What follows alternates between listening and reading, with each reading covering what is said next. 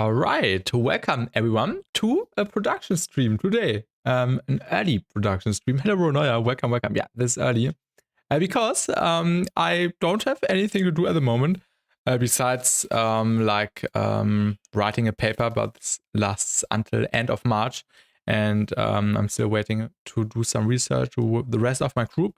So I don't have any things to do, and therefore we are doing a stream early. So this is really nice to use my time a little bit more like I want at the moment. And yeah, that's really nice. I hope you are doing good, Ronoya. Let me know how your weekend was. But today we are starting another remix. Actually, I'm working on 2 remixes at the moment. One remix for the remix competition for Full Flex Audio, together with iWrite, where the deadline is on Sunday. And I also need to do some stuff there, but I think I will do that tonight.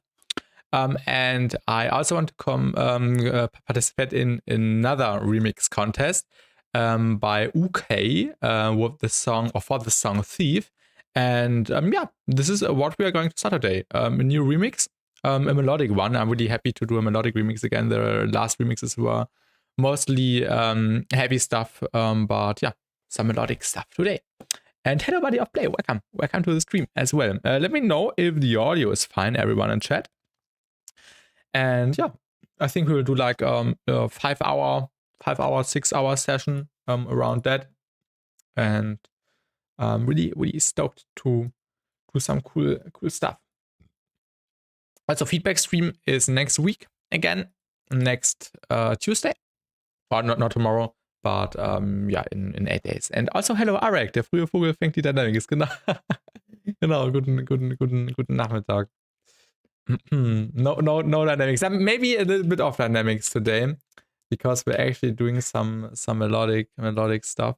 1, 2, 3, 4, 5, 6, 7, 8, 9, 10, 11, 12, 11. Okay. I have stems. The original song is also quite old, I think. So I'm curious what we can do. Also, it's a 150. And the key is G flat major. G flat major, which means that it would be like an F sharp major, right? Yes. These are the stems. There were also some more stems, but I did not download all of the stems because it was mostly drums, and I would replace the drums nevertheless. So yeah. Also, I think I will get a copyright strike because the song is quite famous, but yeah. This is the song. Also, let me know if the volumes are too loud or too quiet.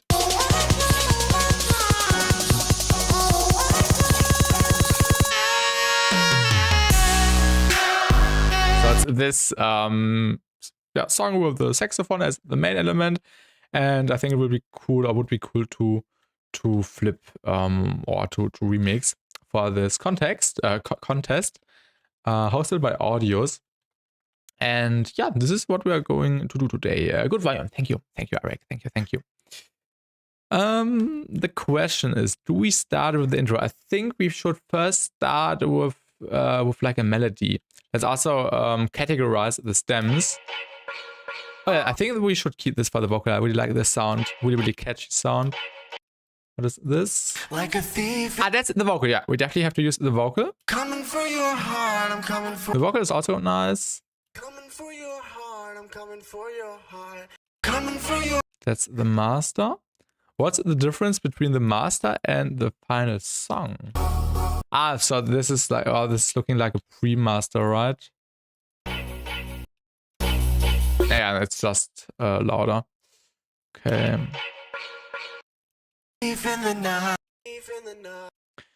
Yeah, what is this? Piano. Yeah, piano, always good. Let's also do the colors a little bit different this time, so we have a little bit better overview. Let's also get rid of the group. Who needs groups? Let's get rid of that.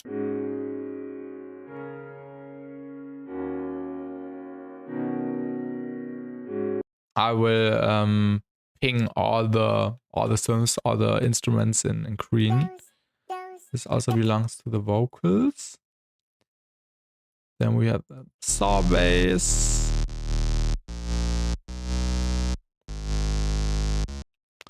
The saxophone. And yeah, we will definitely process that. Also cool melody. What is this? The toms. Actually good toms. Really, really nice toms. And this is also the vocal. So let's bring this up a little bit. Yeah, toms. And what is this? Yelp. Okay, also just a vocal thing. You definitely also stay in the melodic area, but yeah, just a little bit different. Certainly you came on. I'm hate waiting on the online crate release of my uni. Oh, right now they should release some in the next hours. Oh, the crate for like an exam or like a class or something. I hope you receive something good. And also hello Flo, welcome to the stream. That sounds like Mario. Yeah, actually you're right. I have never been into the Mario stuff, but I think I've heard that. So I don't know what it might be from a game or so. But yeah, I think I've heard it somewhere. So yeah, thank you. Yeah, exam. All right. Good luck. I also should receive some. Yeah, at least one crate maybe this week. The other one maybe the week after. Also next week there's a Rampage in Belgium, which I'm really stoked. Yeah, stoked to experience again. Kein Nintendo, nee, kein Nintendo. Hast selbst das entwickelt? Nee, auch nicht. Nur Laptop. Nur Laptop, der gute alte Windows XP Laptop. Yeah, let's also move the drums a bit up. And group this and colorize. Yeah, vocals and the master files. Nur Laptop ist PlayStation. Eine PlayStation oder Xbox hatte ich nie gehabt. Aber bin ich auch nicht traurig drum tatsächlich. Ich hatte meinen Spaß am Laptop. Beziehungsweise jetzt ja immer noch am PC. Let's grab the saxophone maybe first. Where's the saxophone? We will also use a poly filter by Minimal Audio today on the main sound. So I think first I would come up with like the melody, and then we will start with the drop right away, because I'm looking forward to work on drop material. Where's the saxophone? Here. Let's just move it down a little bit. Also, hello, Boxer, welcome. It's 5 a.m. for you, yeah. Quite an early stream today, I know. But because I finished all the current university stuff, I'm finally able to spend my time a little bit more dynamic. So ja, I wish you a nice start into the day, Boxer. Ich fand Xbox und PS auch immer wack, aber kein Hate gegen Leute, die es benutzen. Ja, sorry, by the way, falls ich dich aus dem Flow raus. Ach nee, alles gut. Dafür streame ich ja, um auch mit dem Chat und so weiter zu interagieren. Sonst würde ich ja gar nicht streamen. Alles gut, Arek, alles gut.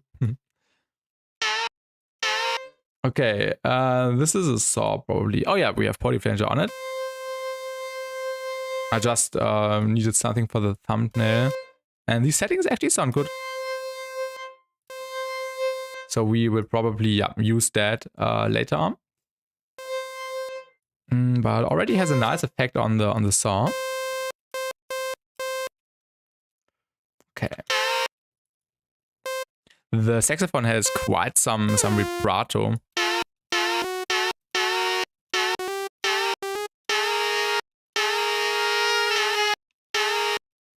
Oh my god, I think this would be actually hard to recreate. This is... Okay, I was just worried it could be a microtonal tune, but... Wait. Okay, yeah, I was confused.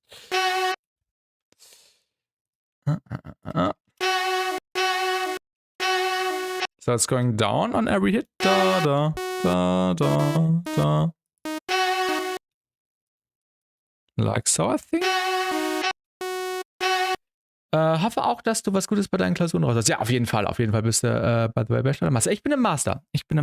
Bachelor hatte ich jetzt abgeschlossen, letztes Semester quasi, und jetzt bin ich im Master, genau. Okay. So this is always quite short. Da, da.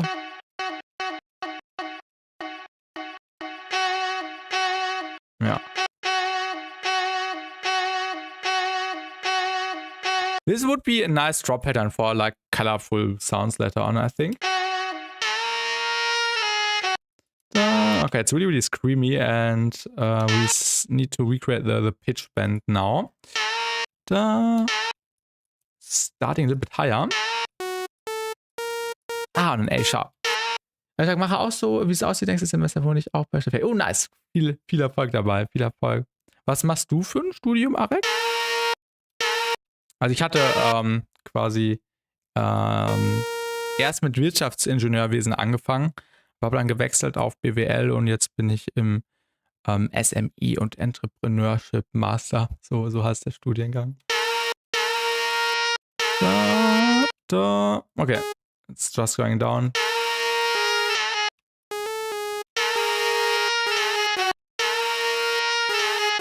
Okay, it's easier than anticipated, to be honest.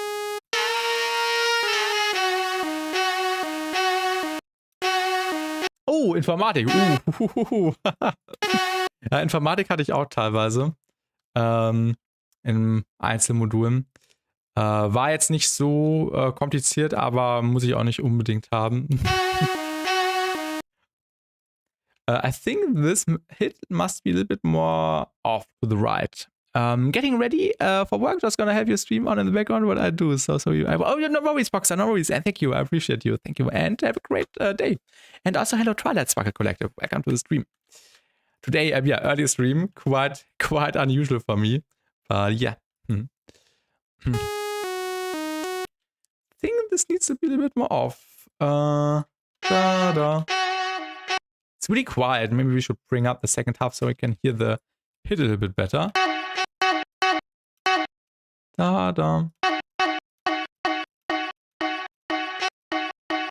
It sounds like it's starting here or a little bit more on the right, maybe here. Let's try this alternative.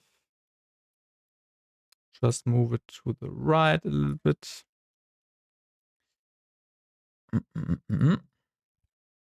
Yo, I hope you're doing good, Twilight Sparkle Collective. Welcome to the stream.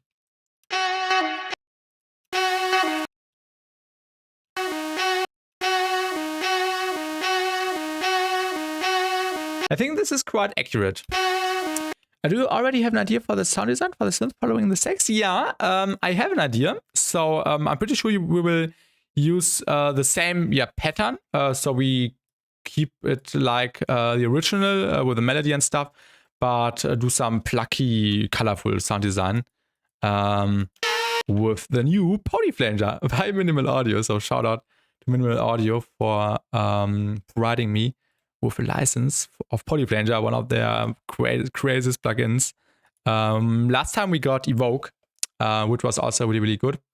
But Flanger actually continues the saga, in my opinion, and we'll use this for the sound design later on. It's really, really nice, and I'm glad I'm able to use it.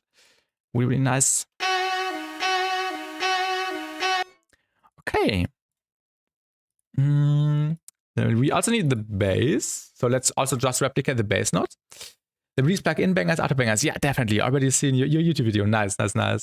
Yeah, the YouTube video was also really, really fun to make. Really enjoyed making that. And yeah, the sound design will go into a similar direction. So that's the plan of today. Yeah, let's just copy over the bass notes really quickly. Let's also track that into the thing here. So let's get rid of the tails with no audio. always a little bit distracting when you just see like a huge green or purple wall of silence essentially. And let's also get another serum. I will later replace the serums with faceplant and with maybe other stuff. So yeah, that's the idea. Where's serum? Here.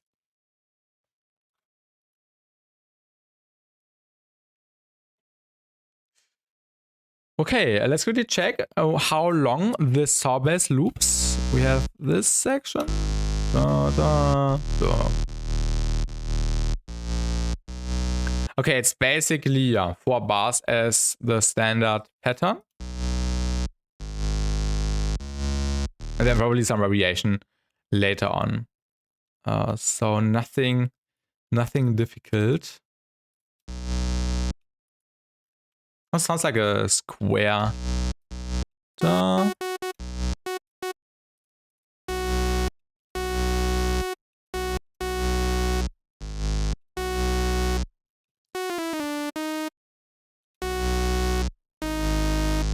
And this one is a bit longer.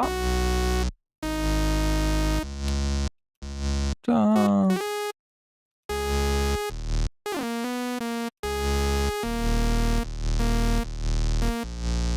And then it's going up again.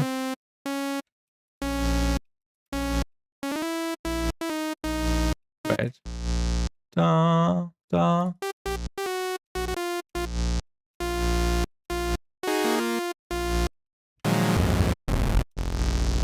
Oh, A sharp -1 territory.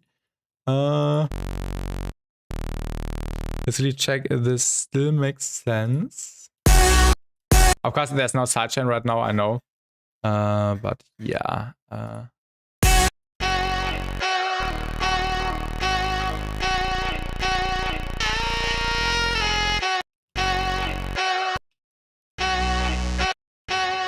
Oh, wait. Da.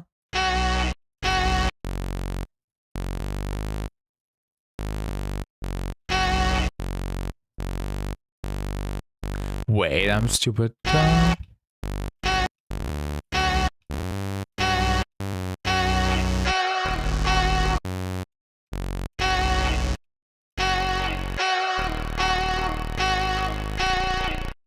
I think we should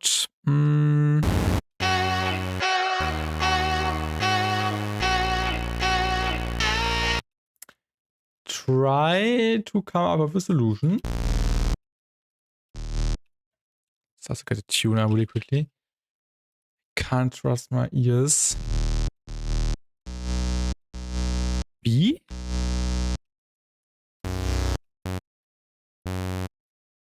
Ah.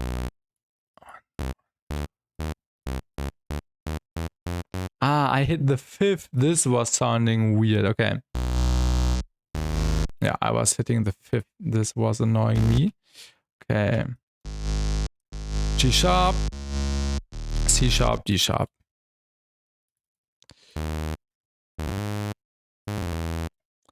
What do we have here? C sharp.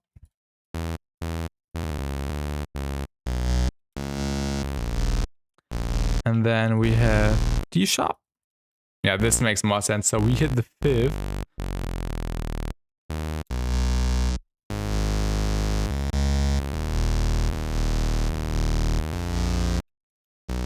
And then last but not least, an A sharp.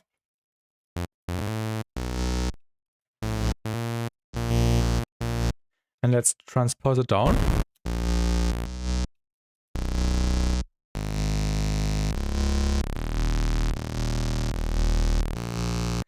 Actually, this could work. Yeah. Yeah. We can stick with that. This is actually really high. So in the original, it's 1 octave above. So basically B0. And we are at B-1.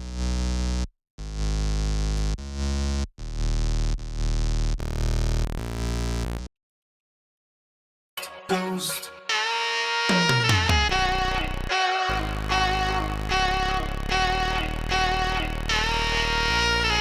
Yeah, so this will be the pattern. And let's start with the sub bass, I would say. Let's use my standard sub bass. User the perfect sub.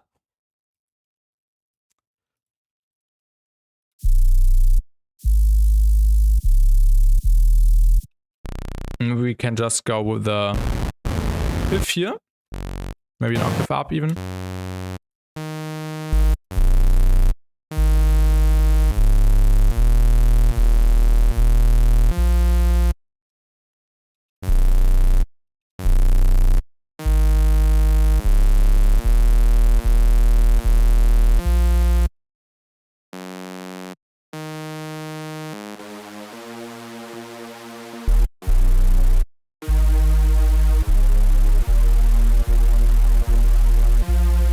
Yeah, so this will be the foundation.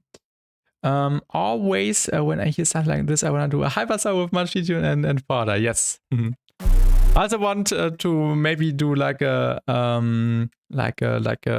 song idea in stream soon, where it's just melodic dubstep with superstars. I really want to do that again. I haven't actually done that in 3 years, almost, I would say, and I want to see how I can do like a standard superstar song or something. That makes sense. Okay. Yeah, let's start, I would say. We have the sub as we have like the fifth on top. And now we can start maybe, yeah, with the sidechain. Also, I did not download. I should probably do. Let's download the kick and the snare really quickly so we can copy the pattern. I did not download all the stems because the audios I download had some difficulties because the files were quite big. So each stem was like 40 megabytes and there's 28 stems in them. And zipping everything did not work, so I had to download them individually, and therefore I did not download all the stems. So yeah, let me quickly add that so we can copy the kick and snare.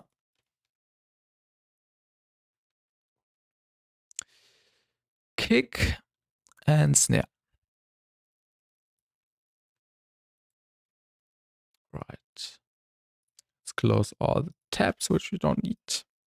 Also, I have a cool idea for a tear out gun video soon, including one of the monster drinks.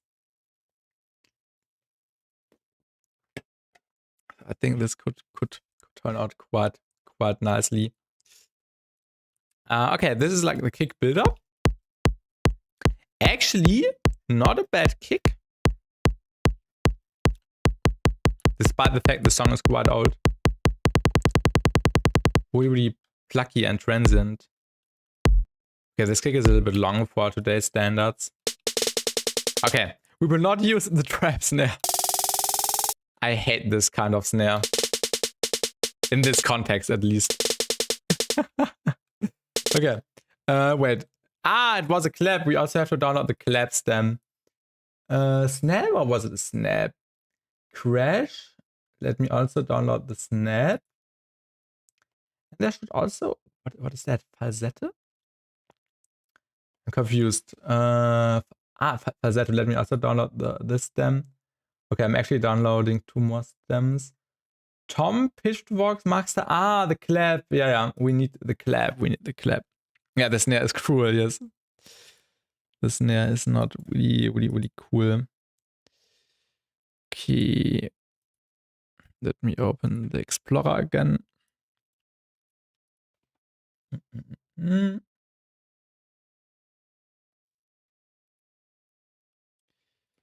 And let's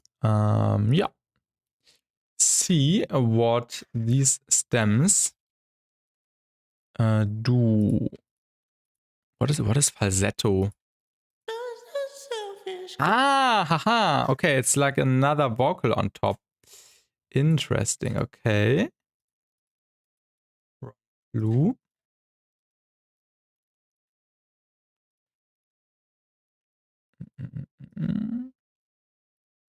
Okay, what else do we got? We got the clap. So let's also get the clap in here. And the snap. What is the snap doing? Okay, just in the middle part. Yeah, probably also a cool element to use, maybe as some kind of percussion. Okay.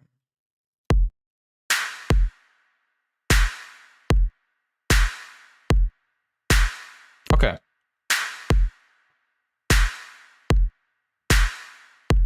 Let's start by replacing the drums. As a sidechain, as always, nothing crazy. Let's also go into the shaper box and do the delay method. So moving the curve a little bit. I think the sidechain can be a little bit longer than usual. Usually I go for less of a 16th note for the sidechain. But I think this could actually be, yeah, be like that. This usually I would end the curve around here, so it's closed on the 16th. But I think a longer envelope is not the wrong way. Let's go into the Ansicht really quickly, so we can see the track delay, and we have minus 4.93 milliseconds. Let's close the Ansicht. Let's see the sidechain triggering. Sometimes I have the issue that the shaper box does not receive the audio signal, which is a little bit weird. So let's quickly check if the sidechain is working. Wait, I'm stupid. I think I have to mute everything else. And hello, Denchik. Welcome to the stream. Welcome in the YouTube chat. Let me mute this. This is also not going into the sidechain. Yeah, the sidechain is working. Nice. Probably a little bit long, but yeah, we will see what we can do. Build-up kick. Yeah, we can leave the build-up kick in. Let's get rid of the gaps because I don't like huge gaps. Also, the song has 3 drops. I don't know if I want to do 3 drops. Maybe, yeah, definitely 2 and a cool midsection, but not 3 drops. I think 3 drops are a little bit out nowadays. Let me know what people in chat think. If 3 drops are still the way to go nowadays, or if 2 drops are enough. But I think 2 are more than enough. Plus an interesting midsection. So I think that's fine. Okay, yeah, classic kick clap. What kind of kicks and claps are we using?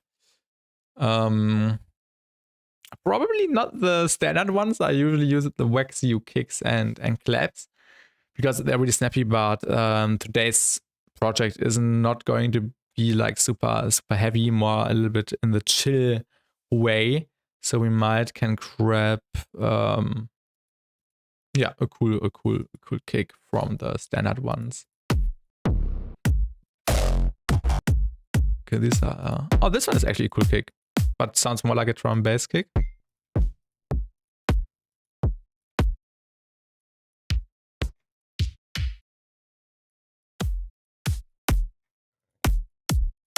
VR kicks, decap kicks.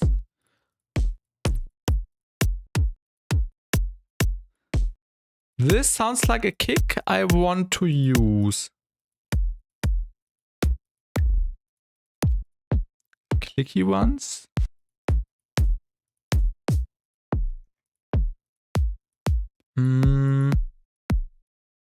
This Mr. Bill kick is quite cool, but it's also really short, to be honest.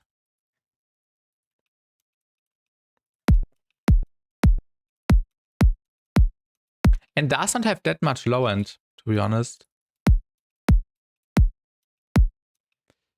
Maybe we should go with a Nasco kick. I haven't used the Nasco kicks in a while.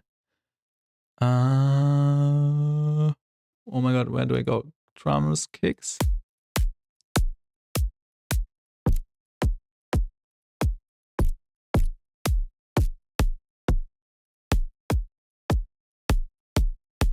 This sounds like a good kick. Yeah, let's use the N kick. It's a nice kick. And then we need a cool clap. Maybe we can even keep the original clap, but layer it with something fresh. Let's see what we can find. Clap. What, automate?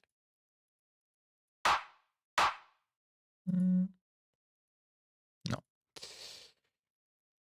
What kind of clap? Waxu clap? Xuma clap? I think these are also quite heavy. Nasco clap, these are a little bit too soft. We need something in between. Let's see what this offers. Long.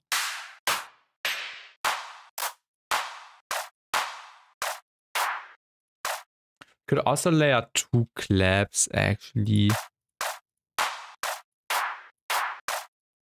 These are nice, I think. Can't do anything wrong with VR claps.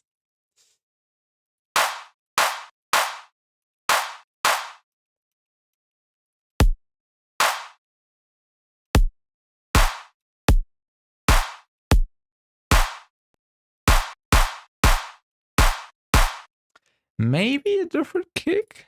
What would this sound like? Maybe a kick like that?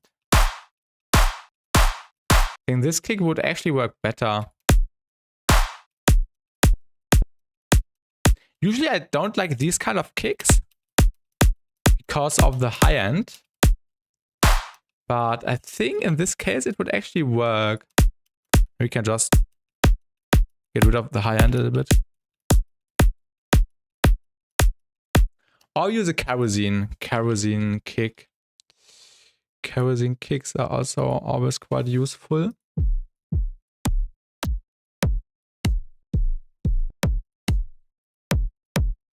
This one maybe?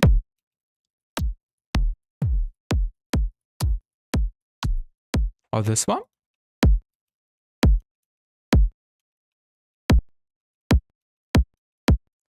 I think it's this one. I like the softness of this kick. So maybe we should stick with this one. I also would prefer going with a snare. I'm not the biggest fan of kick claps. I think it only works in rhythm. So maybe let's go with a snare instead.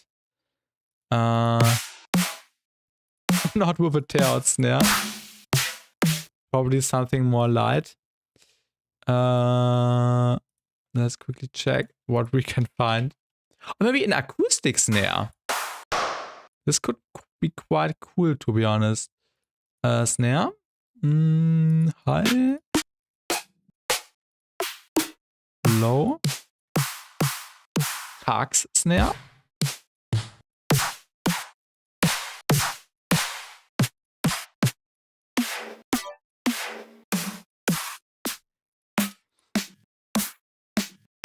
Noisia. That's a cool one, actually.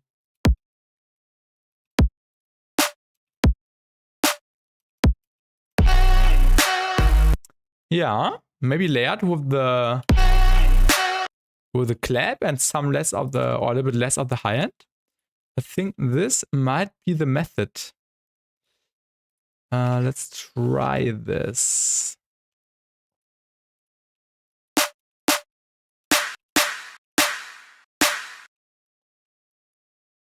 Definitely a little bit too high-end focused. So let's get an N silk.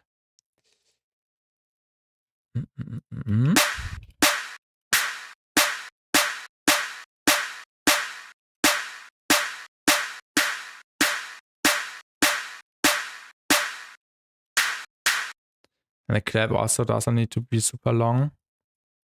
I think that's fine. Let's also cue the clap really quickly.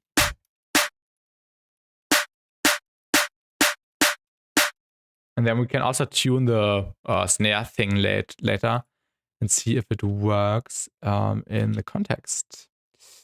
Okay, we also have a more complex drum pattern actually, because we have some notes of the 1-3 kind of drum pattern on the one hit and on the third hit, on the first hit and on the third. So we might also keep that.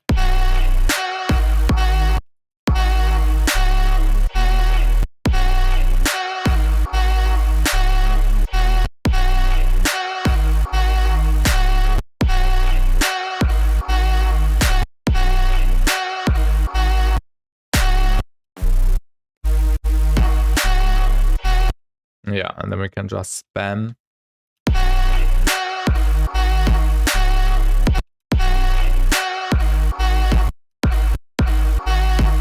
Yeah, and this sidechain needs to be turned off. And we need a sidechain here.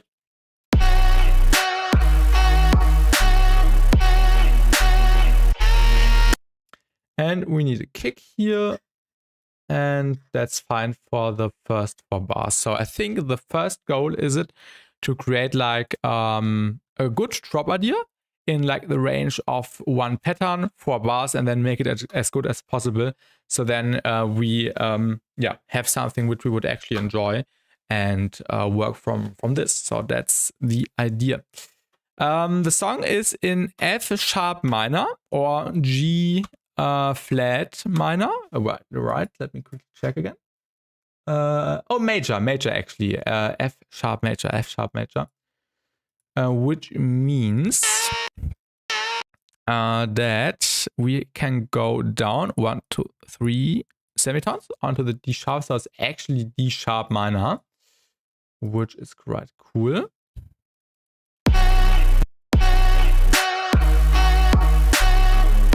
Also, let's quickly throw a saturator onto the group with digital clip so we can hard clip. So the volumes do not destroy our ears. And now let's start with the sound design with Flanger. I really enjoy just grabbing a random perk. So maybe we can just go in here and grab like a perk, percussion, rattle mid.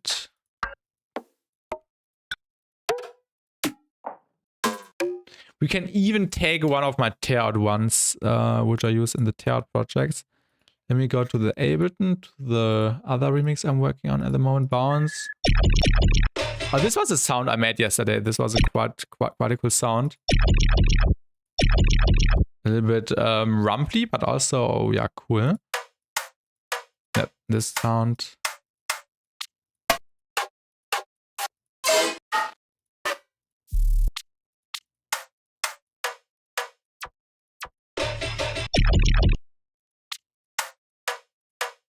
I think we can go with this one. It's a nice perk shot.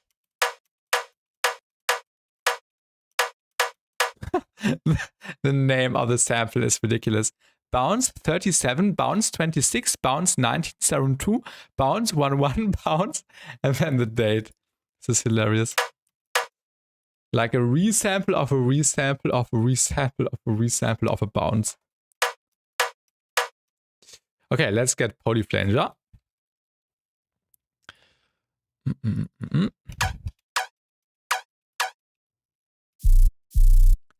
And let's first set up the scale.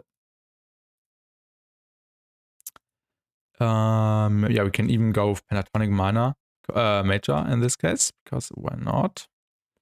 I got the test version of the Kilohertz Converter now. Nice Roneuer. Kilohertz Converter is definitely really good. I'm gonna try. This actually sounds cool so far. I like the Zum Glück arbeiten wir mit Wav, sonst wäre mit so viel Compression das Ding irgendwann einfach nichts als Rauschen. Das stimmt, Abrek, das stimmt. Aber ja, da ist immer sehr viel Processing drauf. Veronoia, have fun making color base. I write type samples. True. And this is already what the scale thing does. So this is without just a regular flanger, basically. And now we can lock it. We can lock it. We can lock in. This is really nice. Ooh. Already an idea. Let's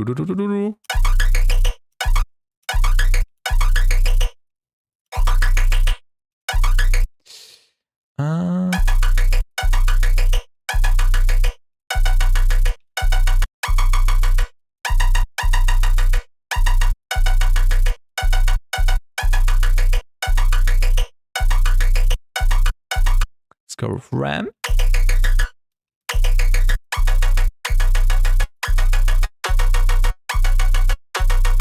What kind of pattern are we playing? Let me quickly check the grid. Quarter note, which means 8th note, 16th note, 32. Then we have 64. So we are playing a dotted 64th. Yeah, basically this. And now we also have to select dotted 64 here. Where is it? Here. And now it's basically constant or static in what it's basically replicating.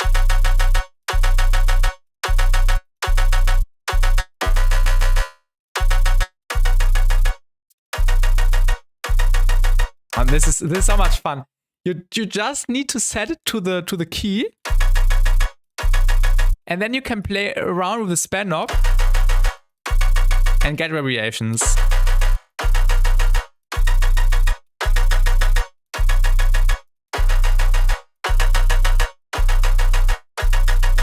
This is so nice.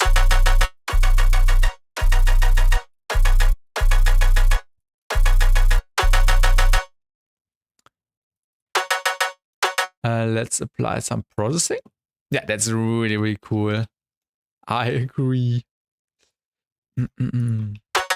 Of course, the first thing we need to add, nothing else than spec comp.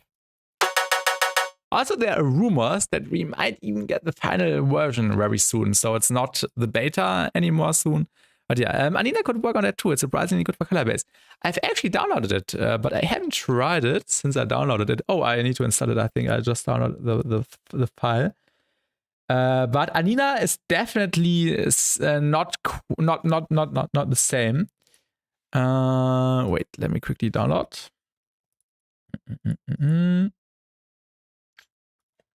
Wait, let me quickly install it, and then we can also try this. I'm excited to try this. Let me find the path. Program data, right? No, not program data. Programme.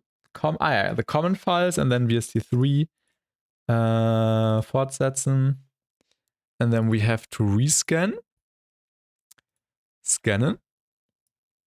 And hello, Gatito, welcome. Welcome to the stream.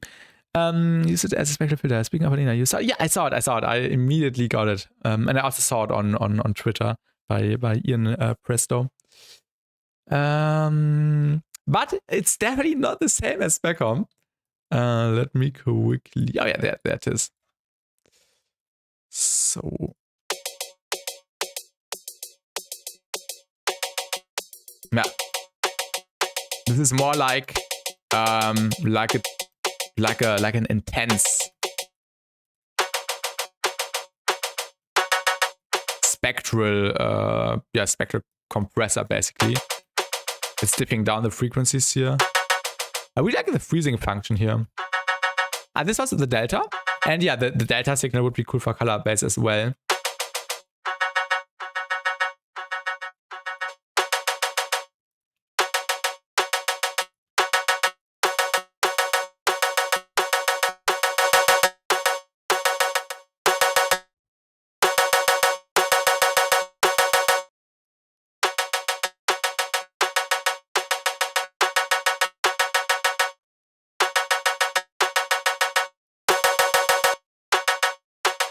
You can hear quite a difference.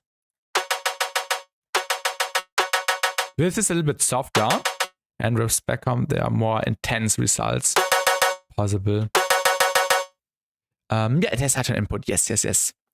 I saw it in my emails. I recreated the TTQ rect from AO5. Oh yeah, I also saw that. I wanted to recreate that. This is a really nice technique. You can drop any effect to it and decide if low or mid-high frequencies have more emphasis in your effects. Yeah, that's a really cool technique.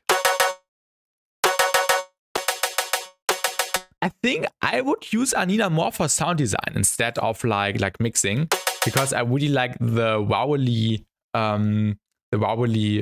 resonances or yeah, duckings it creates. Also the freezing thing, quite cool.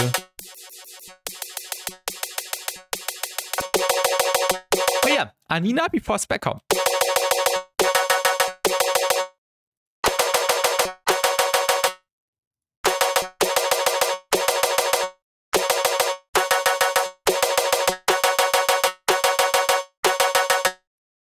The sidechain input, right?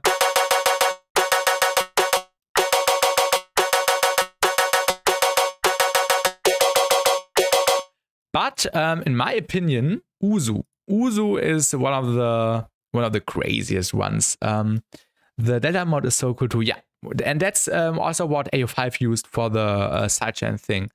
Uzu is like also a plugin by Ian Bristow. And this is also really nice.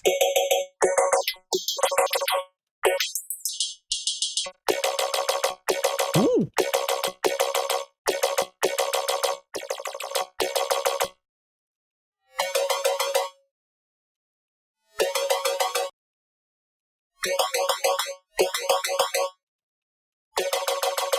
Ooh, I like the moving particles. Uzu inspired by Hammer Phaser, exactly.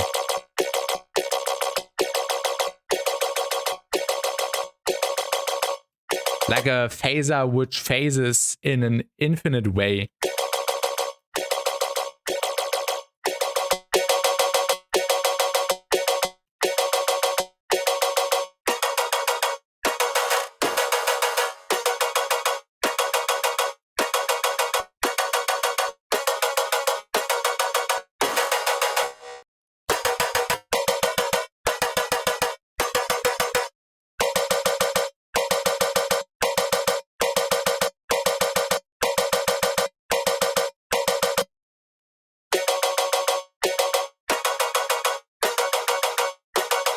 Oh, that's a nice one. Da, da, da, da, da.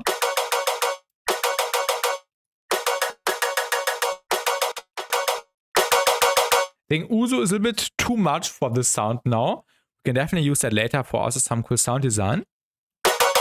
But for now, I think we would actually stick with that. I like the Anina into Speckham method.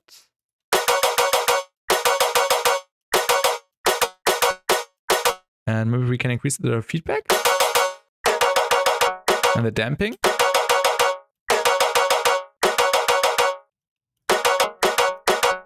And also set up the mod rate, this one, to half of the current one. So we basically can get, what distance is this? This is a quarter note, eighth note, 16th note. Then we have an eighth note, and this would be like a dotted 16th, which we need. All right, does that make sense? Dotted 16th? Yeah.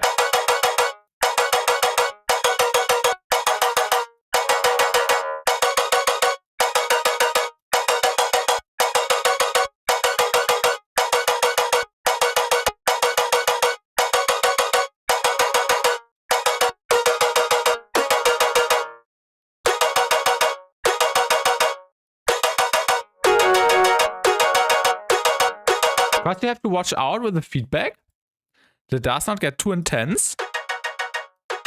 Maybe we could use like a gate really quickly. So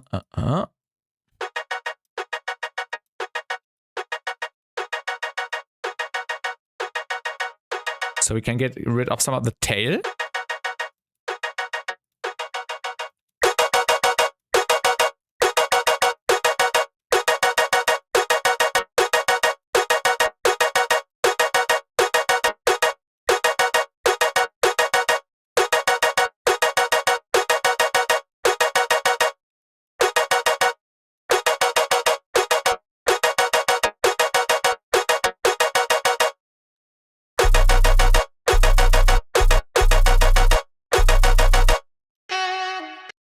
Somehow we need to make it work with the saxophone later on.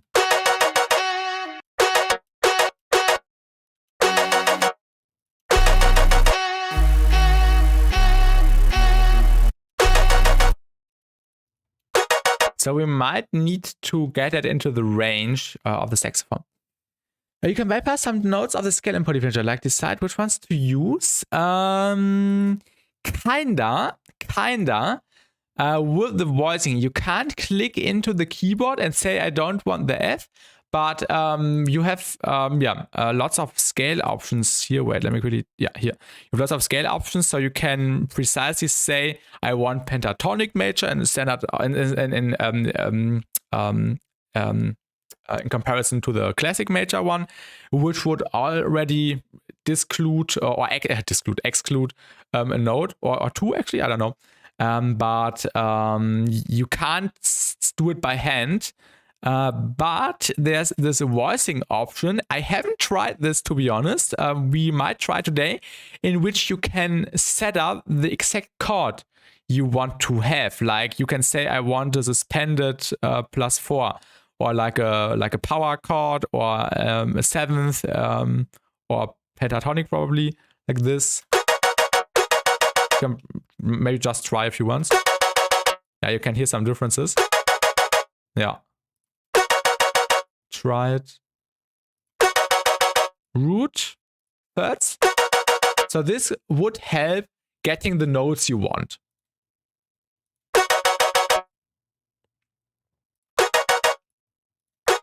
But in my opinion, you don't really need that because, and hello, let's go, welcome. Because you have this bend thing in which you can go through the scale really easily. And thank you, Nesco, thank you. Have a great day. So yeah, this is like the knob I would use in order to find other tones. I would like this one, for example. Also, less voices also cause to be less notes or cause less notes being triggered.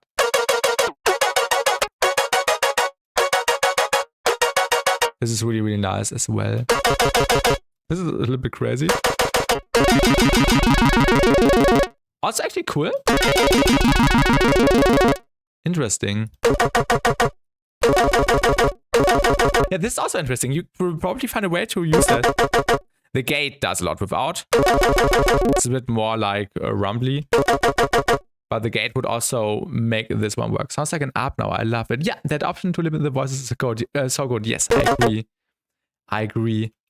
How many voices did we have? I forgot the settings we had earlier. Can we go back? Yeah, we can go back. Yeah, I really like these settings, so I definitely want to use this. Let's also make the sound a little bit better, because it needs some processing. Pro R, it's just a little bit of reverb. Which one was cool? The Rich Room, I think. No, and there was a preset called Golden Room or something, which I found cool. Vocal Gloss, Vocal Rich Space, Medium, something with gold. I forgot. Horns Played, EDM, Rosa, Benny Room. Yeah, this is also okay.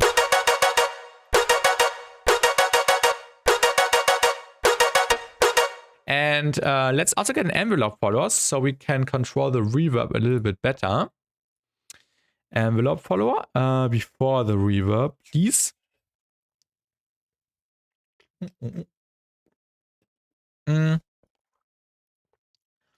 Let's get the try wet. And let's modulate. Or let's get the envelope follower and let the envelope follower modulate the mix. So let's map it really quickly. Wait, is it working? I don't see the mix knob being turned up or down, to be honest. This is weird. Why is it not moving? Usually this should move, but we can see it's moving down here in the matrix. So yeah, we have proof it's being triggered, which is okay.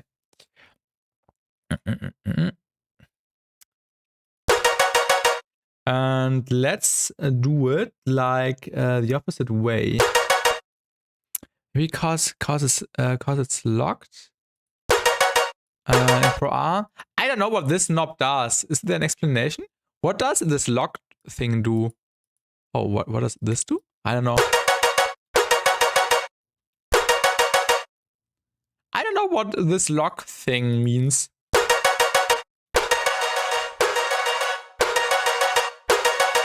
But what I want to do basically is let this be triggered in the reversed way. So let's go to -100.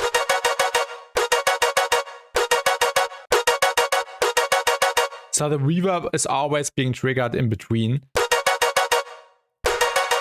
And then with the rise and fall, we have more control. The lock knob is if you have it at 30% and scroll searching for presets. The 30% when it doesn't change. Oh, this is convenient. I did not know. I did not know. Thank you, Gatito. This makes sense. I've never used that thing in the Pro R. And also, hello, Jesty Testies. Welcome. Always appreciate Basti's vibe. Sincerely, always uplifting and delicately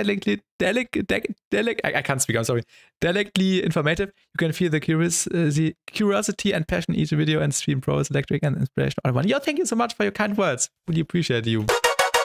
I'm really enjoying the streams and the videos and stuff. And I'm glad you are also enjoying the vibe and the videos. Really appreciate you. Thank you. Yeah, but this is what I wanted to achieve basically. And now with the rise and fall, we have more control.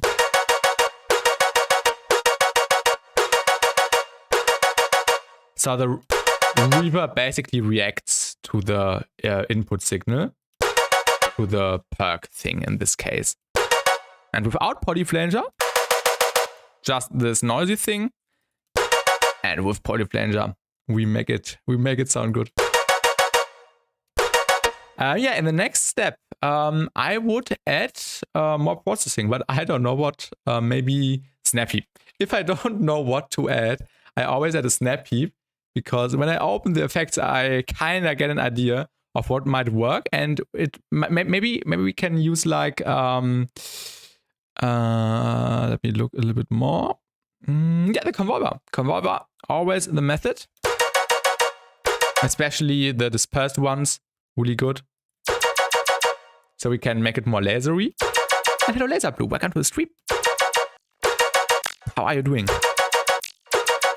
Content is such a motivation and a gold mine. Always keep going, man. Your discography is all fire and hella unique. Always keep cooking. Thank you. I will keep going. No worries. I'm really stoked to do this. Yeah, to do this music thing. I'm really enjoying it.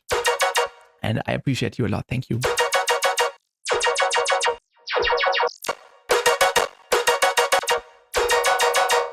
What I'm sometimes do for heavier stuff is turning up the feedback in the convolver to get like a cool resonance.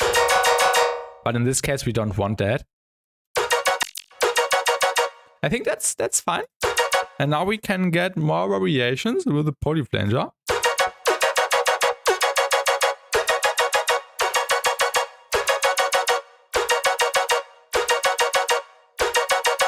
And probably I would render out the sound later on, because yeah, you can hear the first hit slightly sounds a bit different, and this is because of the compression we are doing. Yeah, actually, it sounds good when we let it have some look ahead. But if we trigger it right away, it sounds a bit different. But yeah. Okay, and now we actually have to do some stuff, because we are working on a remix for this UK song, the Thief song. And we have the saxophone, which is the main element, and we somehow need to make it work. Probably we could chop it up. I think chopping it up instead of just keeping the melody in there is like a better idea. So that's the way.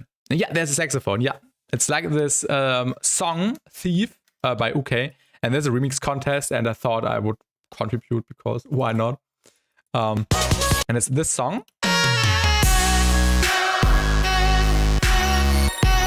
it's like 10 years old already, so super old. In the EDM space. And yeah, the saxophone is like the main element, and we need to incorporate that. Laser Blue says, oh.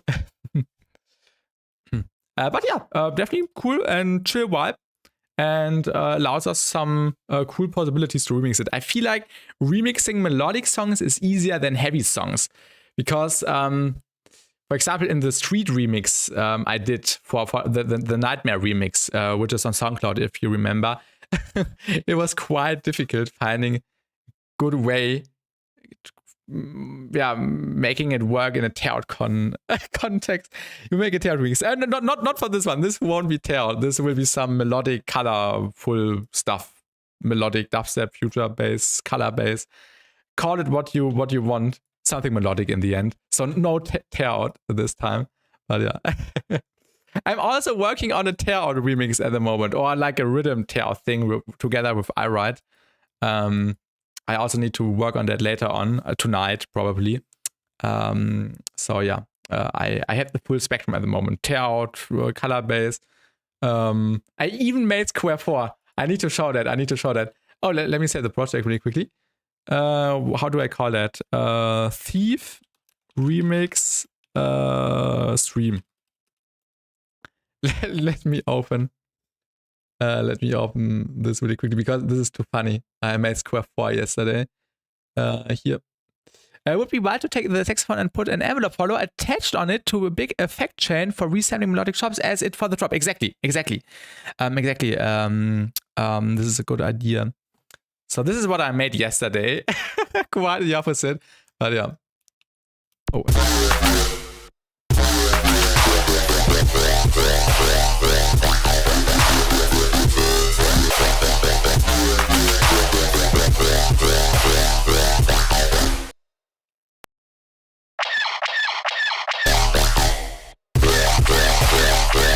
So this was fun to make, and I also used Flanger for the Square 4 basses.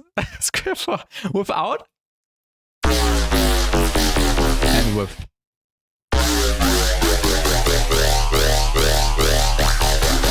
This was really stupid to make, but I really enjoyed it. I might cover this in a video or something.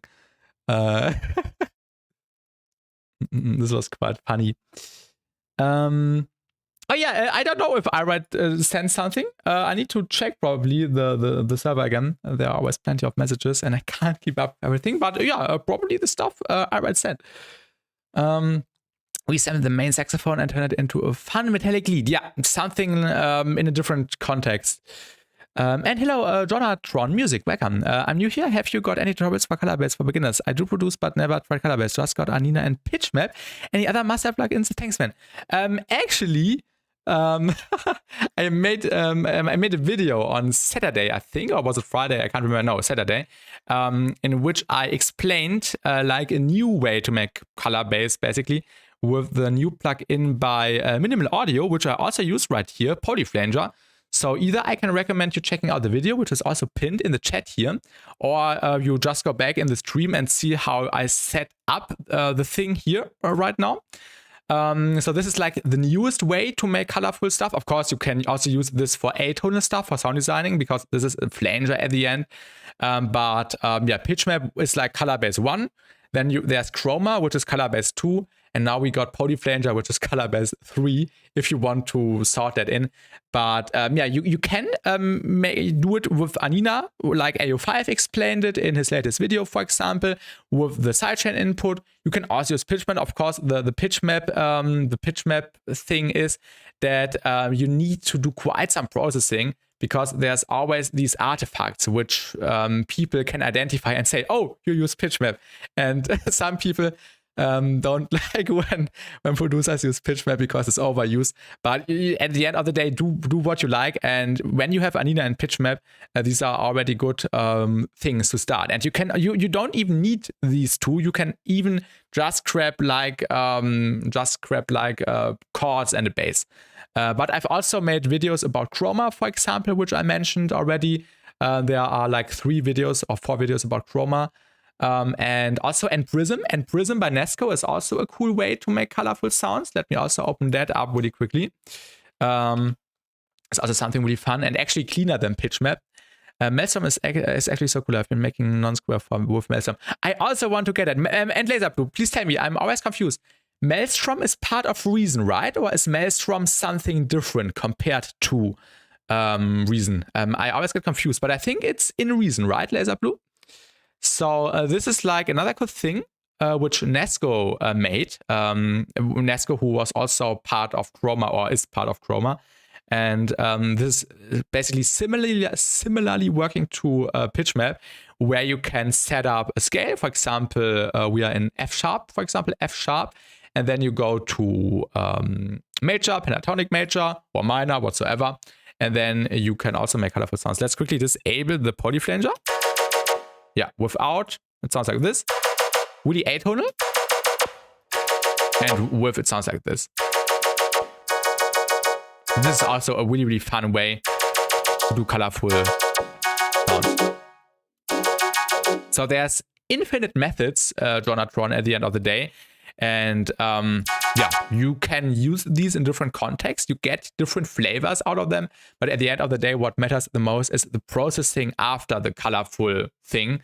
Like reverb, compression, distortion. And then you can even create cool stuff with PitchMap, which might people have overused. Or convolvers. Convolvers are also a way to do that. Okay, Maelstrom is a plugin in Reason. Okay, and you can use it in other DAWs with Reason Rack. All right, perfect. Now I understood it. So thank you for telling me. But today we're using Polyflanger because, in my opinion, Polyflanger sounds the most natural because yeah, you have the ability to get moving textures really, really easily with the span thing here. So this is really, really nice. Lots of customization. And this is what we are using today. Okay, the sub bass. I prefer rendering out my sub basses. So just to audio. I don't like working in MIDI. So let me grab that, make that longer. So let's duplicate that and bounce to audio really quickly. And then we can start chopping because I prefer working in audio because I can just work more precisely. And the bass notes are basically fixed already. So we will go with this pattern.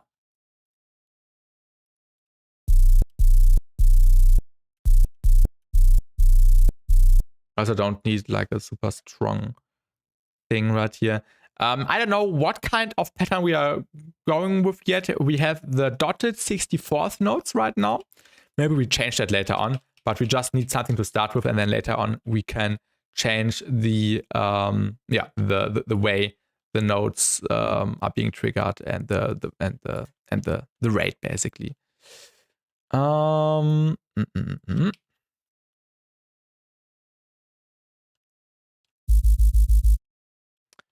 And then we have the next note. This one? Yeah.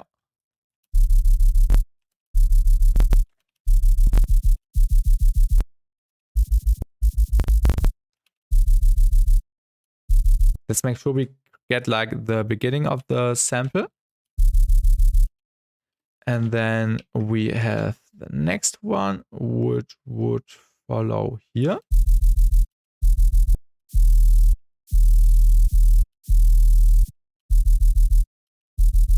And then one more change at the end. You have to go all the way to the right. Oh no, actually one more. Oh, actually, no, one more. This one. Yeah, super high. And now we have the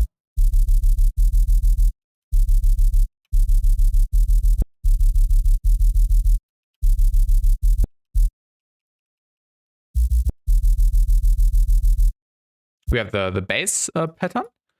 And now we can just start spamming this. just like so. And then we can hopefully get like some cool harmonization.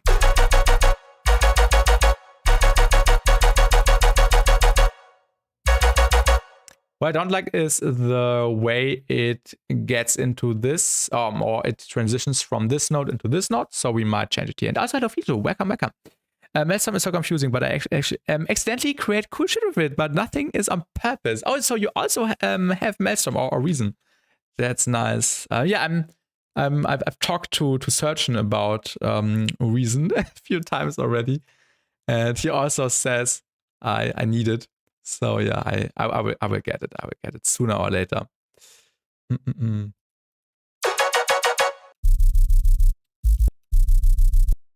So we might make a video like Faceplant versus Maelstrom, because I once made this froggy modal note sound, which came close to the original with Faceplant, and maybe it's just 2 clicks in Reason, and then we have cool little video idea. I got the Reason subscription. Ah yeah, just for testing. I don't know if I keep it. Okay, yeah. I also heard about the subscription. Yeah, definitely makes sense when you just want to try it. Good point. Another question is, how are we doing the pattern? Dotted 64th notes, or maybe a little bit, or maybe something different. Let me think. I think I would go with a shorter, with a longer distance.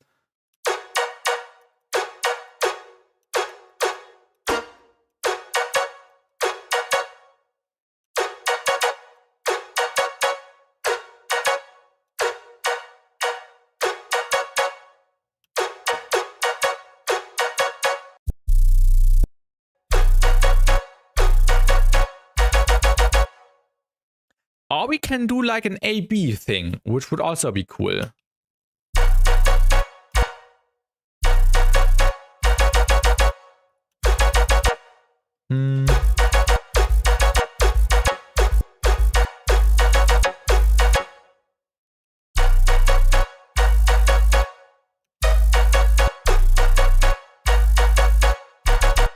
I like the idea of this pattern. This is actually quite cool.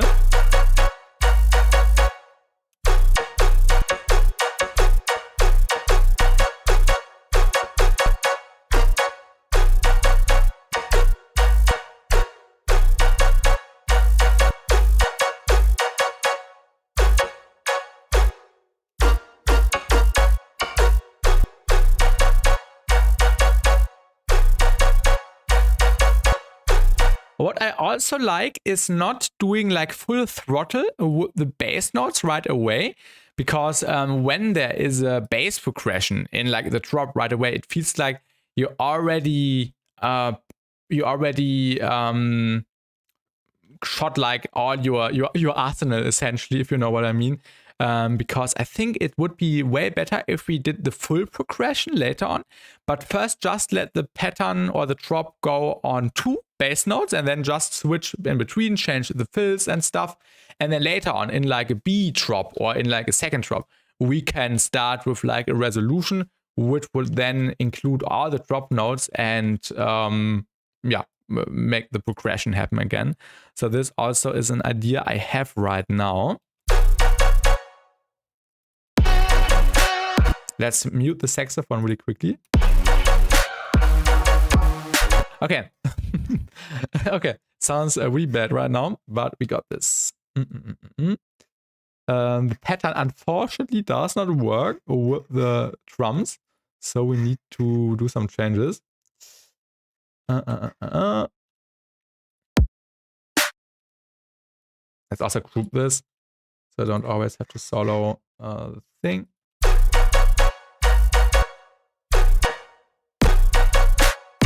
Why is the sidechain not being triggered? Where's the saw? Maybe this should hit on the snare.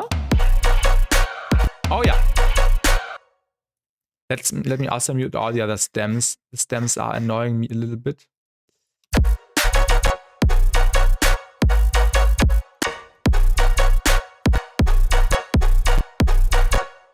Let me also copy this in case I want to come back to this. Let's stick with the two bass notes idea.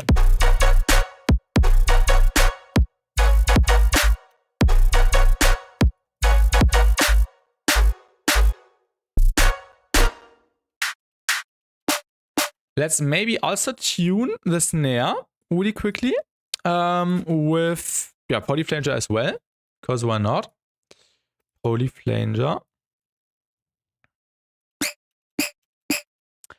We are in F sharp, pentatonic major. Chord rate,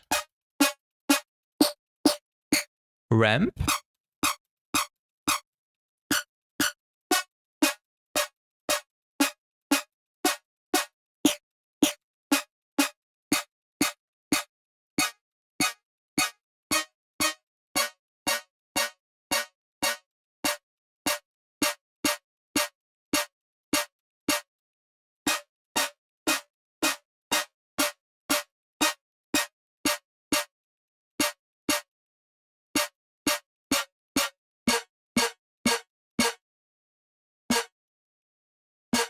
I think this sounds cool. -4, right? Let's go into the warp mode. Transients, -4.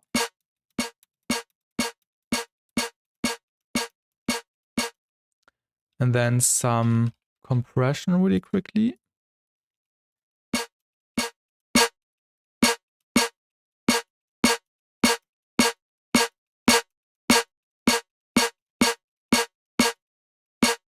Let's also go into the full window.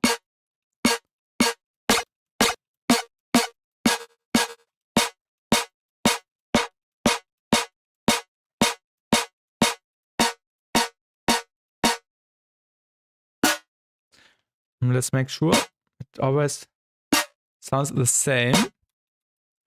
16th.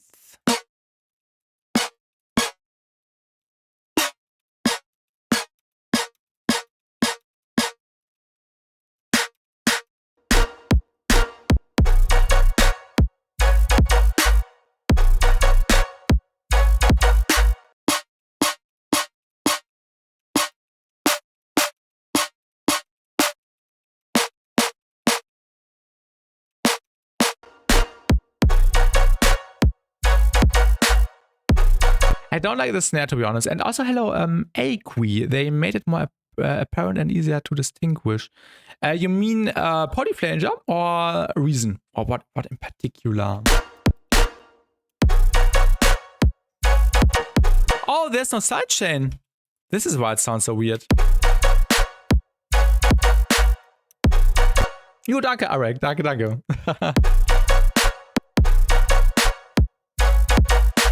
I think now it works. I think we don't even need to tune. Oh, no, wait. We are actually tuning. Yeah, we can keep that.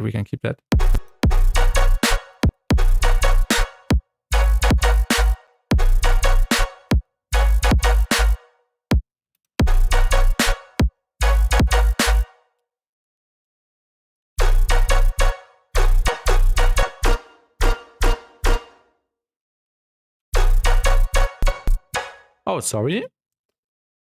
I misclicked.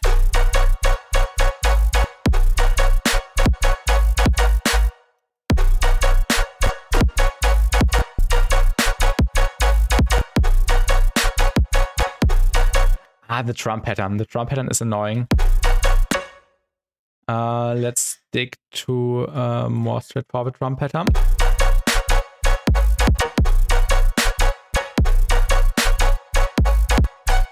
And then we also have a little bit more freedom to go crazy with the rhythm.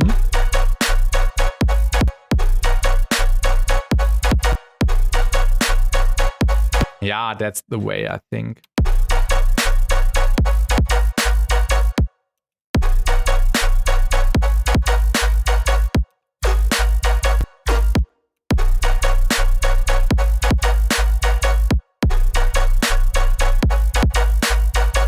Yeah, I think that's a nice progression so far. We can build on this and add more stuff. Let's add some saturator. Also have an audio follower.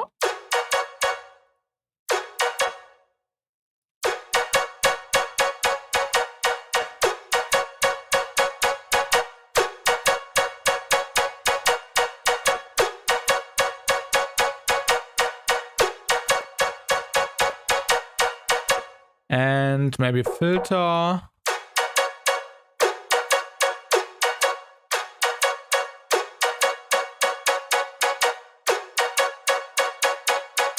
And also a really, really good mixing device, which is free actually. So everyone who does not have that, go grab it now. And Capcom by Nesco.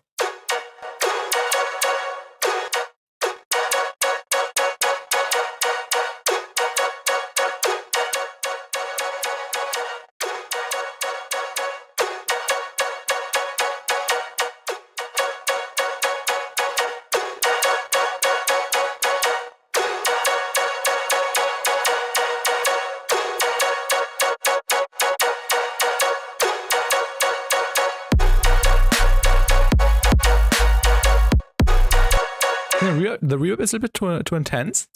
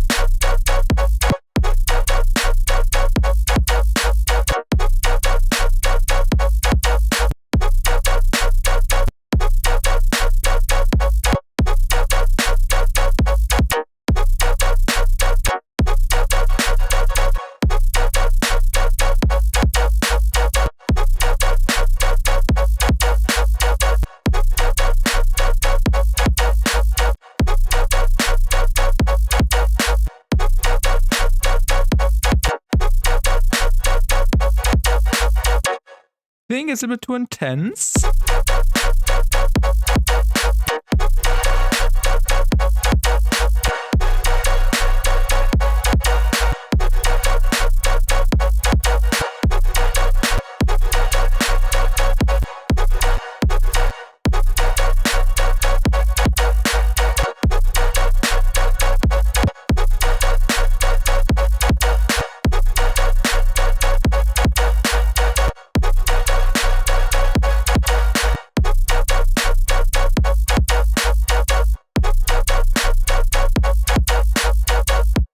I think that's okay for now.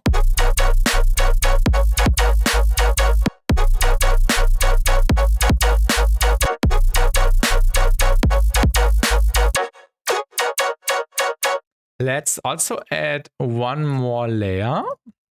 Let me just go into the folder.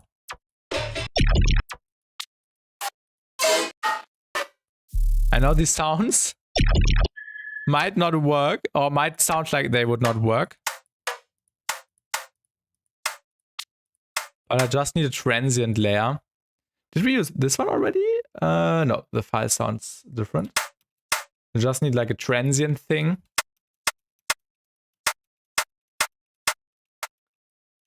Because transients are good. Like this. Then we can also just spam it. Well, yeah, layer it. I think this term would be a little bit more appropriate. Because we need to make it more beefy.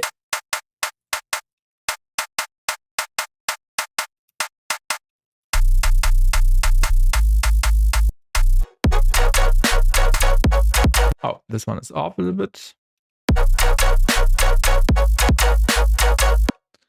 And now we will add processing. Some crunchiness. Wait, where did I save it? Crunchback melodic. I think this one should work. Quite some processing going on. Also using the old spec comp. A little bit too heavy.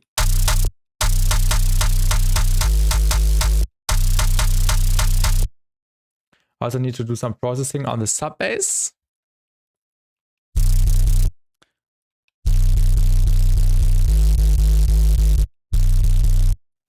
I always throw disperser on the sub.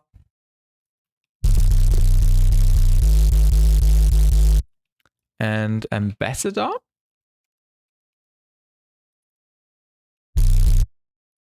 Linear phase.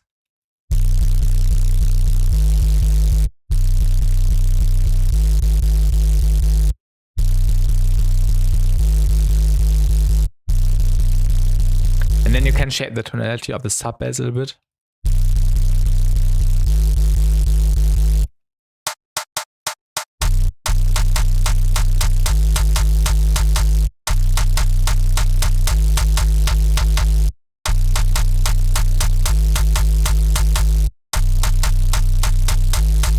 Maybe a little frequency shifter.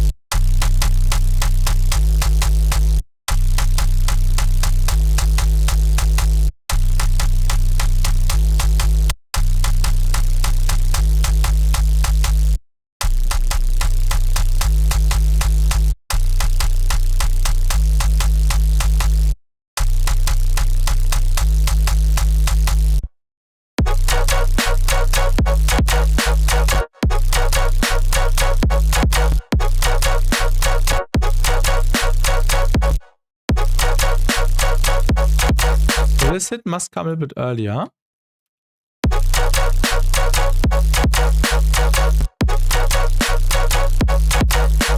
Wait, let me quickly check. Yeah, this looks fine.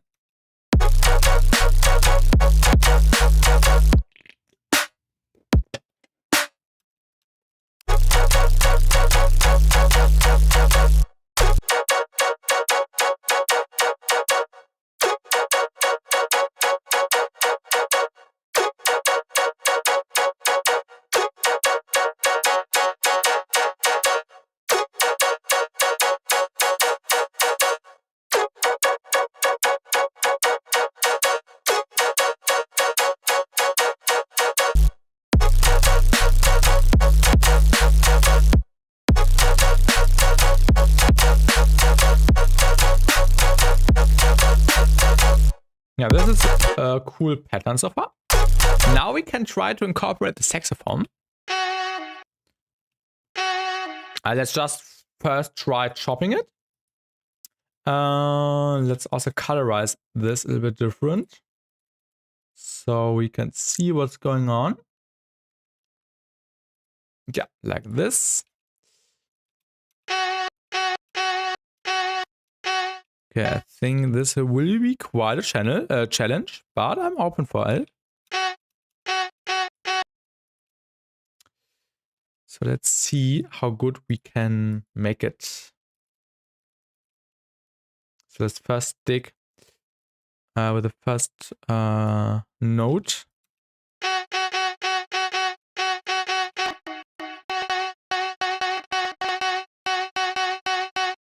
Anti-chroma sucks. We can try anti-chroma. Shout out player. Let's try anti-chroma. Yeah.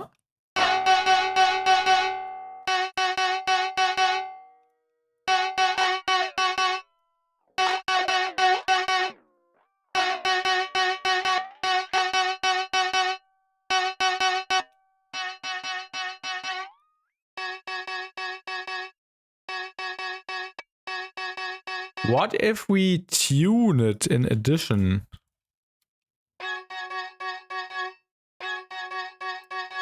Ooh. Yeah.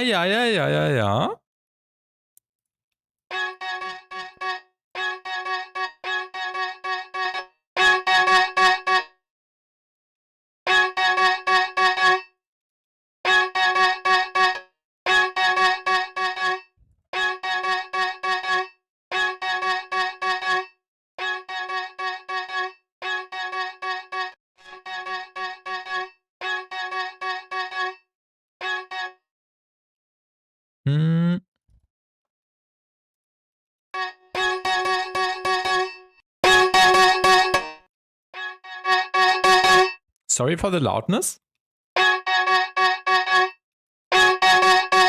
This is actually quite loud.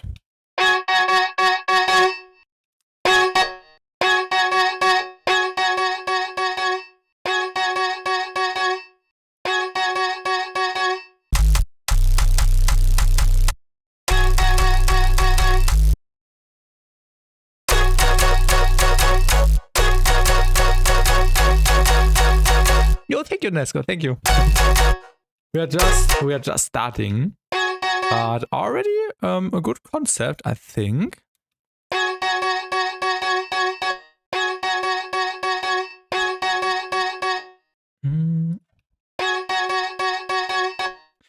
Maybe also some convolver.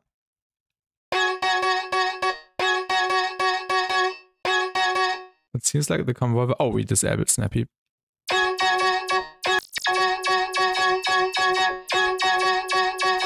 And also it needs to be shorter. The sound is really sustained and really annoying. I think we should just make it shorter.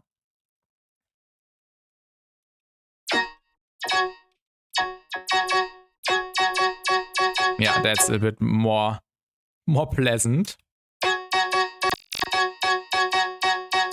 And the anti-chroma actually works. So anti-chroma into polyflanger is the way. Okay, already another video idea. Anti-chroma versus polyflanger. Yeah, let's see what it sounds like in context. Thank you, Arek, for suggesting. Actually works really well. And we also have more reaction to change the tonality later on.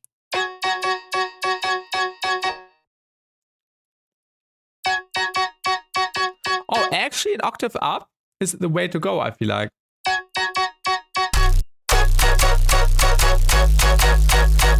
Ja. Okay, echt cool. Wenn das jetzt noch in den Kontext passt, ja, das passt. Without the saxophone and now with the saxophone.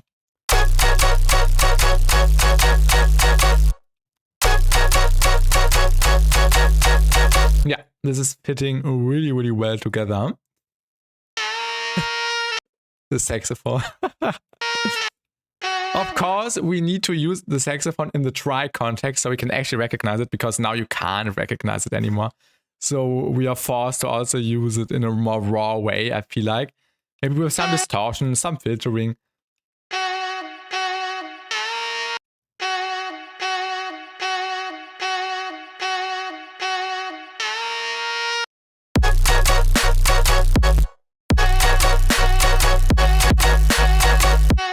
Maybe it would fit in the background. Let's also get rid of the double kick here.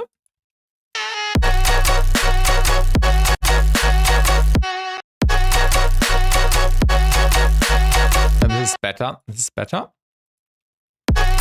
Maybe we can just get like a background layer with the saxophone, just with reverb. And just, ja, making it like a offbeat hit. Oh ja, reversen und vorher irgendwie Code Processing, um das als M müssen. Das ist eine gute Idee. Good idea. Very good idea. Oh yeah. That's the way. That's the way. That's the method.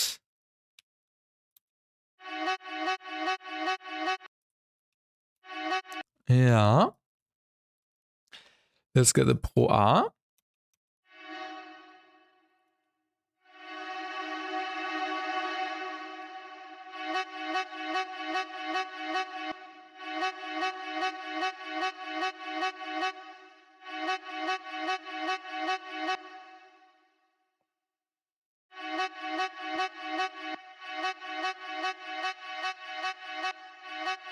And just on top a convolver. Kilohertz convolver. Impulse responses. Very experimental. I would like that there are so many convolvers in there. Always something new to try out.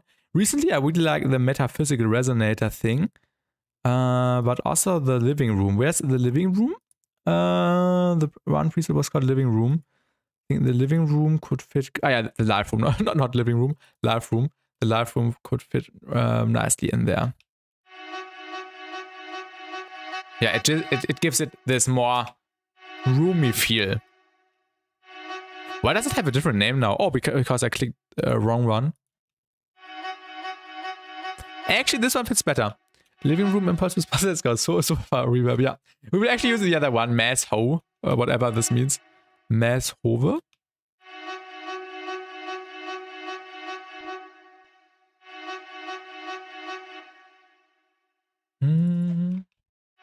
Yeah, and let's get rid of the mids.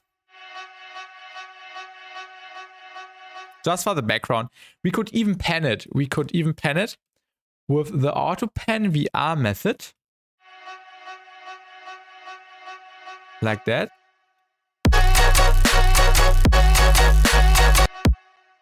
And without. That sounds more dry, and with it sounds a bit wetter. Maybe a different section.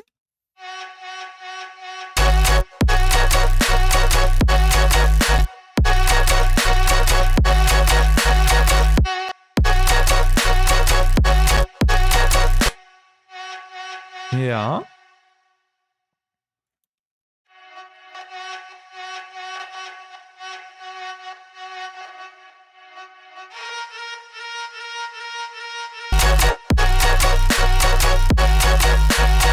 Ja.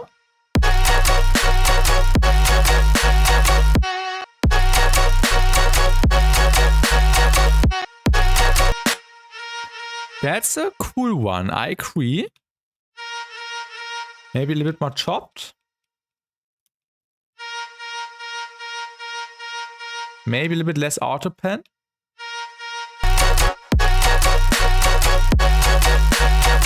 Yeah, that's nice.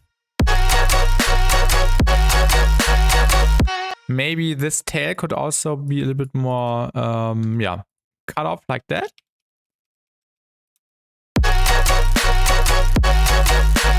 So it's more like an off hit in between, because we have this gap right here.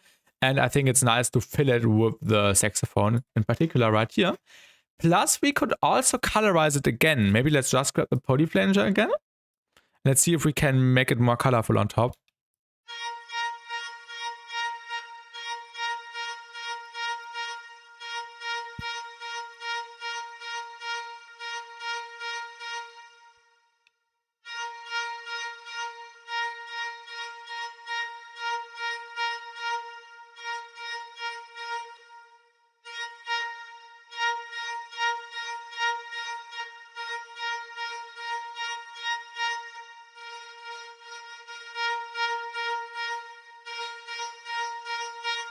Maybe hollow?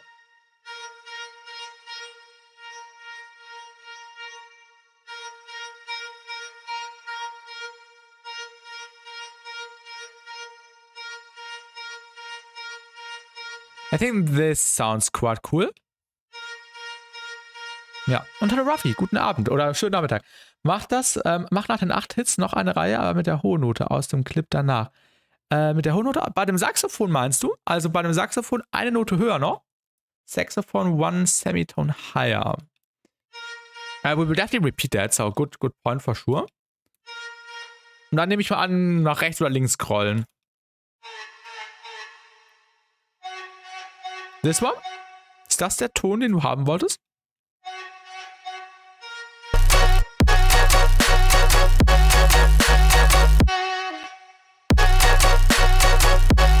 I would also like to make the pattern a little bit more complex, because right now it's just dotted.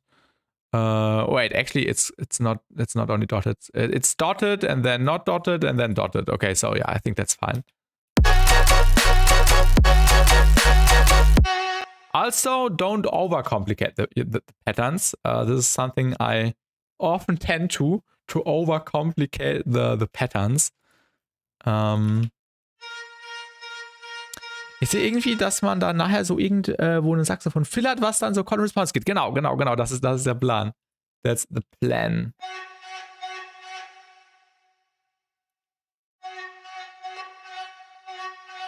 Wenn du die Raw Audio spielst nach den Steps, ist es länger gezogen. Davon die hohe Note zu Steps, Mann.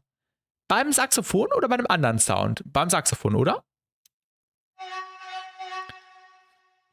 Steps ist länger gezogen. Davon die Note zu Steps machen. Ich bin verwirrt. I'm confused.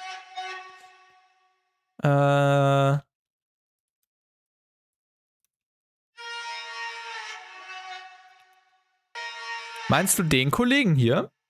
This one?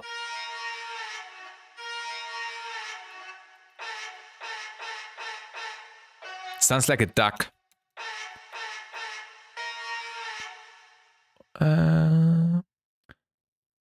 Die hohe Note des Steps, Mann. Ah! Like a D&B Foghorn, ja.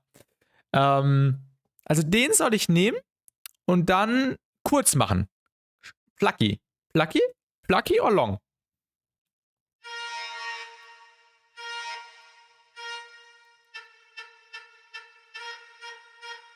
Let me know what you want.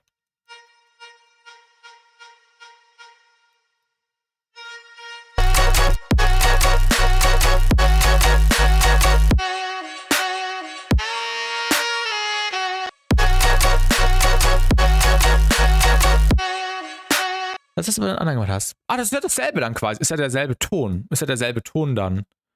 Would be the same one. Basically, ja, this one. Ich glaube, du meinst eine andere Position in dem Sample, oder? Für einen anderen Ton, also so wie hier. We have this one. And we might also have this one. Going higher, if that is what you mean.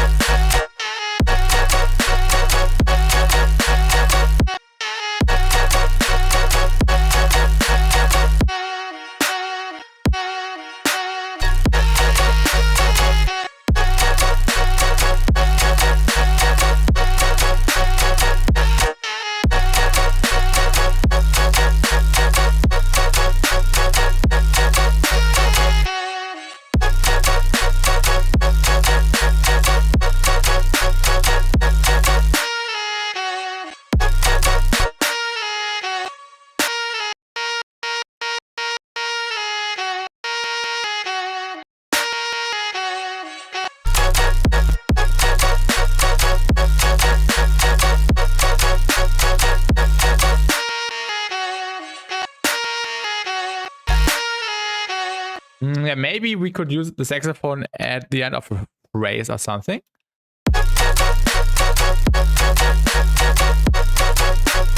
We also need some more sounds for fills. Ich habe letztens mit einem Kollegen ein Metalcore-Lied gemacht und dann auch erstmal einen Saxophon-Fill ins Ende reingeknallt. Weiß nicht, warum das immer funktioniert. Das ist tatsächlich das erste Mal, dass ich mit einem Saxophon was zu tun habe. Aber also auf jeden Fall gefällt mir der Gedanke mal, sowas zu nutzen.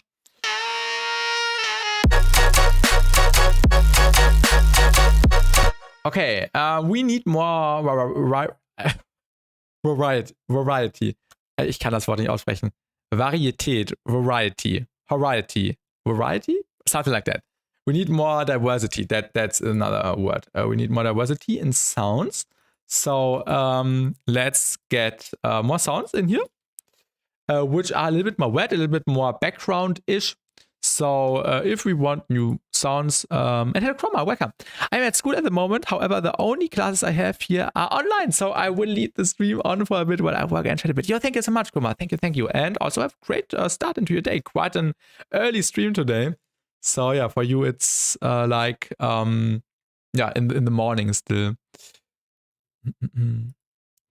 Let's get a sound.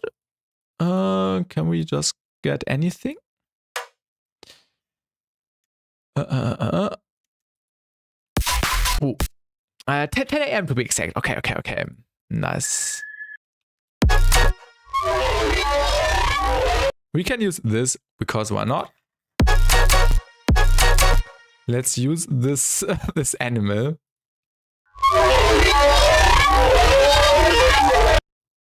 Okay.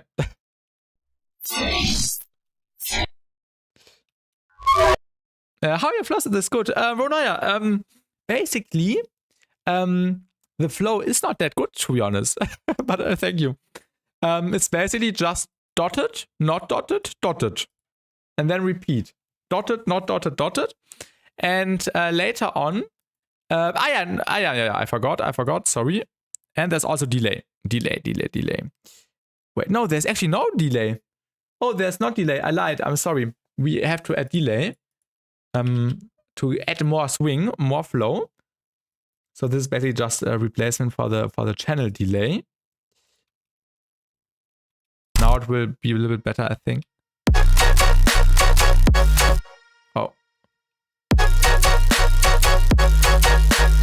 And without the delay, it's more stuck on the grid.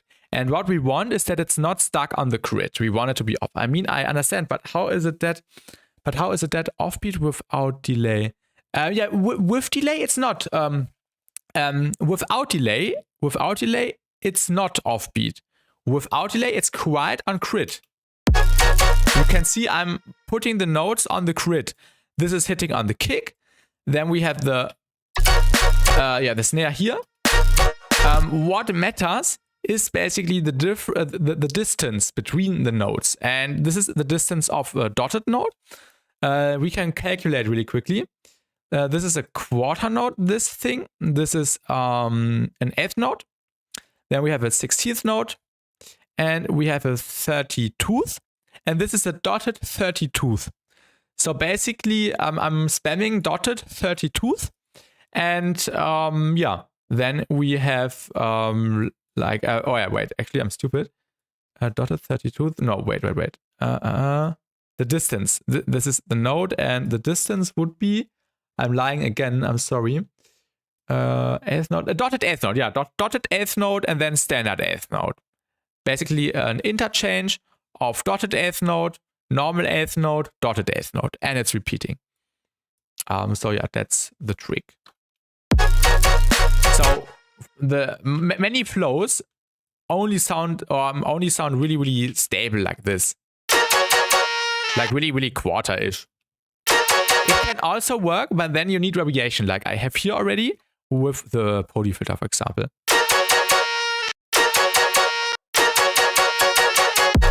Or we can do a fake out. Thank you for inspiring me, Ronoya. This is a good idea, actually. Really good idea.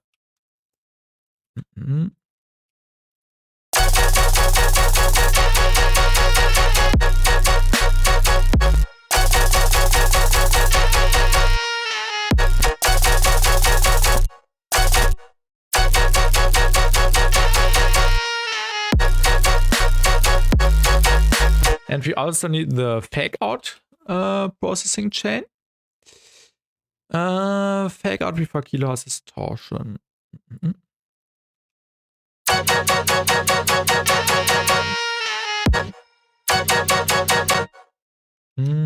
And we also better mute these.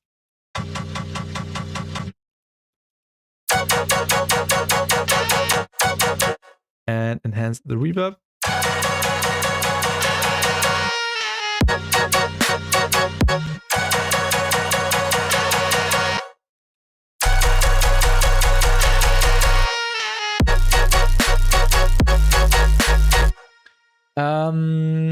Syncopation and silence. What is the remix for? That's a good question, Chroma, and thank you. This is for a remix contest by UK, the song Thief, really, really popular song in the bass music scene. That's the original.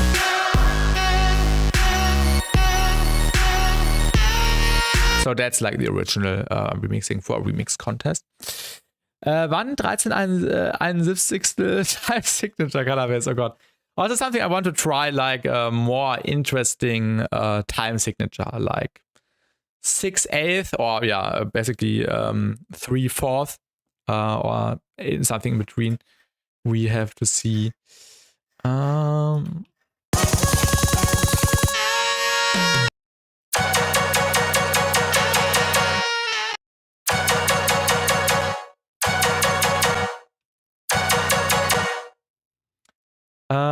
think I should not do that with the reverb.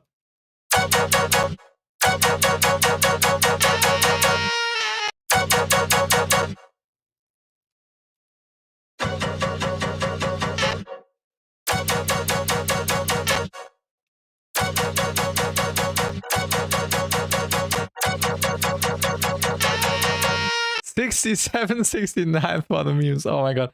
This would be a good... Wait, I need to screenshot that. That's a good idea, actually, Waffleicious. That's a good idea.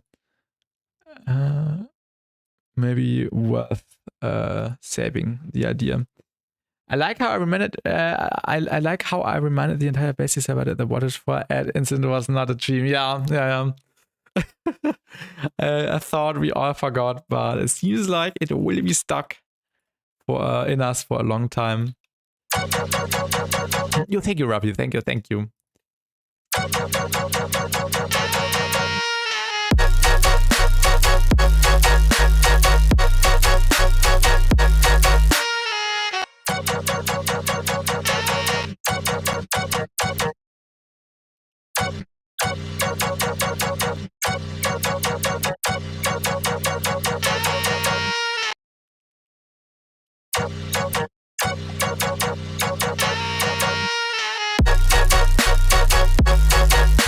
Hier 120 BPM, 67, 69 Time Signature in A-sharp Phrygian.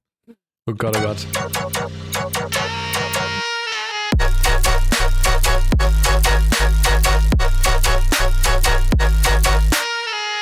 Okay, there was one cool sound in the original which I also want to use. This really harsh arpeggio, which we will make less harsh. Do we have it in the stems?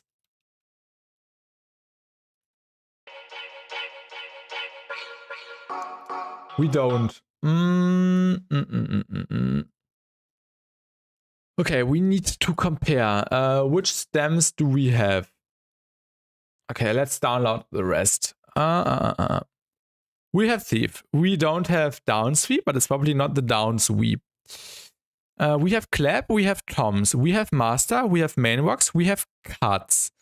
Pitch vox, high tom. I think we don't have the high tom. Let's also get the high tom. We have the saxophone. 26 insert. This might be the one I need. 26 insert. Wie findest du Fade in bei dem Part davor? Wie meinst du Fade in? Fade in bei dem Part davor? Meinst du das Saxophon, dass das in den Drop reingeht? And hello, DRXXRD. Is it Ableton that you're using right now? Yeah, I'm using Ableton. I'm in the Ableton group. Ableton gang. Synth bass, white noise, cut layer. Cut layer might also be the one we need.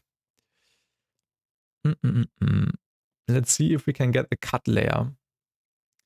Main vocal, snap, riser sweep, crash, piano dark, falsetto, snare kick. Okay.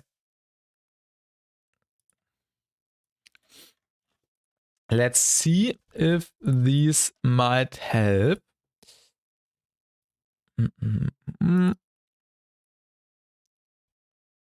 Okay. Let me open like 4 more tracks really quickly.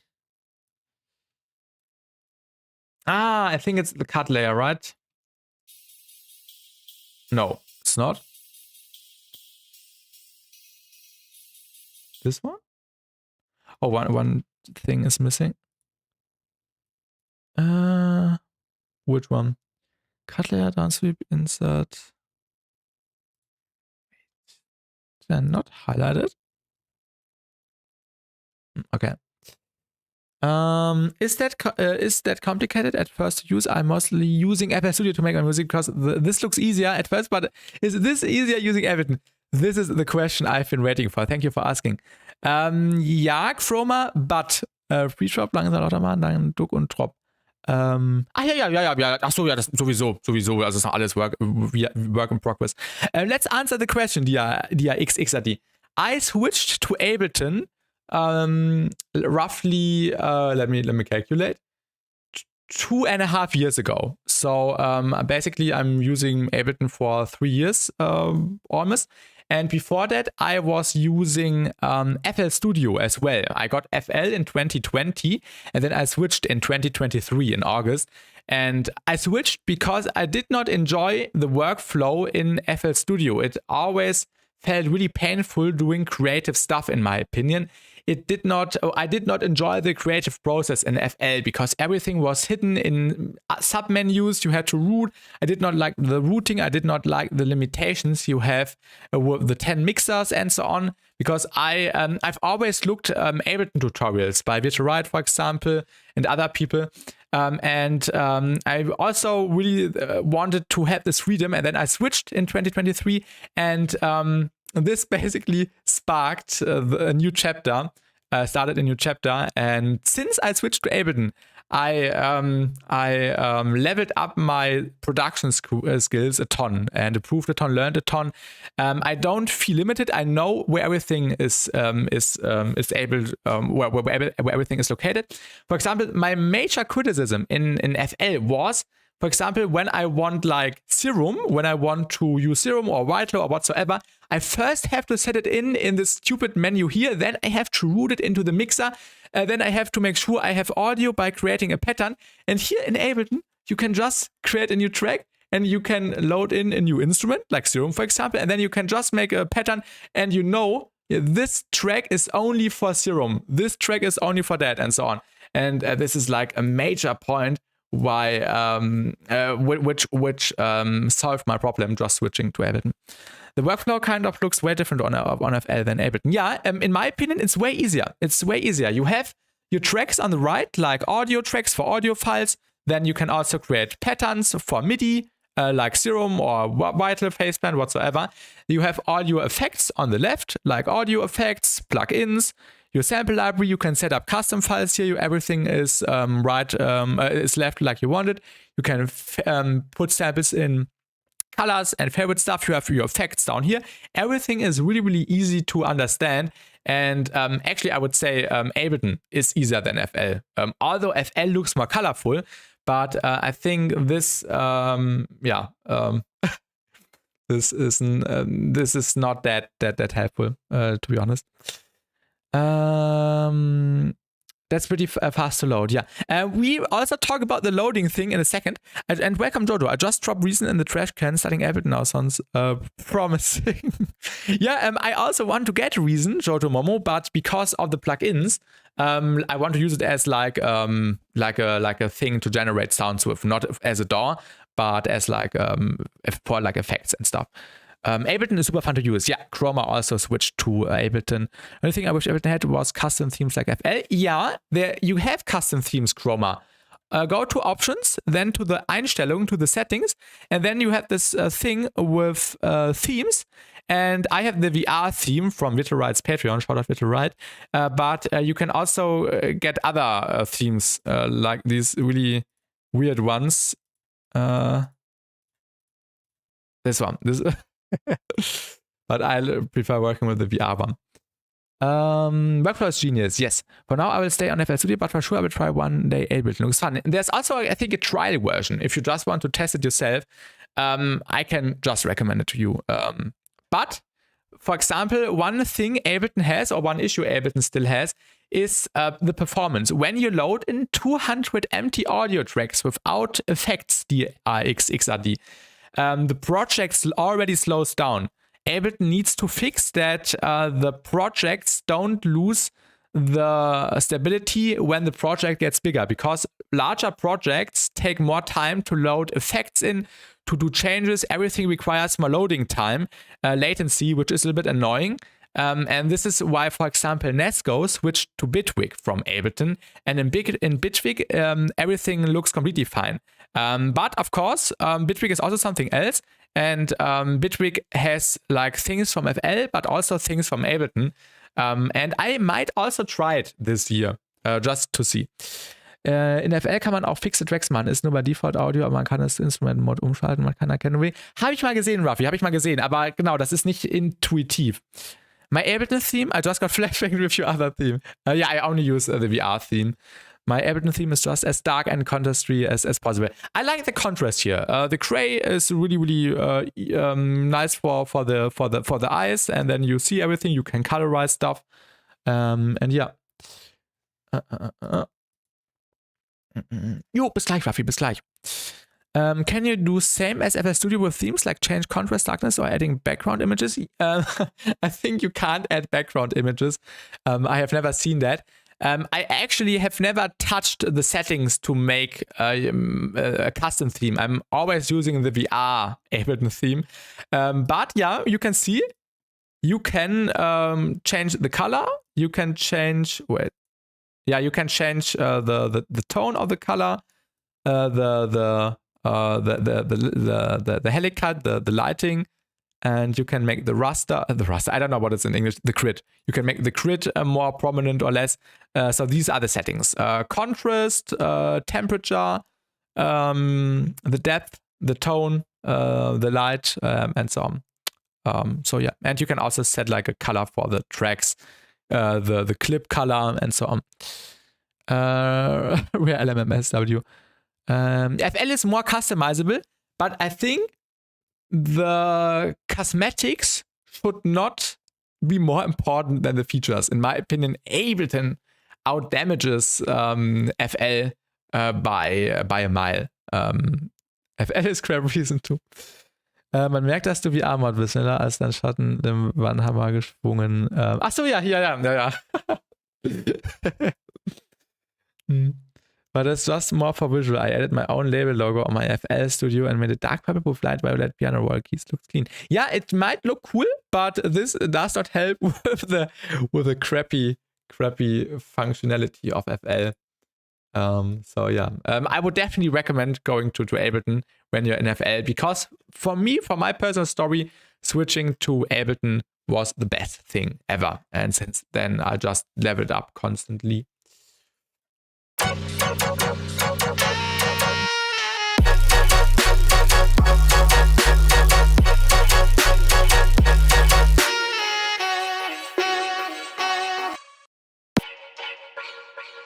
This background loop actually sounds good. We had some stems enabled. Let me quickly check. We did not get the arpeggio, right? No, we did not. Oh, also some vocoder chords. That's nice. We can make this ourselves with Evoke. Also short of minimal audio on Evoke. Anyways, what kind of music are you currently making right now? Is that hyperbounce? That's what I make the most. I'm making like dubstep right now, and the subgenre would be color bass. But I make all kinds of different dubstep genres. Like today, color bass. I also make tear out a lot, rhythm. I might also give pro step a shot soon, maybe. I also want to try that for sure. I also need to do drum and bass again, but I'm more in the bass area thing. So yeah, that's my main genre. But I've already also made house and some more chill stuff. Like I can quickly show you if anyone is interested. Let me say this really quickly. The project from the recent video I uploaded. I can highly recommend checking out my latest video, pinned in the chat right here. Really nice video. And in this video, I'm basically showing what I'm opening now. And this is a more chill project. I'm also inspired by VR, so you might recognize this.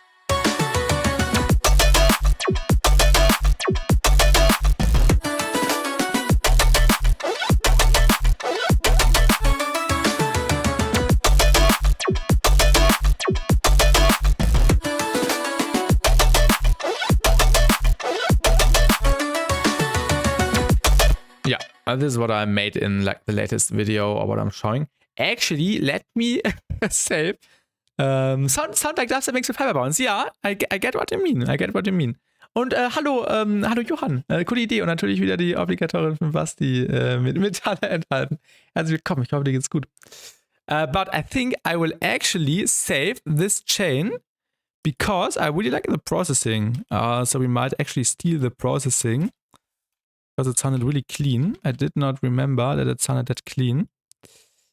Yeah, let's just copy that and save that really quickly.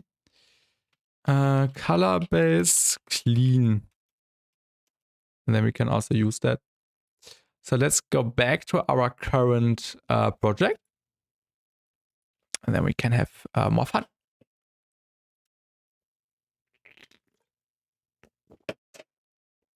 So I don't think you can do background images like FL. However, I just found this cool cyberpunk color theme. For Ableton, yeah, you can set up the colors like you want. But at the end, in my opinion, the colors mostly distract, especially, for example, when you look at FL. It might look cooler than it is at the end of the day. So I would not be, what is the English word? I forgot. You should not be deceived. You should not be deceived by the colorful FL Studio thing. So yeah, Ableton good. FL not good.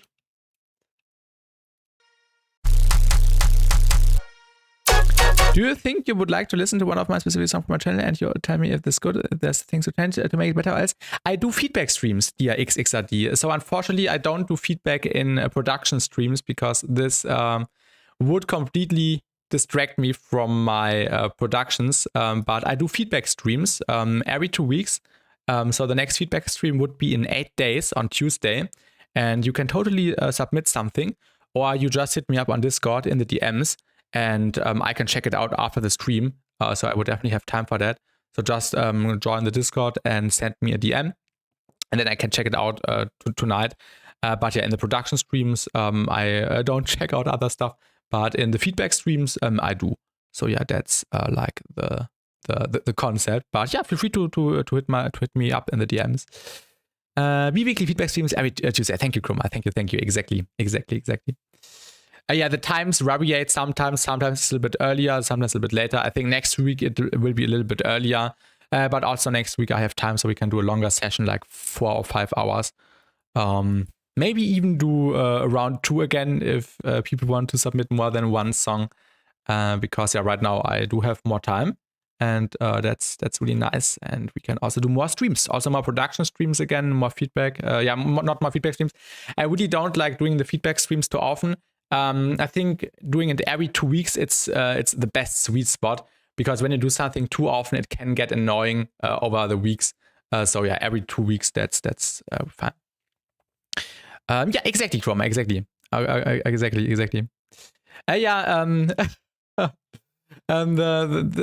This would if you tag me, I will definitely give some feedback, but I also can't do 24/7. 24/7. What's the word? 24/7. 24/7 betrayal. No, betrayal is the wrong word. Betreuung. Custody, support, 24/7 support. 24/7 support. I can't do that. I can send you the music in your DM. Well, there's a special channel on your server for that. If you just want me to listen to it, just send it to me in the DM. If you also want others to listen to it, if it's unreleased, send it in feedback. If it's released, send it in self-promo. So that's fine. And also, if you want me to check out something on the Discord, feel free to just tag me so I don't forget checking it out. So yeah, that's the idea. Link in the description. Thank you, Chroma. Also, I think the bot is not... Oh yeah, the bot is working. The bot is working, the stream elements. I haven't seen it.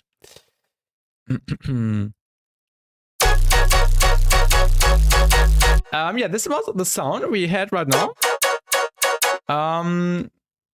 Let's steal the processing chain. Oh, let's go to presets. I would just steal the processing quickly. It's released music, but I would like to share to you and other people, since you're already pretty into music and that you make good stuff. So, thank you. Just send it in self-promo. And then also add my name, at Basti, whatever you prefer.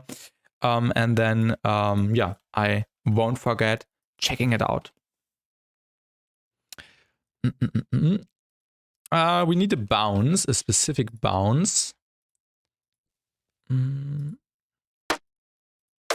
Yeah, we need more perks.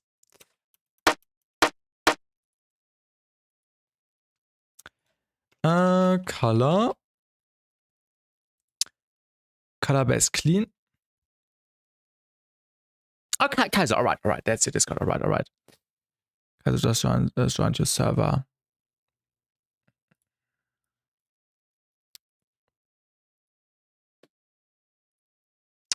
I was going to catch him off guard.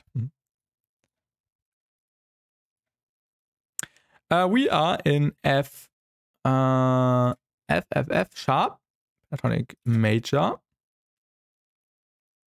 Or D sharp minor, or D sharp pentatonic minor.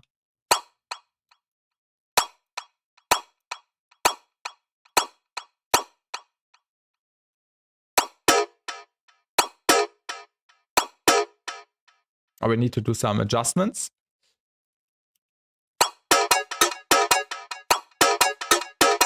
Oh, this is actually quite cool.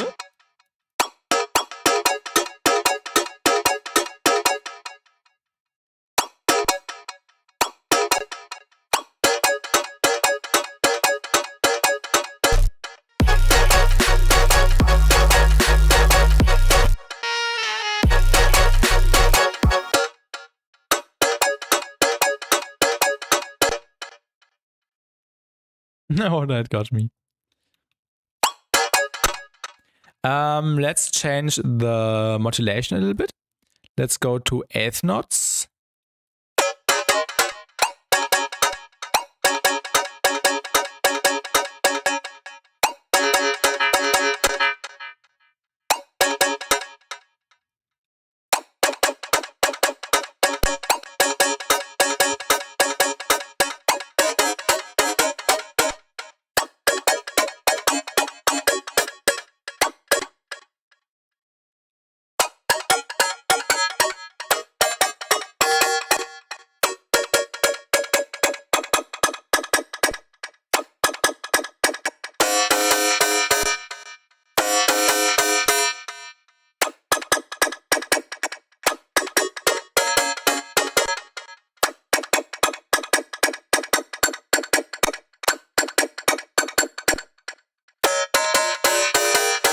The sound is a little bit annoying to find a good sweet spot right now, to be fair.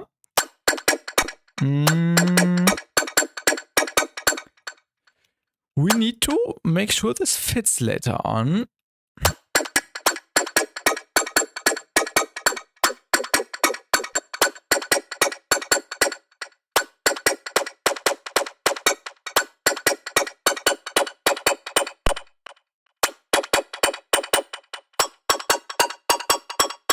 Now it works.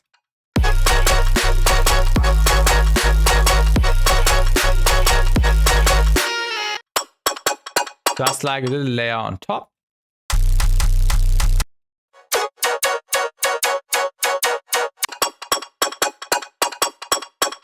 Let's also get rid of the delay. So this is more of a trial sound.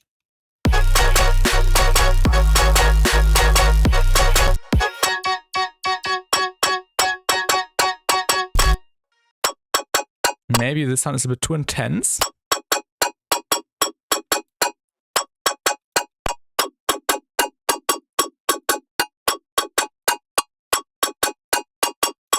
The transients. Oh my god. I think we need to deal with the transients. I think I had a transient shaper on there, but I don't know where. So let's just fix that with Convolver. Make it more zappy.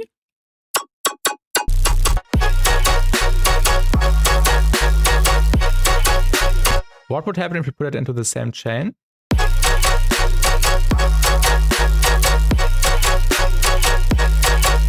Also interesting. I think it's better like this.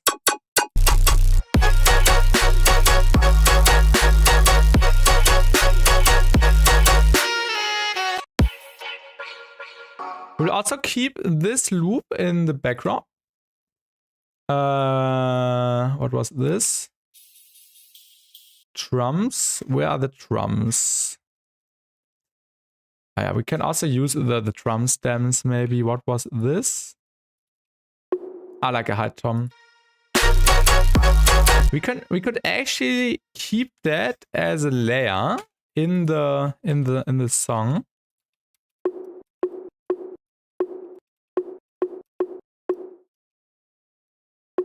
Maybe like as an additional transients.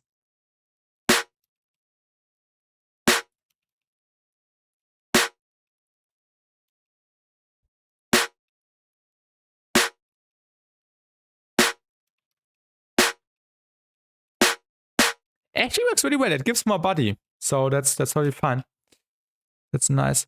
Okay, I'm gonna focus on this work as well as do a little music production myself. So I'll see you later, person. Yo, Chroma, have a great rest of your day and good luck with your work and with the music. And thank you for sticking around. That's a really nice snare, actually.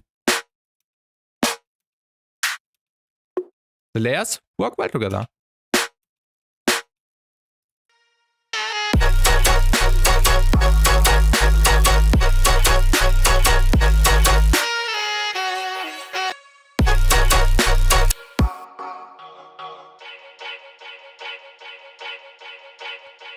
What was this layer? Ah, this was a vocal thing. We will come to the vocals later. What was this? Ah, downlifter. We don't need the downlifter stem. Let's grab this one.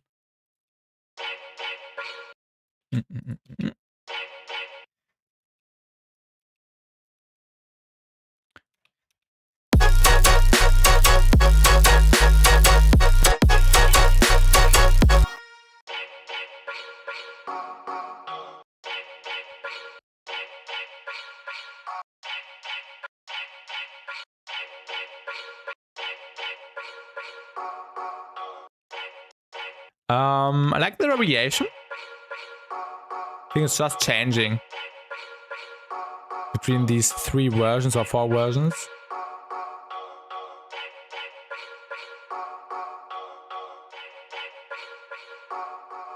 I think we can keep it like that. Add some nice dynamics in the background.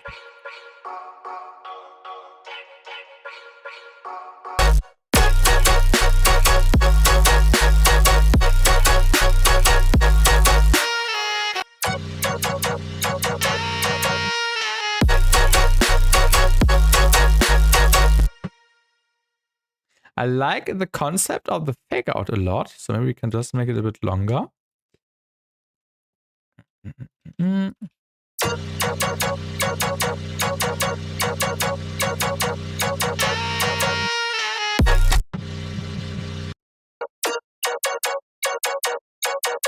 the good thing is, in Flanger, we can now do variations really, really easily with the span.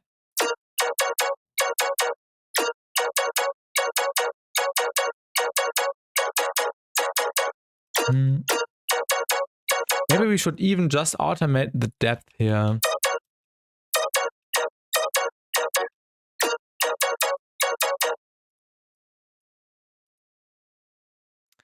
Let's get this snippet.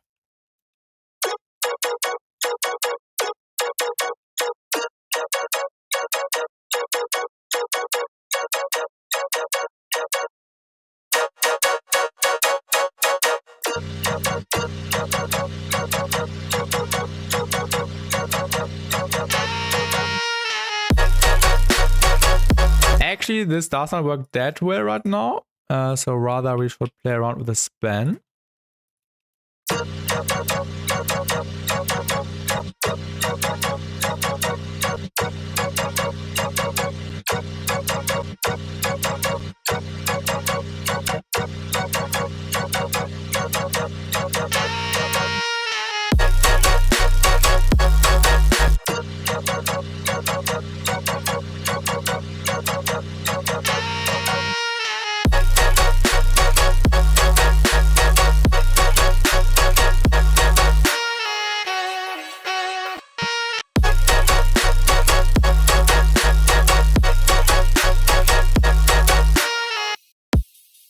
This song would be good for Geometry Trash. I can't speak.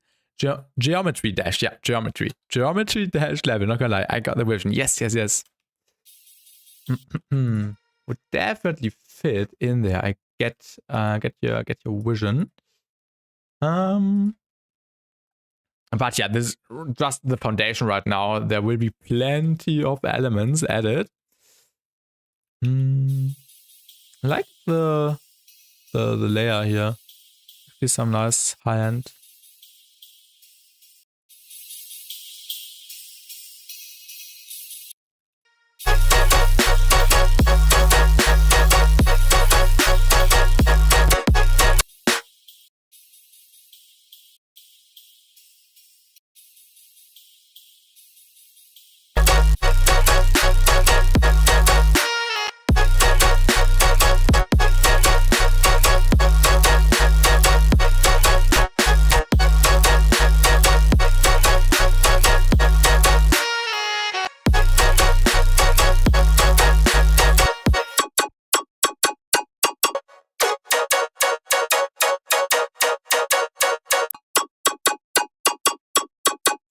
This one does not fit 100% right now.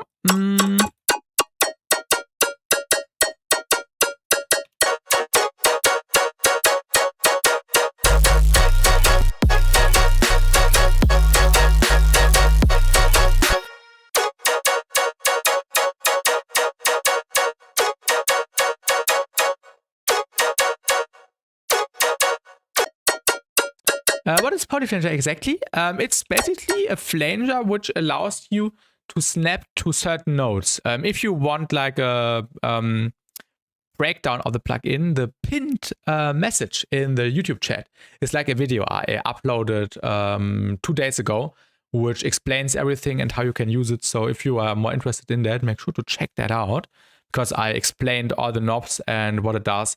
So yeah. And it's a new plugin which just came out last week by Minimal Audio, so shout out to them.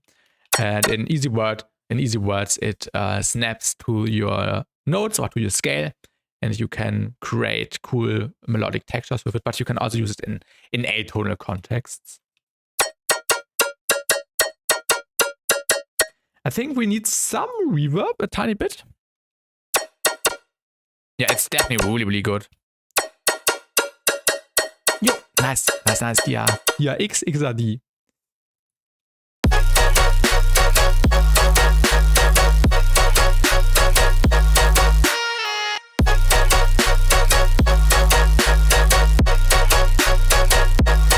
Okay, the next 2 steps will include stems because we need to use the stems for the remix.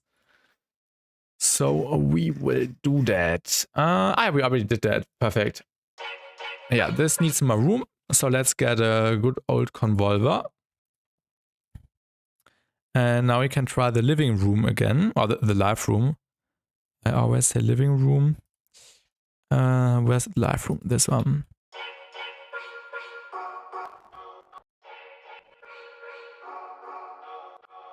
Just call me, okay, DRX, all right, DRX. I just added XRD at the end because DRX was already taken, okay. But since I used this username since I'm a kid, I wanted to edit it backward. Oh, also, all right, yeah, makes sense. DRX.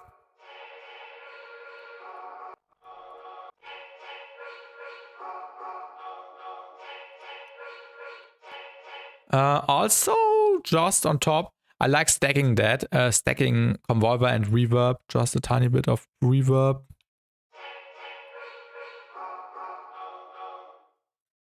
And maybe a little bit of snappy, oh, we already have snappy. A little bit of disperser.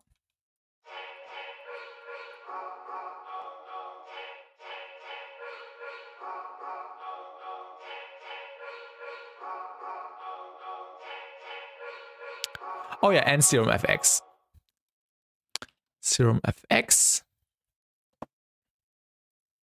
to make it stereo. Oh, more stereo. It's already quite stereo.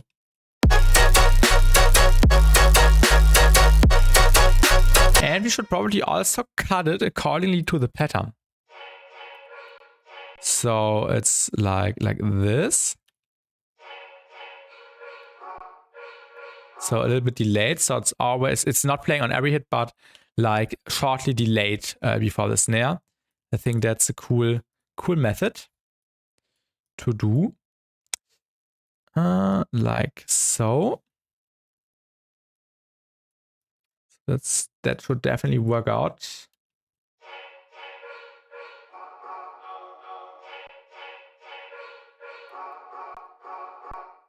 That also has that syncopated feel to it, which we want in here. So shout out syncopation. I'll send you one of my non-released projects in the DM. Yeah, sure. Listen to it whenever you want. Doesn't matter. I will go as well. Thanks for answering my question and have fun making your music. Yo, thank you. And I will check it out after the stream. So thank you for reaching out and have a great rest of your day as well. Thank you. I would definitely have fun here.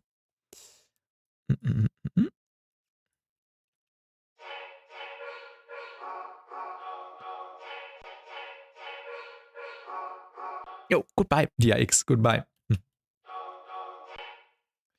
Make this one a little bit shorter. Then move it to the right and do the envelope.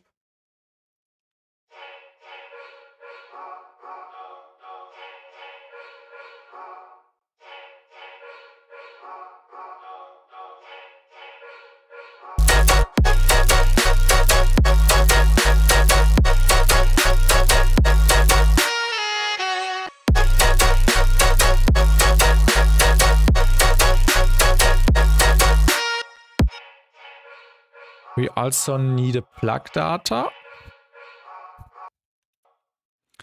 with some spec comp.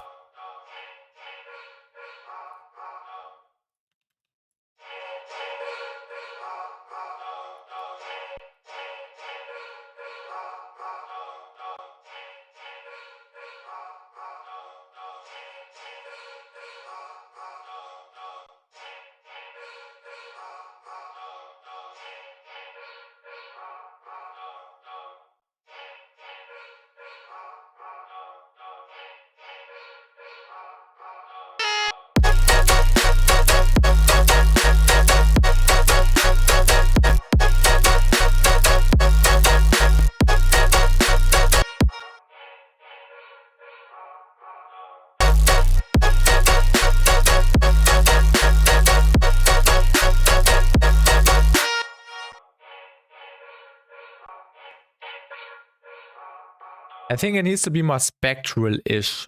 Let's make it more spectral.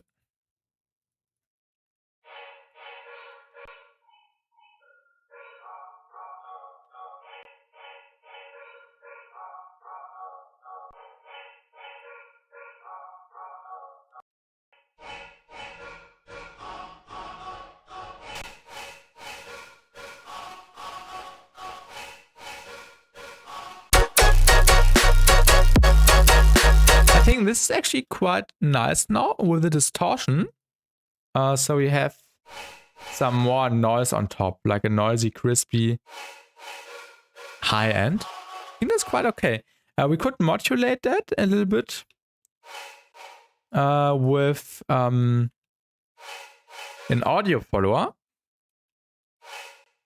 So let's grab the mix.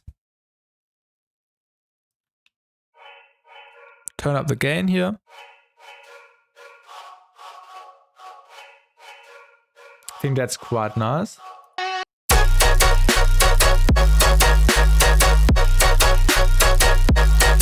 Now it fits into the context a little bit better. Let's also try a crane delay on top. Crane delay, but let's move that after the spectral gate. Let's also mute the processing we have after the spectral spectral gate for a second.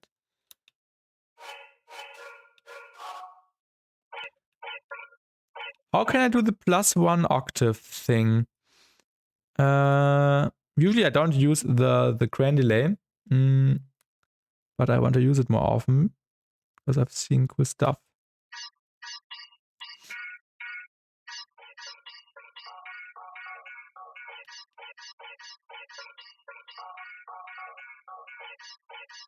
Sounds a bit out of key. I think we should just throw a chroma on there. We can also, of course, use the polyflanger now, but I think just for easiness, to just keep it sustained without any variations, we will just use the pentatonic major, F sharp.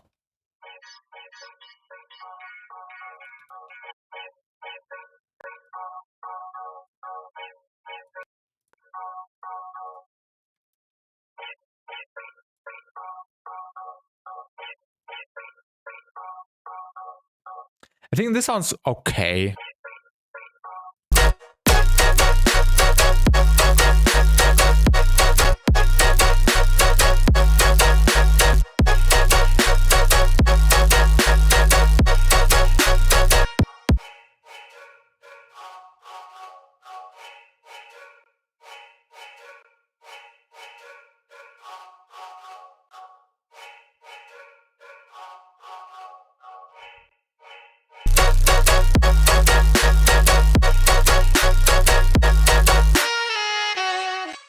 Sure what I should think about this sound, to be honest. It's a bit annoying.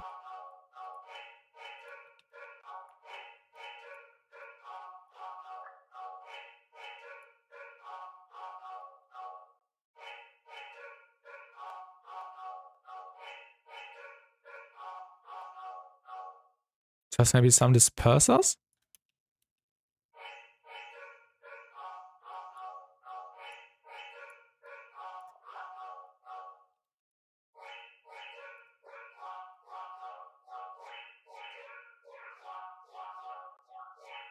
I think this is a little bit more natural now.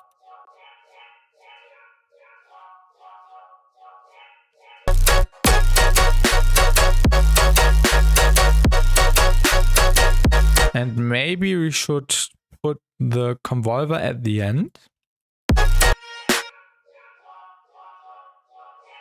Yeah.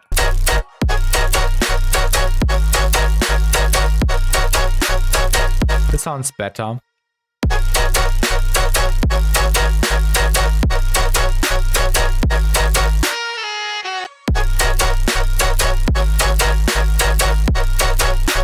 Also, what I think would fit well in there is a brass. So let's also use a brass. Let's get a new audio track.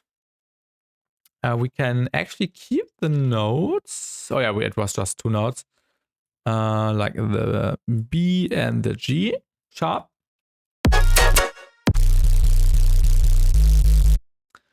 Let's grab these really quickly. Because I have a cool idea with the process. We can do like quarter note process or half note process. In the background, stereo a little bit. We need a sampler.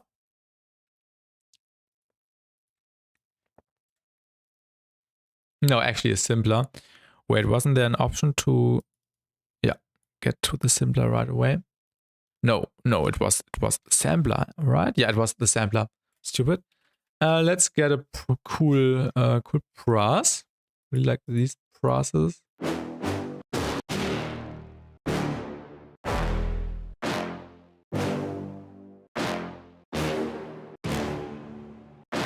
I think this one is an F. So yeah, I think this should do. Or maybe we should grab one just more in between. Maybe this one, the one in D. Root is D.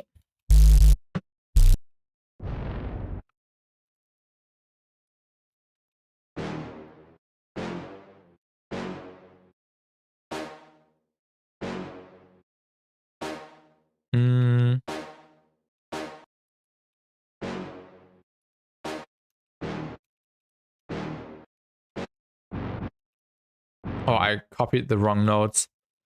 I'm sorry.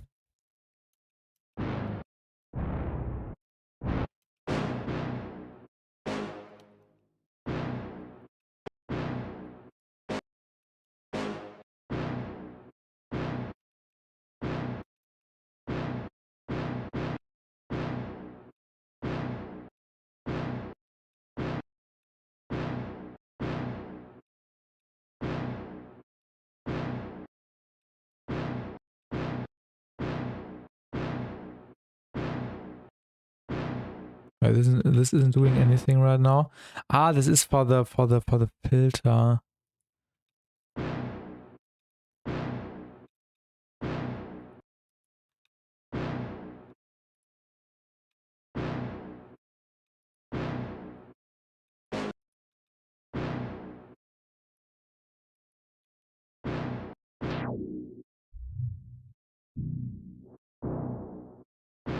I think we don't need the filter.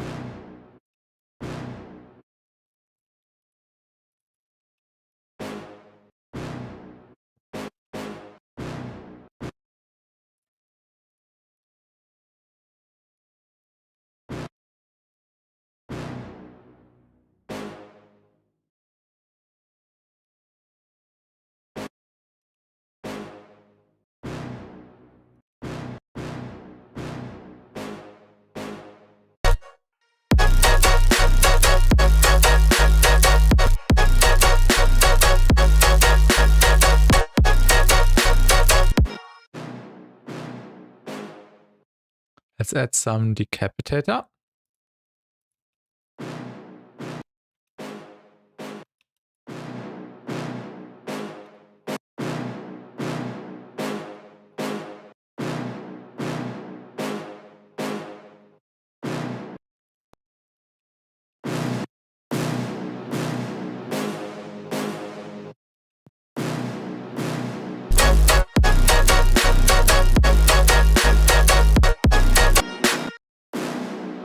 Might be a little bit messy.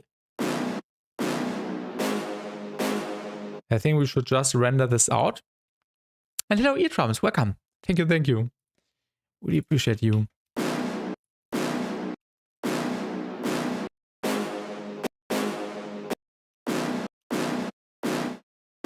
Yeah, that's better. A bit shorter without the tail.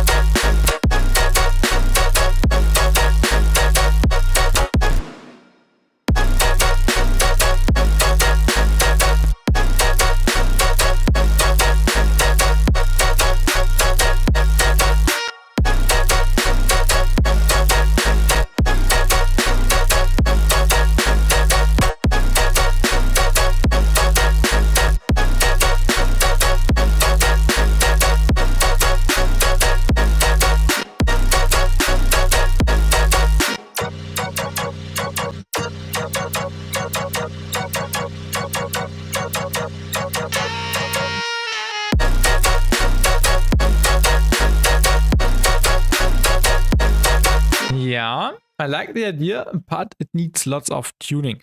I think what I would do first is deal with the Pody Flanger right here. We have an automation going on, right? Yeah, the span. Let me just duplicate it in case I mess up the settings I already have saved right here. Let's delete the automation. Let's also mute this one. And now let's try to get like a better modulation here. Maybe yeah, this should this stay? What is the shortest? The shortest would be like the dotted 64th, right? No, this is the dotted 64th, so I think this should be on like a quarter note. I think a quarter note, yeah.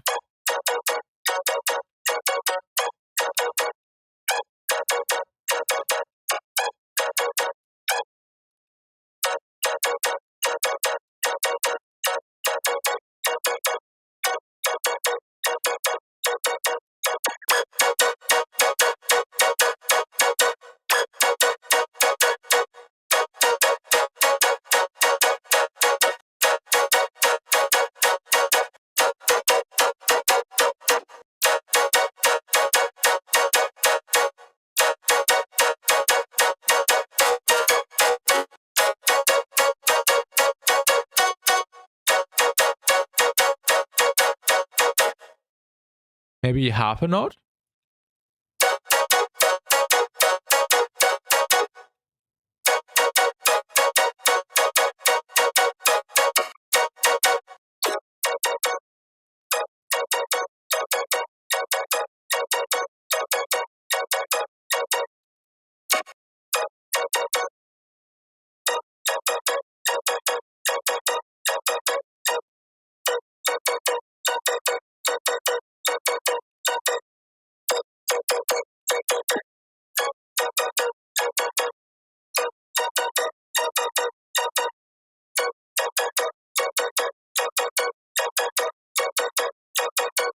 I think I like this. Let's try it in context with an automation.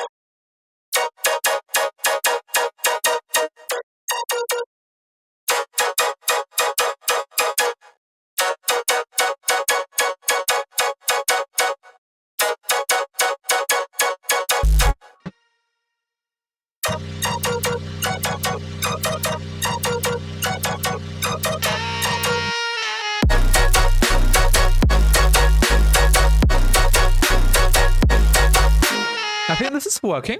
I think this is working. I like this.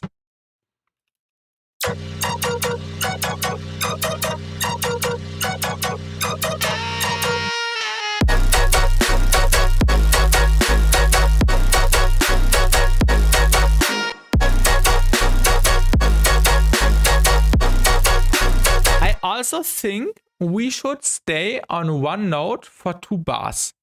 So like dum da dum dum da dum, and then again dum da dum dum da dum, and then in the second half going to the B. So it does not, yeah. So we have more variation for one segment basically, or more place for variation without having to change everything right away. So I think this could be the way to go actually. So let's try that in the next step.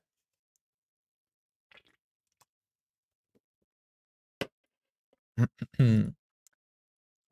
right. So let's go, I would say. Yeah, let's arrange that really quickly. But I will copy this in case I want to go back. I really do that a lot. Then do this. And then we can just steal this and put that in here. Then the process can also remain the same.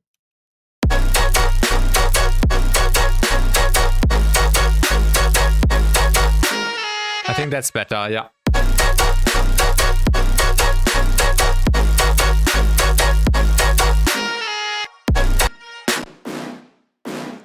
I'm not the biggest fan of the brass. Let's see if we can find a different brass. Maybe one which already has a higher pitch.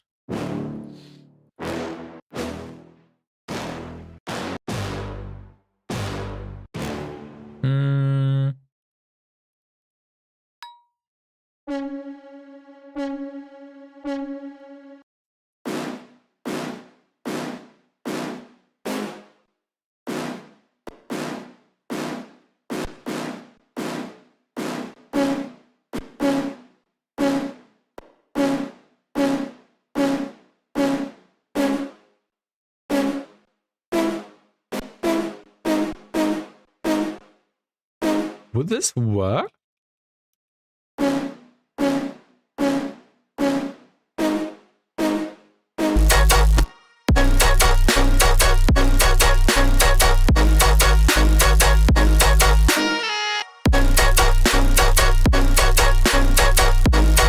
I also like this idea. I will also save it for later. Let's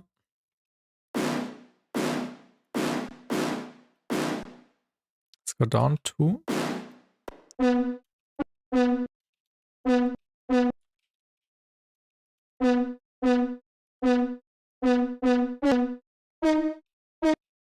I think we should also set it to Complex Pro. think that's a bit better for this kind of sound.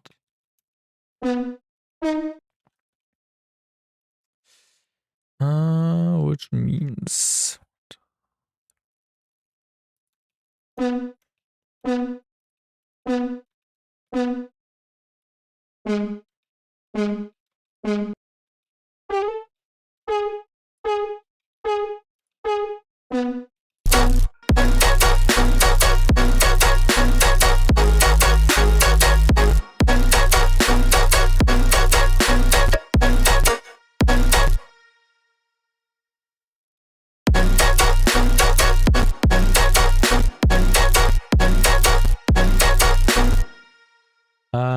yeah.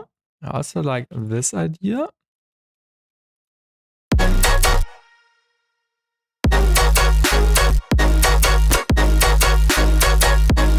So we have the fifth on top.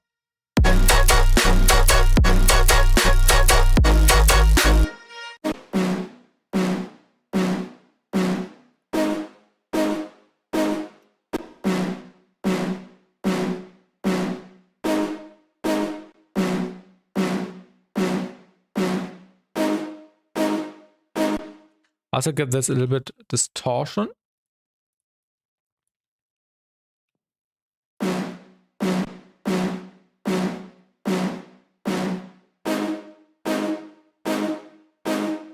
And some reverb. Just some standard Valhalla room.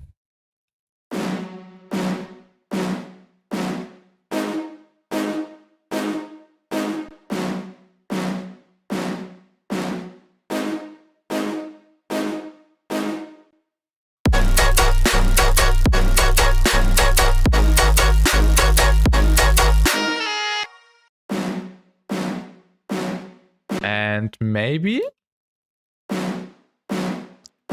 some curve comp on top and an EQ before.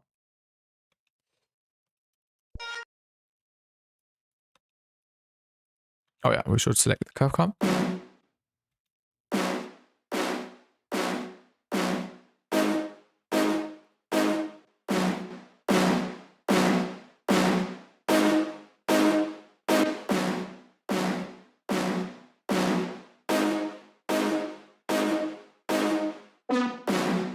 Felix, guten Abend. Felix, gut.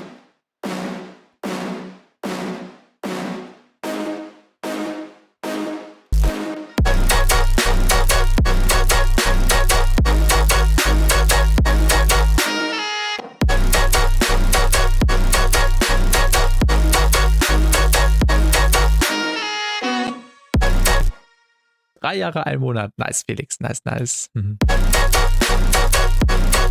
I think the brasses are a little bit too loud. So let's turn them down.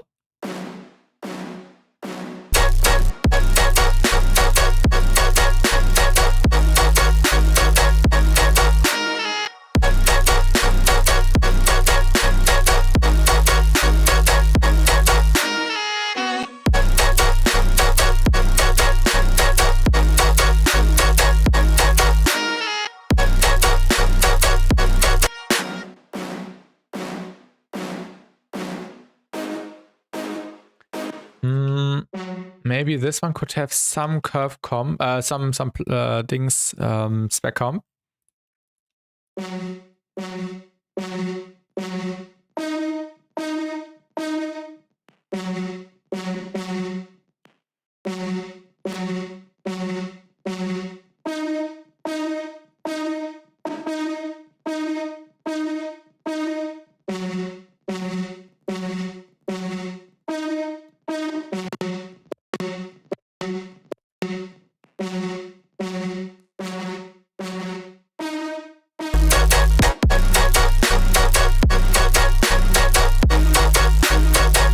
How I wanted it to sound like.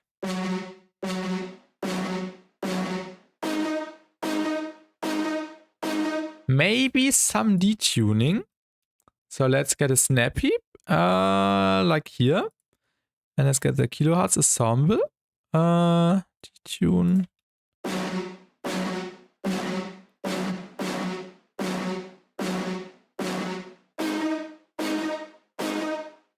make it a little bit detuned, maybe even before the distortion and compression. Yeah. And let's also get a curve comp at the beginning.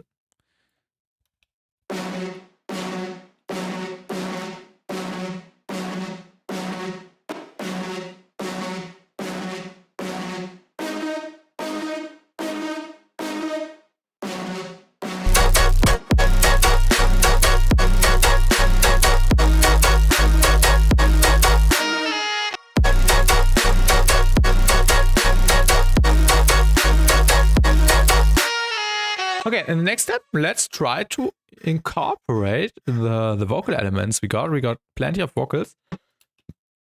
Let's see what we got. I'm coming for your heart, I'm coming for your heart. This time it's anything goes. I guess I'm just a selfish ghost. I'm glad we have the tri vocals, or kinda tri vocals. Yeah, let's just grab this. Try to do some good stuff with it. Like a thief in the night. Like a thief in the night. I'm coming for your heart, I'm coming for your heart. Like a thief in the night. I'm coming for your Right now, this plugin clear would be good. I don't have it yet. Maybe soon. Where's reduce ambience? Like a thief in the night. I'm coming for your heart. Like a thief in the night. I'm coming for your heart. I'm coming for your heart. This time it's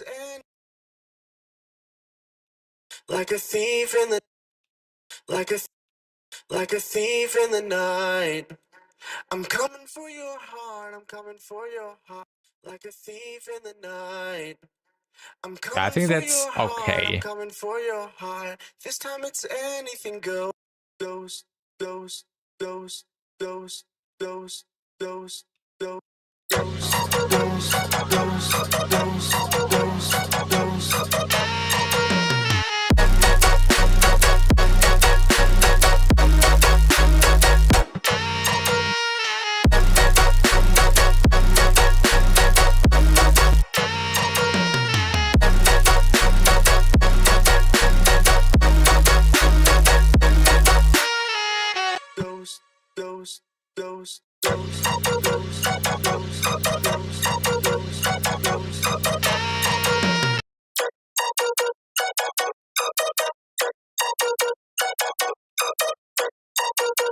Let's also get a huge reverb.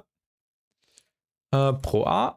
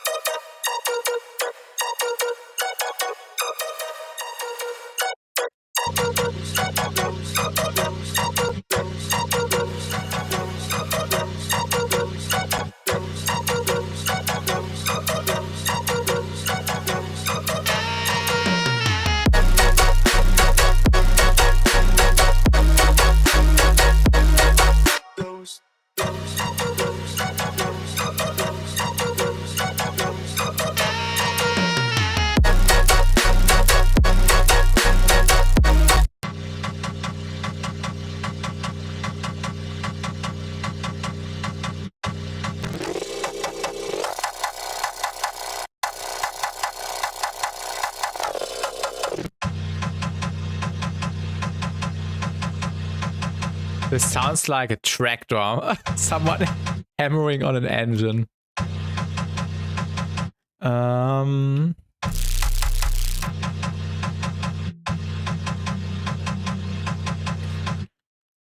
Yeah, we need an auto filter.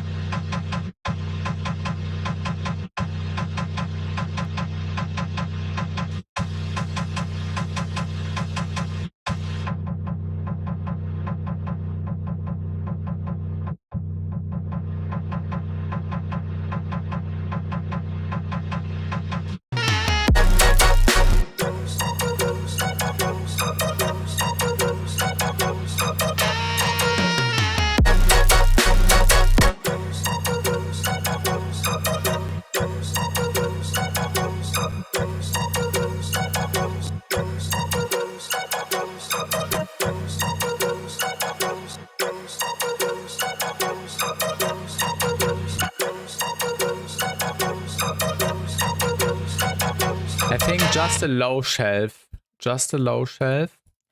will do the job.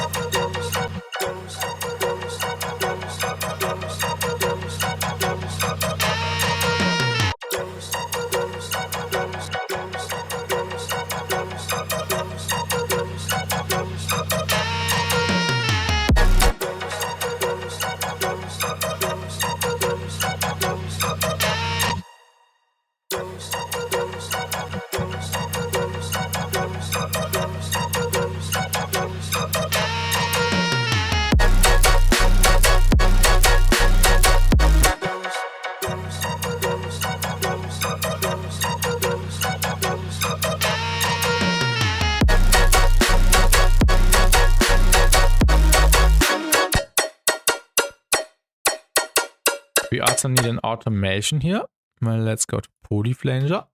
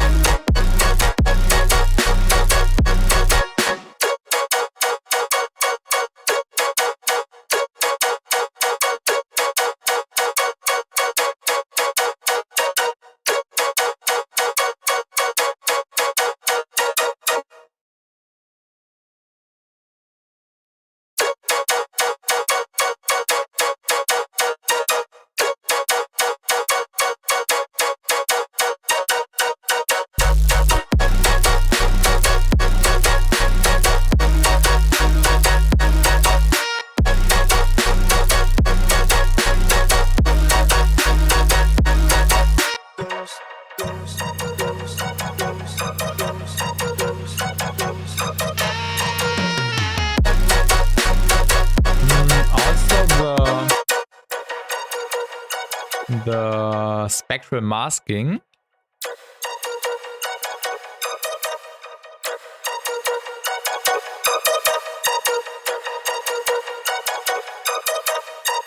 Could be a little bit less intense.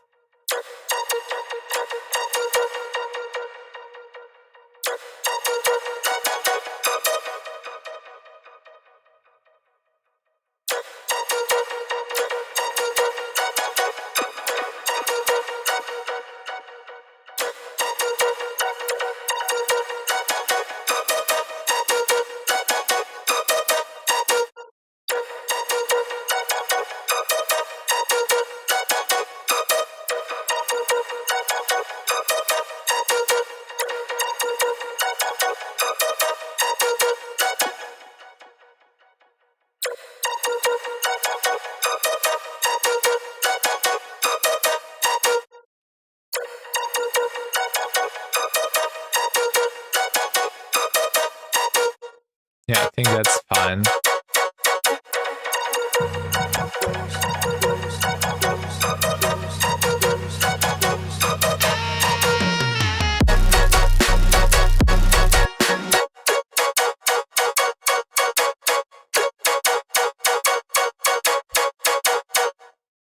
Oh, sorry.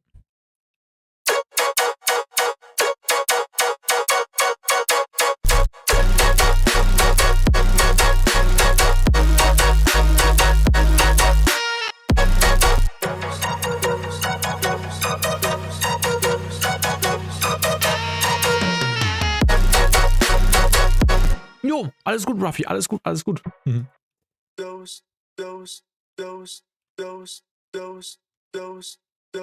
Ich hoffe, es hat alles geklappt, so wie du es wolltest.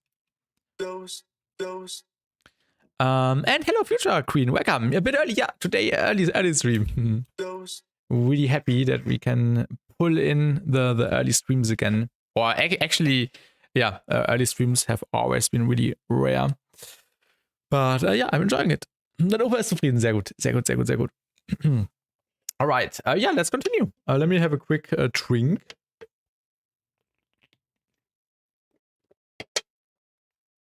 So I need to check something really quick. Let me play the entire results so far right now.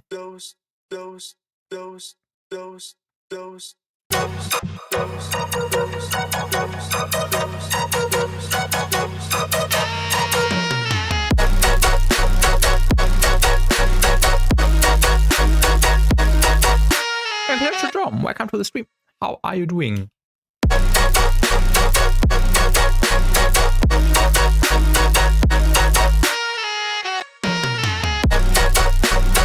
You're fine. Nice, nice, nice. That's good news. Yeah, what are we adding next? Watching until I leave for home. Oh, are you still at school or something? Where are you?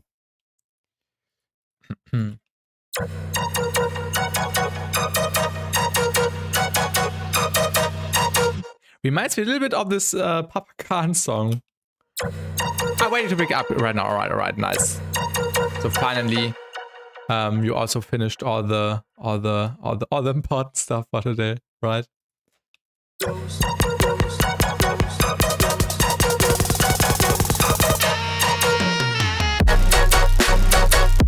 Yeah, we are making some melodic stuff today to drum. Yes, some colorful dubstep, color bass. Yes, with a Flanger by a Minimal Audio. The plugin I made a video about yesterday or the day before. This is where the color comes from. Really nice for this. We enjoy using it.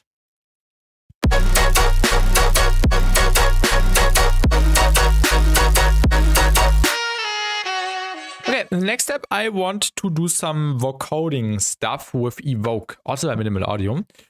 But before that, we have to figure out the chords. So let's do that really quickly. We have like a B -1 and a G sharp for the bass notes. Let me quickly check. B -1, a G sharp. So let's do some chords. Chord action now. Actually, let's grab operator. I want to see. I'm an operator noob, so I still need to learn it. Wait, how do we get sound? This sounds like a sound. How can I get a saw? Here, saws. Yeah, I remember. I've seen that in a video. What's the difference? Saw 4. This sounds like a saw I know from Serum. But the high end is kind of missing. Where is a normal saw? That's a sine. The sine sounds like a sine. Where are saws? This does. Oh, is the filter enabled? A filter was enabled. All right. Filter was enabled. This is the filter section. LFO. Pitch envelope. Chords. Fine. Okay. This is still confusing a little bit. Where was the saw we had right now? Ich habe eine wilde Idee, aber keine Ahnung, ob du das umsetzen kannst. Hast du einen Cover, wo du eigene Audio abfügen kannst? Ja, habe ich. Das habe ich, Ruffy. How do I get my saw back? Ah, okay. Filter. Ah, okay. So we have 4 oscillators in operator. Oh, wait a second. My ear.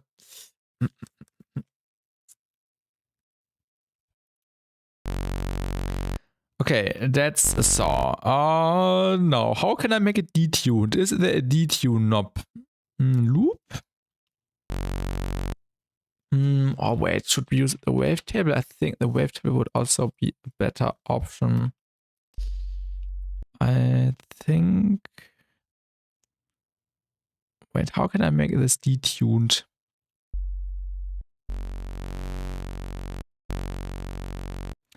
Pauli? 16? Ah, unison.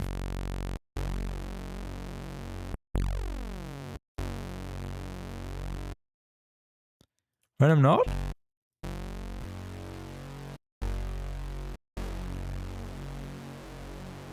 I think we'll use serum. I don't know what to do right now. I just wanted this. And then this. I like the noise detune unison. Yeah, in the operate in the wavetable, yeah. Yeah, it did sound a little bit weird. I just wanted to find like a 101 replacement for the serum one to just expand my horizon, but yeah, I don't want to waste my time figuring that out. I should probably watch a video in which anyone explains like the wavetable or the operator. And then we can also use that in the future. Yeah, we just want to do something with chords. And hello, Gatito. Welcome back to the stream again. Welcome back. Okay, we have B -1. Well, actually, let's stick with B for now. And why am I making my life so hard? We can just use my preset I made. Took my first Zemen. What is Zemen or Samen? Zemen? What is that? I've never heard that word.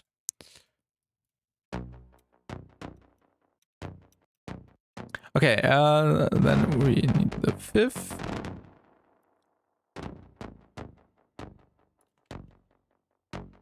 It's like damn pretty much. It's like damn pretty much. I don't know what you mean. I don't know what you mean, Future Queen, to be honest. What is pretty much? What is it? It's just a funny way someone said it in the thumbnail. I've never heard that. Never heard that.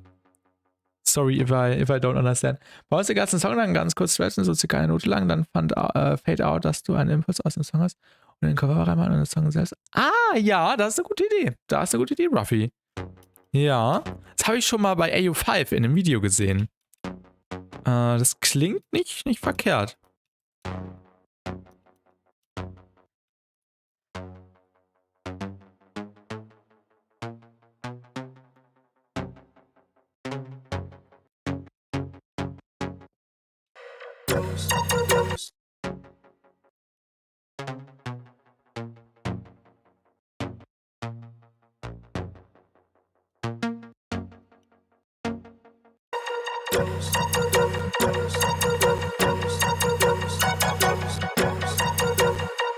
I think the A sharp is too much.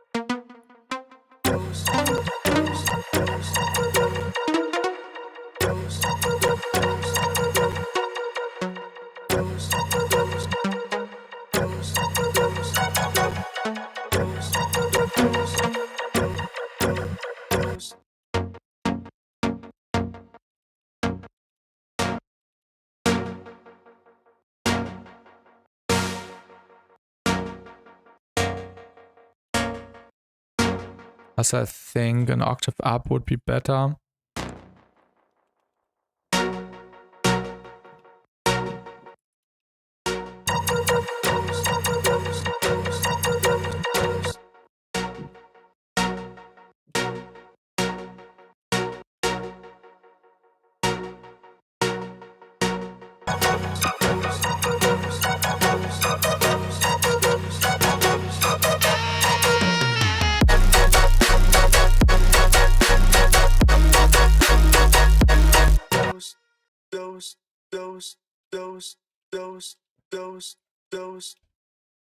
Let's get evoke really quickly.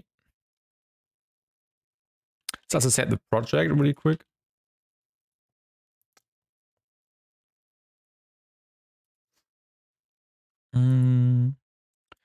Classical MIDI track. What was this sounding like?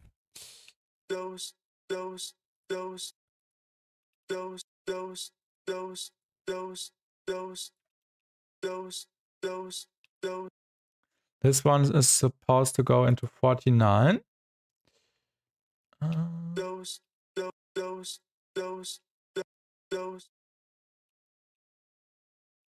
it's not working right now. Why do we don't have an audio signal? I was thinking a square 4 had more sick and creative patterns and flows like in Teot, for example. Wouldn't be a 6 drawer instead of the classic 4 note pattern have it? I have to confess something. I don't know if you have seen that. Wait a second. I need to admit something, Gatito. Yesterday, I made square 4 actually, also quarter note, but also eighth notes. Also eighth notes. This is what I made yesterday.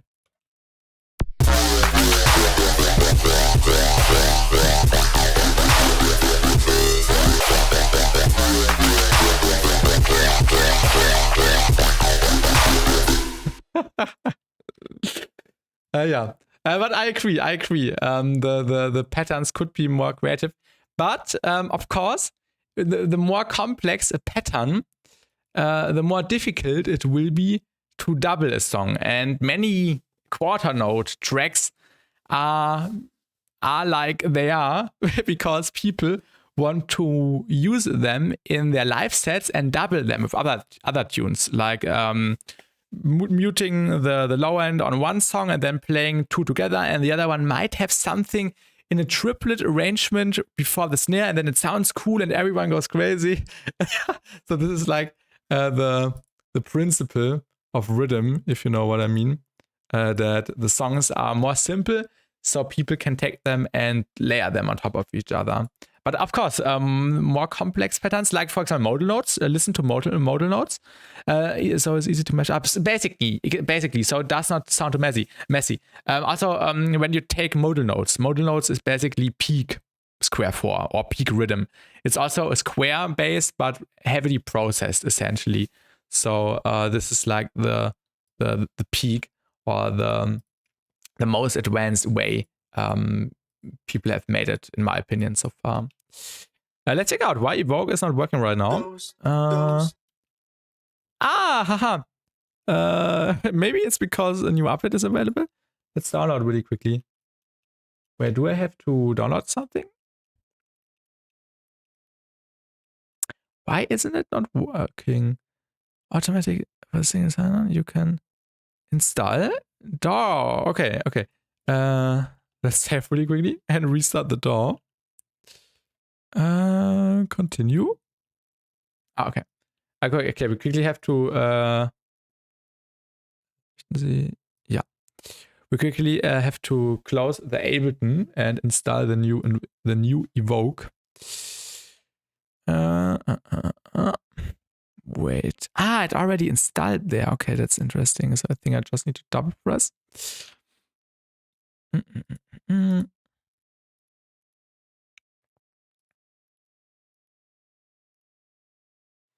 Okay, let's install it. Now it hopefully should work like I want it to work.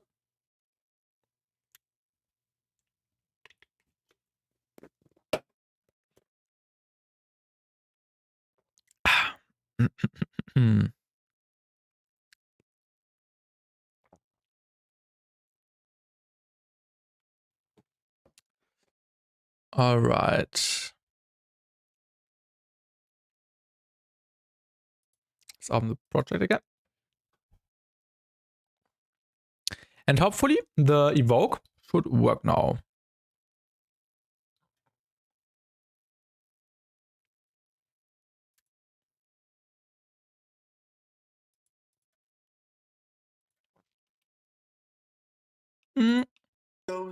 Maybe load a new one. Can't type.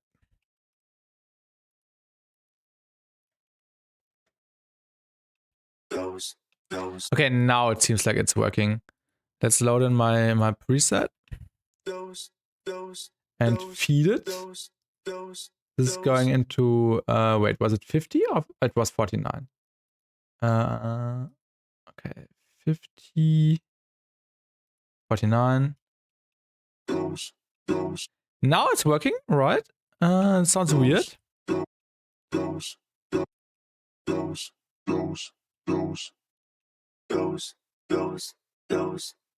Oh, wait, no, we don't have MIDI track external.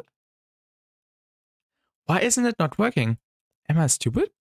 I want to send you a cool sound design trigger file for Ableton. I think it would be so useful for your style. Where can I send it? No pressure, you can watch it when you have time. Feel free to send it wherever you want, on Discord or on Instagram. Just a DM, or if you want to send it on the Discord in the production channel. But yeah, I'm open for new hacks and tricks. Someone wants your attention. Yeah, Rafi, what do you mean? Who wants my attention? I'm confused right now. I'm doing something wrong. We have a MIDI track. MIDI instrument. This is, oh my god. This is what I had to select. Now it's like I want it to sound like. Oh, welcome back, Bruno. Welcome back. I'm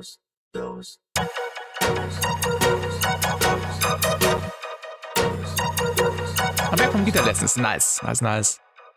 May I ask, for how long do you have guitar lessons already? Did you start recently, or do you have it for a longer time already? I had piano lessons for 10 years.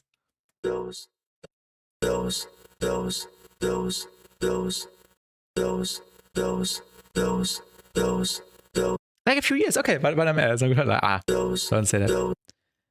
Whiplash in chat. Oh, Whiplash. I don't see your messages. I think we had that bug before, right?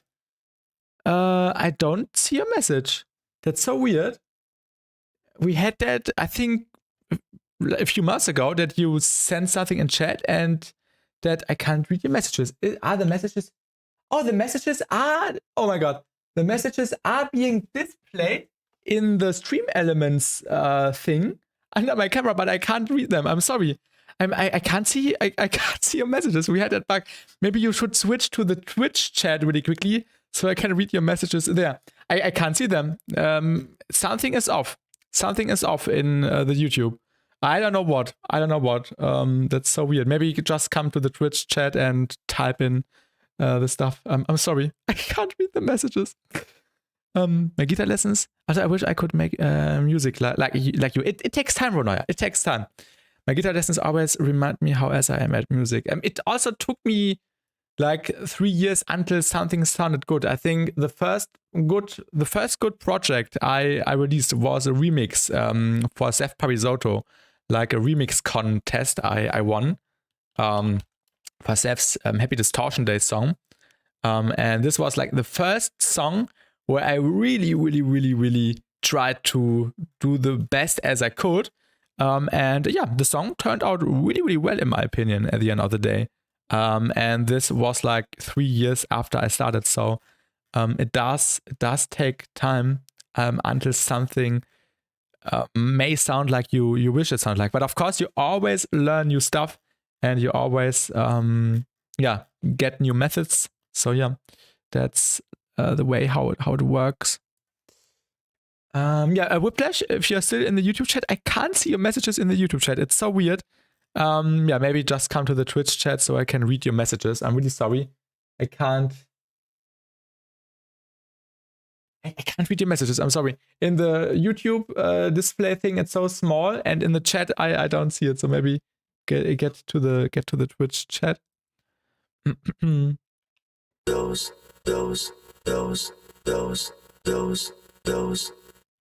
This is like a YouTube bug. Maybe I can refresh the browser. Maybe this helps, but I don't think this would help.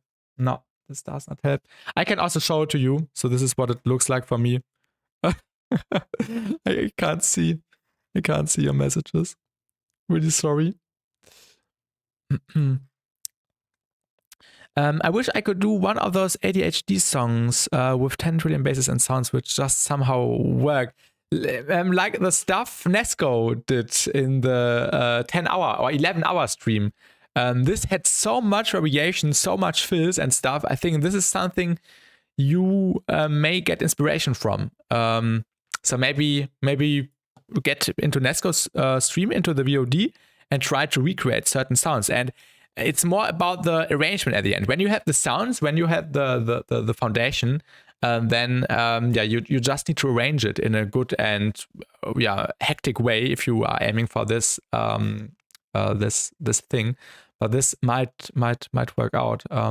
Also, what helps is remaking stuff. Watch the streams from Nesco, or also my streams if you enjoy my sound design, and then try to recreate certain sounds and try to apply them to your context. Yo, Whiplash, just get an account here. Yo, I don't know what's going on with you. I also don't know. But didn't we, hatten wir den Bug nicht schon mal gehabt? Ich glaube, den hatten wir auch schon mal gehabt vor ein paar Monaten, dass du auch nicht die Nachrichten schreiben konntest. Das war so weird. Also es tut mir wirklich leid. Also die werden mir nicht angezeigt. So dumm. Müssen wir mal schauen.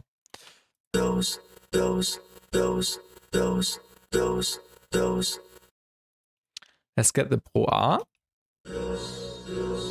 I think it has something to do with two-factor authorization. Yeah. Good point, Ronoya. Two-factor, ja, Zwei-Faktor-Authentifizierung. Good point. Ja, ich auch nicht. Also tut mir wirklich leid, dass ich dich nicht sehen konnte. Ja.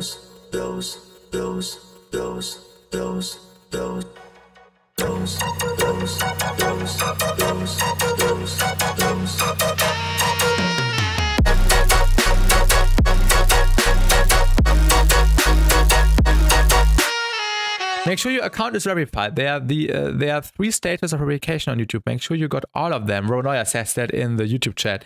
Good point. I don't know if something like that is enabled on my channel, but yeah, maybe it's like a standard YouTube thing. Gleich liegt es an mir, weil bei allen anderen geht es ja anscheinend. Ja. Aber Lesson konntest du ja auch noch schreiben, also irgendwas muss ich geändert haben. Das ist sehr, sehr komisch.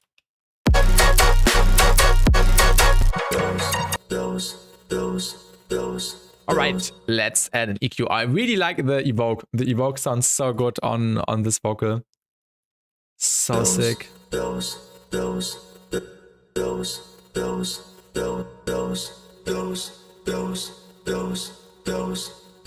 Oh my god.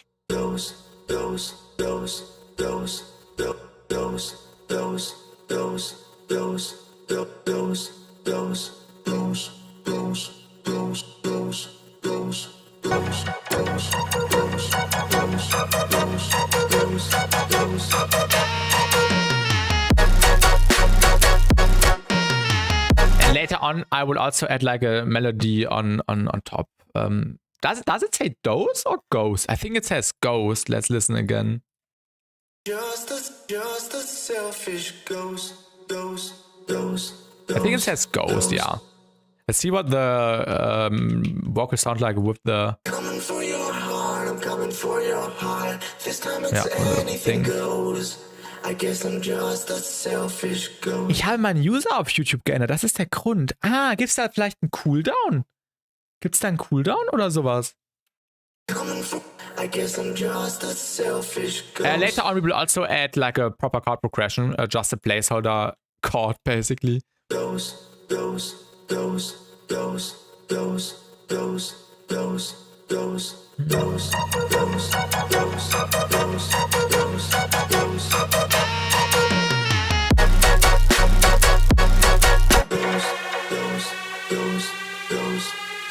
Who knows this riser? I sent the video in your Discord and production channel. All right. Let me quickly look. Maybe it can. Oh yeah, maybe it can help.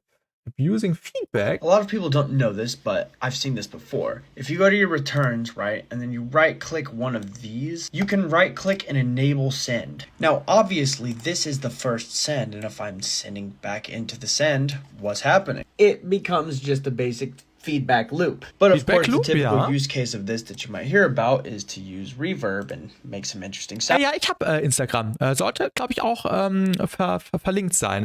In Twitch oder auf YouTube, im Linktree. Auf jeden Fall. Wegen Botting. Ich komme leider mal. Muss essen. Alles gut. Alles gut. Sounds with it. Instead of doing that, we're going to do something more interesting. So I'm going to grab Serum 2. And on the first return track, I'm going to put a limiter so that it doesn't go absolutely fucking crazy. Make sure you turn the return. Actually, we can even put it in here. Oh, wait a second. Abusing feedback in Ableton is next level. A lot of people don't know this, but I've seen this before. If you go to your returns, right, and then you right click one of these, you can right click and enable send. Now, obviously, this is the first send, and if I'm sending back into the send, what's happening? It becomes just a basic feedback loop. But of course, the typical use case of this that you might hear about is to use reverb and make some interesting sounds with it. Instead of doing that, we're going to do something more interesting. So I'm going to grab Serum 2. And on the first return track, I'm going to put a limiter so that it doesn't go absolutely fucking crazy. Make sure you turn the return amount to about -1 and not just all the way up, because if it's all the way up, it tends to create a lot more feedback. So I've got the simple sawtooth patch, and it sounds like this without the feedback. Oh, nice. And if we go over here and re-enable the return track and play the same thing, so you get this kind of metallic quality because it's feedback. It's, you know, stacking phases and doing all sorts of fucked up feedback shit. But something really cool happens if you actually make a cool sound and put it in there. So now I've got this weird sound right here. I just made this simple kind of weird yoy patch, and I'm gonna turn the feedback on. So that's what happens when you just use the feedback. But something interesting happens when you use sort of phase-reliant effects like the shifter effect. So now I've got shifter, and I've put this at 50% dry wet, and I turn it to frequency mode right here. And if you adjust the fine-tuning by like maybe 1 or 2 hertz, what happens is the original signal and the wet signal are very close in phase, but they're not identical, and they interact in a cool way. But when you use this sort of effect that's super phase interaction reliant and you apply it into a feedback effect, something really crazy happens. Yeah.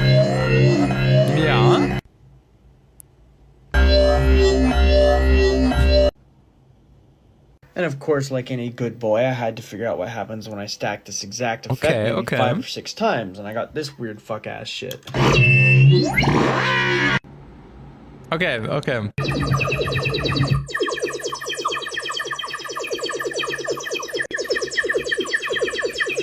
So there you have it, a tutorial on how you're gonna make only the fucking sounds that you're gonna use in a really niche space of fucking EDM music. But if you like this video, be sure to give me a like, comment, share, let's like this. Subscribe. This was really useful. This is something really cool. At first, this was really interesting. At first, this reminded me of this plugin, shout out Player. Make sure to check out Player. He basically made a plugin, which is or which role is, or which principle is a feedback loop. This is Antichroma. You've probably seen it in a stream of mine already. Let's just get like a saw really quickly. And a quick serum. So without classic saw and with, you have Antichroma, which is basically creating this feedback loop on top. And also, you are able to add these metallic flavors, and I think when you also add more effects, you can also get that into a similar direction like the guy shot in the reel. And yeah, this is really clean here. This is perfect for sound design. And what I also did in like my anti-chroma ID, wait, I can show the ID. The one ID from my ID showcase. You might remember when you hear it. This one.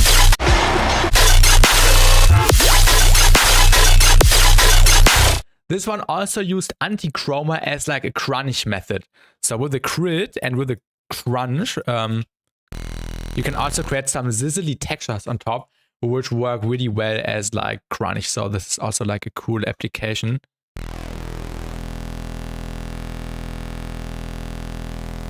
On how you can use that.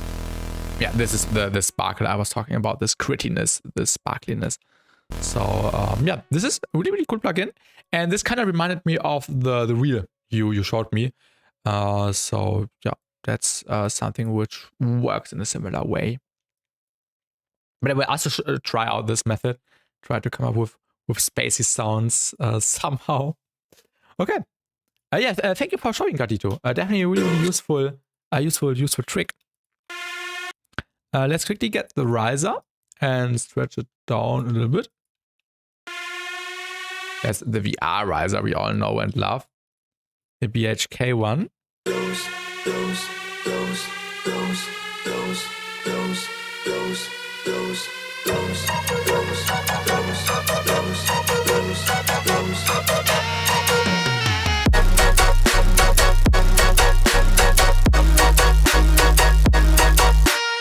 Yeah, this is already quite nice. ID identification. Oh no, ID is basically an unreleased song. Unreleased song, work in progress song. Rough delicious.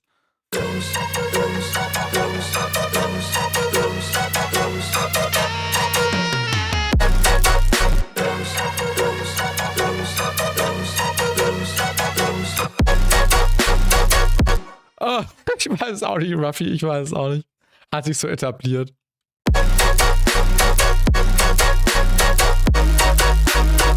What would it sound like without the brass?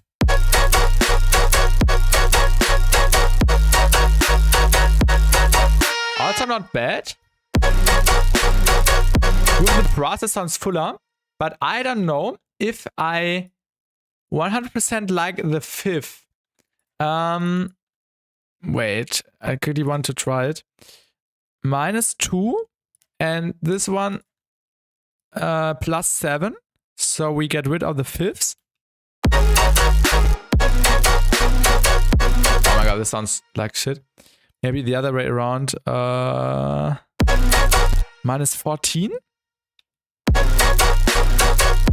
Okay, no, this sounds weird. Okay, never mind. Scrap my idea. I love this because you can frequency shift, fine-tune the feedback loop, and create phase modulations with the parallel 50% tri-byte. It's on Complex Pro, the fifth layer. Yeah, it's on Complex Pro. Yeah. I think VR used something like that in his Respace video from last year. I don't know if you have seen that, but he also used like this phase modulation in Serum to create respaces, kind of in a similar way. I think just the phases were slightly different, and the saws were interacting in a cool way, which is nice for respaces or sound design in general. But also don't forget about the fusion respace method, like the let me quickly show it. These kind of sounds. Also from an ID. These were made with Fusion by iFeature. Also cool for sound design and for resampling. And we also made that on stream last year in July. Mid of July, beginning of July. We made these sounds on stream with Fusion. There's so many methods. I think we need something in the background. And we are still missing a stem. But yeah, I don't know. We can also do something ourselves. I want to try out a serum feature, which I have actually never tried before, but which I have seen recently in a video, if I remember correctly. It has to do with the arpeggiator. And it also has to do with like the scales, because what's possible in Serum. Serum. Oh, wait. We can actually do our life a little bit easier. We don't even need Serum. Serum. We can also use a different one. But let me quickly load in the preset I always use. This one. There's this MIDI effect where you can also set up a scale, right? MIDI? What was it called? It was called scale. It should be a matrix. Yeah. And now we could say F sharp and then pentatonic major. Where is that? Pentatonic, major, pentatonic? Yeah, perfect. And now all notes should be in key. So what we can do...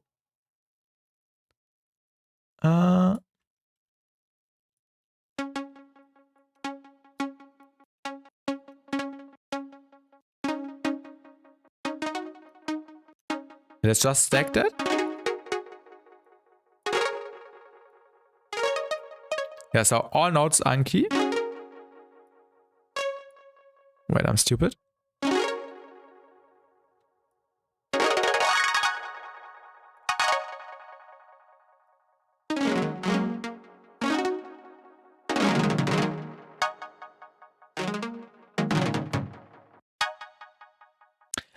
So it doesn't matter which key you press. It's on key. Exactly. Because this scale thing is making sure all the notes are... Okay, wait a second. Because all notes will be in key. This looks like my average rendered out waveform. like this adding. When everything is minus 0.1 LUFS. This is what it looks like.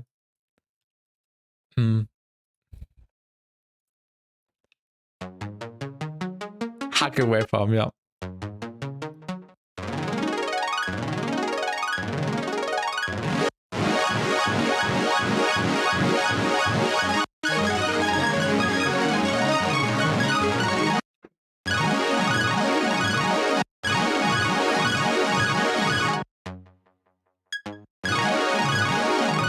Yes, that's really beautiful. I agree.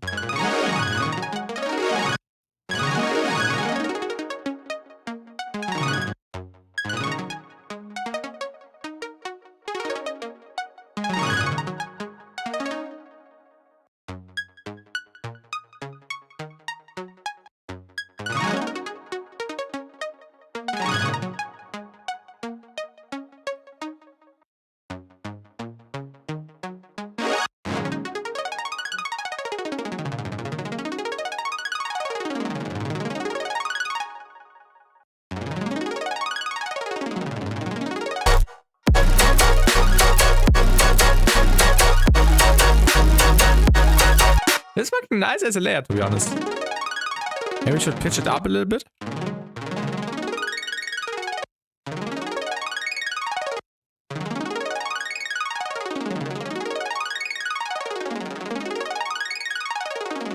Oh ja.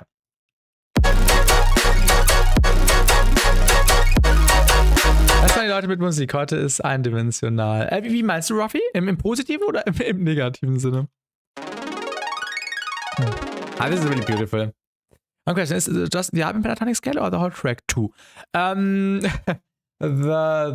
me show you.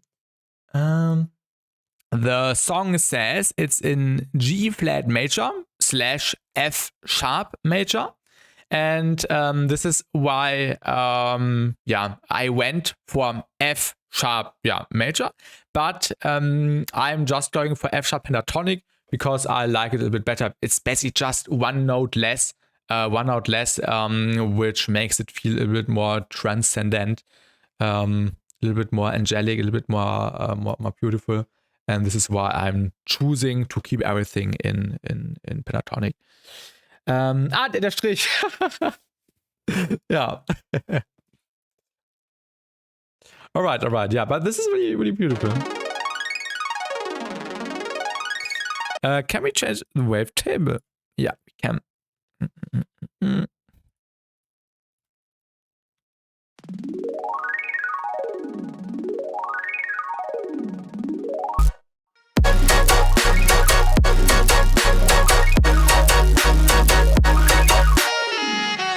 I think what we have to make sure is the rate.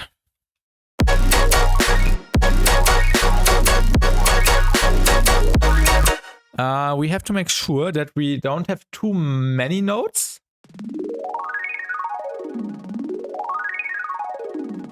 Otherwise,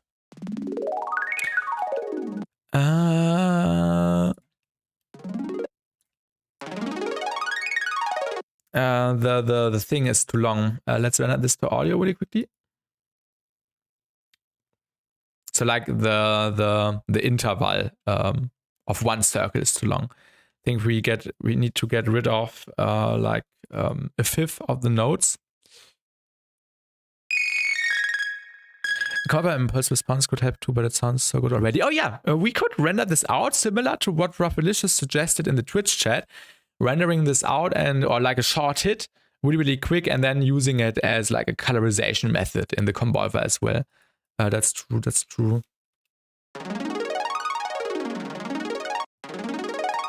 Oh yeah, we can also make our life a little bit easier. We're just doing this.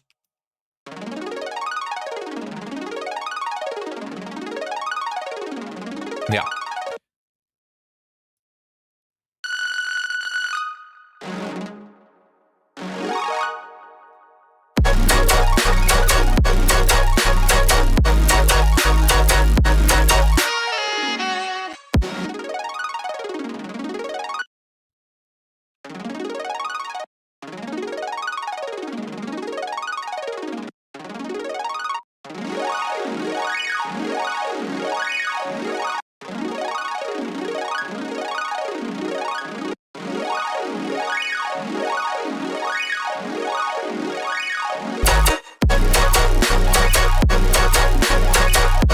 That's a little bit too intense.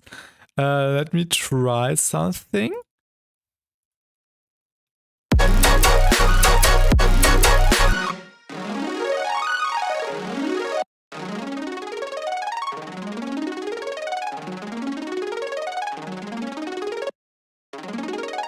Oh, yeah, this does have an effect. When we have the arpeggiator before the scale, it only triggers the notes which are in key. So some notes are duplicates basically, and it seems like it's leaving them out.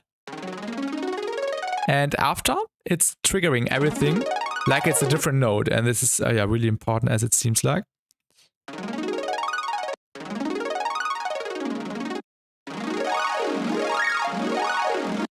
And what if we also put another scale after that? Oh yeah. So when we have another scale after the arpeggiator, when we say distance +9, which would cause not all the triggered notes stay in key, we make sure the new notes are also being pushed in key again, which is nice.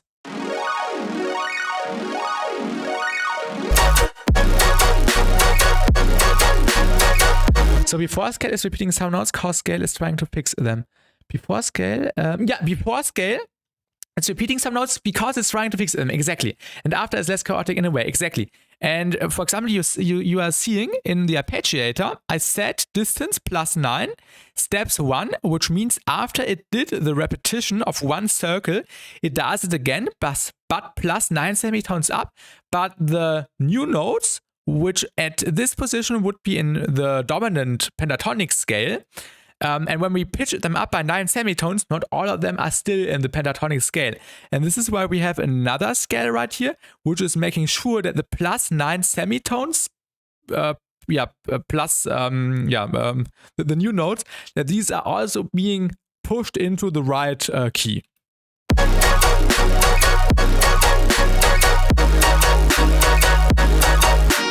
So this is really, really cool. I really like that.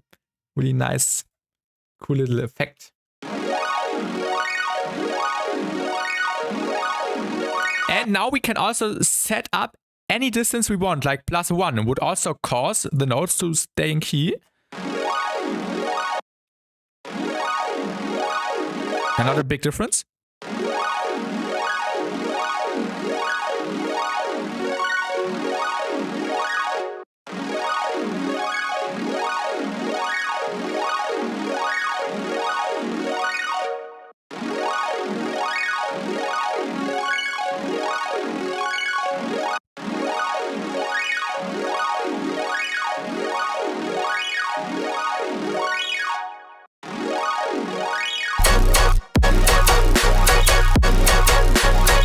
because it can get quite a little bit messy. So we have to be careful with that. Also, one thing I want to try out. Oh, I don't want to do that. Is muting a few of them.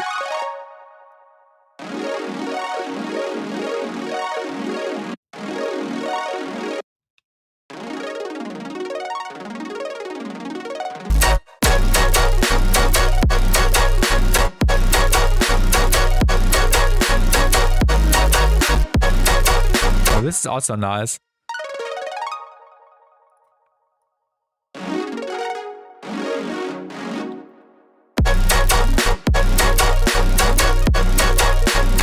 I liked it the way before, to be honest. I just don't get why 2-scale for that. We can test. Same setup, +9 without. You can hear that now the new notes are sometimes not in key, and this is why another scale, which is making sure the new notes, which are off key, now get pressed into the key again. And without. Some notes are off key, yeah, exactly, because in the arpeggiator I set +9 without, or let's say +12, we don't need the scale. Because +12, 1 octave up, does not change the key, but +9 causes some notes to be not in key anymore. And this is why scale makes sure the new notes also remain in key. This is really, really nice.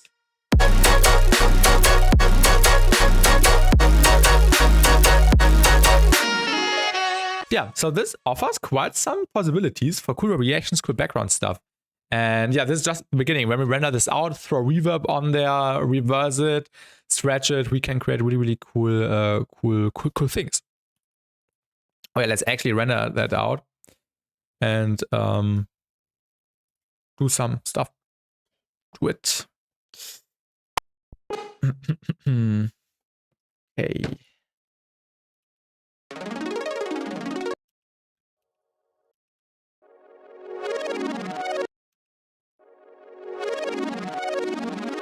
Two scales method, yeah.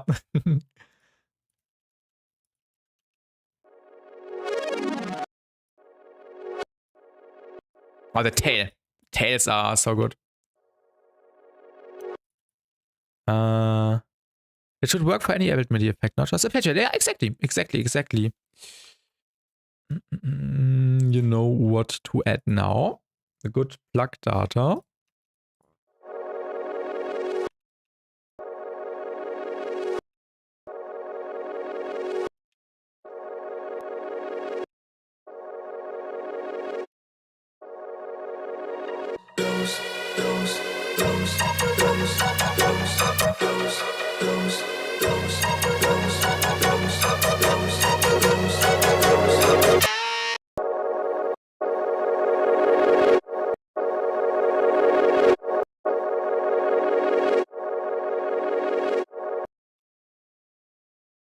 Pro. Oh no, let's actually use the Valhalla, the new one, the Valhalla Future Web. Because I want some shimmering. Chordal, classic, swelling octave.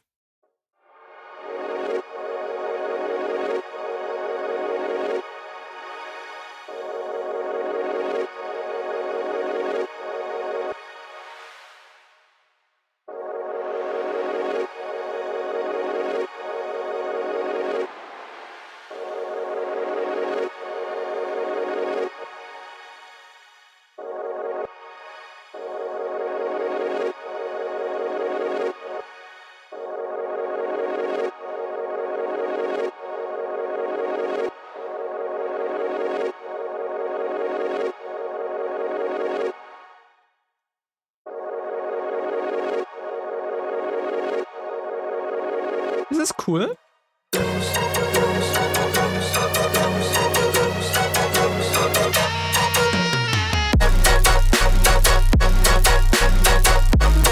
Future reverb reverse. Good call.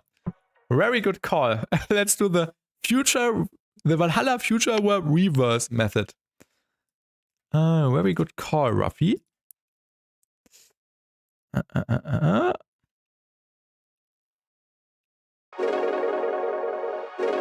Oh, yeah. Oh, we could actually do that in the drop. We could put that in the drop.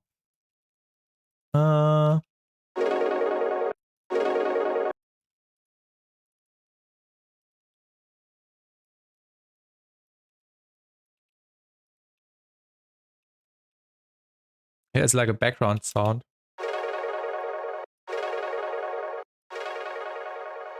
And then auto pen.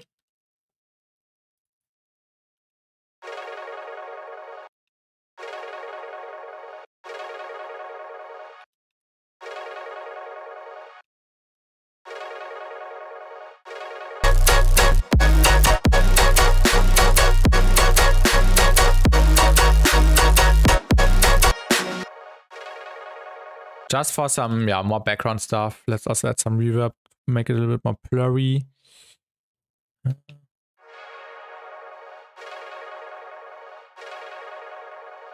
And let's make it more stereo. Serum FX stereo method.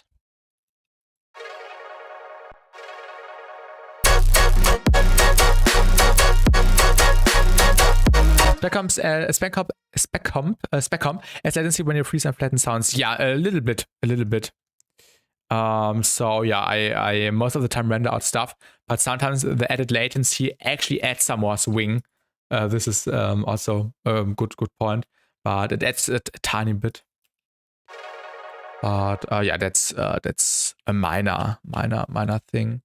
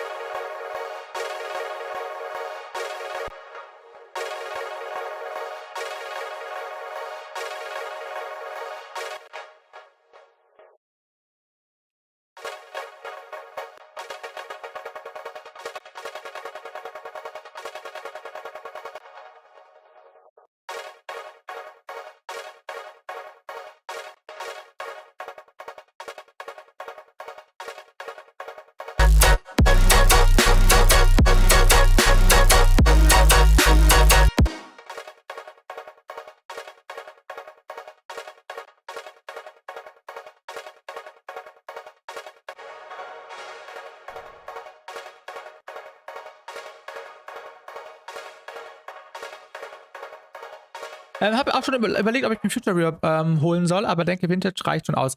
Also ich muss auch sagen, Future Reverb brauchst du nicht wirklich. Also ich würde sogar den Pro R is better than Future Reverb. I would more recommend the Pro R than the Future Reverb. Future Reverb is okay. It has some nice presets in there, but also the Valhalla Room is even a bit more intuitive to control, in my opinion. It's not that crowded. Of course, Future Reverb is cool. It has nice possibilities with the built-in delay. But yeah, Valhalla Vintage is okay, Ruffy. But Valhalla Room as well, Pro R, you don't really need the new one. I've been using it in the bass group, all in MIDI, not audio, and I got a separate sub without it and just felt the timing was not correct, but wasn't sure why. Yeah, it's because of the spectral processing. So every time you have something spectral, I think not for 512. I need to ask Nesco again, but I think yeah, a little bit. We can quickly look. Also, yeah, it's 1024 samples, so 21.3 milliseconds. So not that much.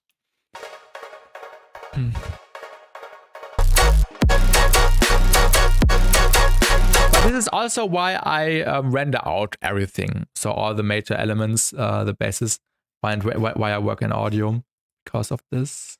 And also because I prefer just seeing what the waveform looks like. But of course, I also have processing on these sounds. Also spec comp, and this would also create latency. So let's render this out and let's see how much latency we got. This sound, yeah, a little bit, but it actually helps with the flow. So that's fine. Not the biggest deal.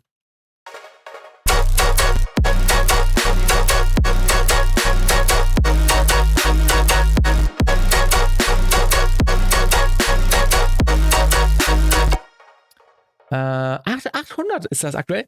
Ich glaube, ich hatte das damals für 300 bekommen, aber da war auch Black Friday. Aber ja, auf jeden Fall nicht zum Vollpreis holen.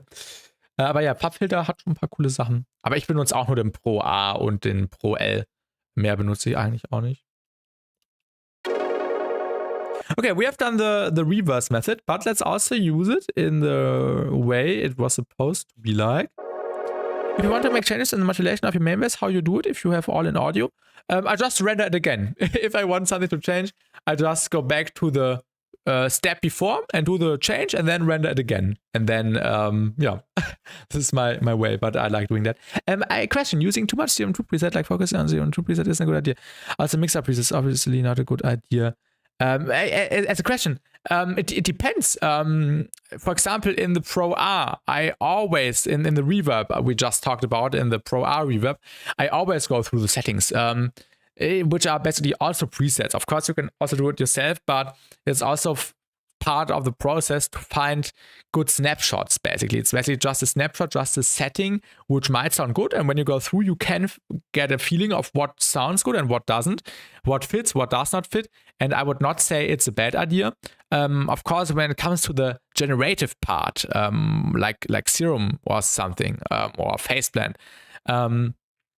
when you all the time use presets, it might sound good later in the song, but you don't learn much, of course. What I can recommend is using presets, but also trying to understand how they are built, and then using like the processing chains in your own custom presets you make yourself. Of course, what I can also recommend is making yourself a library of your own sounds. For example, when you have some Serum presets which you like, which you made yourself, render them out, save them in a folder, and then you can use them anytime. Like this saw thing I used here, this one. This is also a preset I made myself a few months ago. And since then, I'm always using it because it's a cool sound and I really like it. 900, oh God, Ruffy, oh God. But yeah, it's not like a thing you have to feel bad for. Of course, if you want to elevate your horizon, it's a good thing to try to understand like how things are working. Interesting. Recently said CPU. This as well to draw. This as well.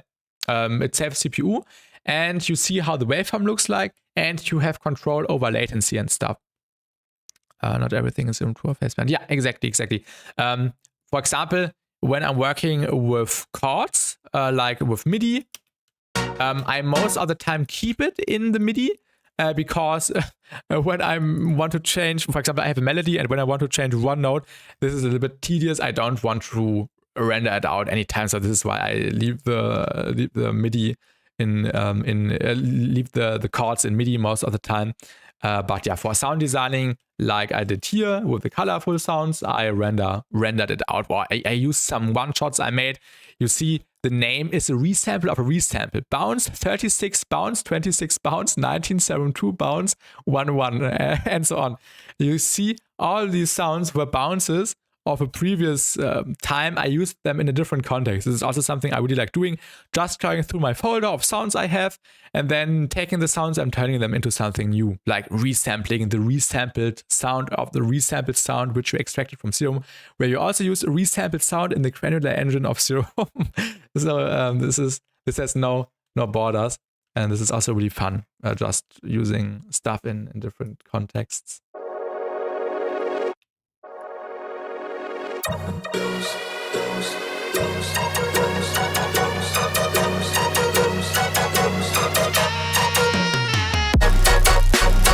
Yeah, for the contrast, we definitely need another layer on top, and I'm thinking of adding like a short, a plucky, a Serum, Faceplant, whatsoever layer, which could fit here very well in terms of melody writing or lead melody. So like a really, really intense, distorted, compressed saw, square, sine, whatever you like, and then you putting that on top of the dotted notes right here, and then playing melody with that.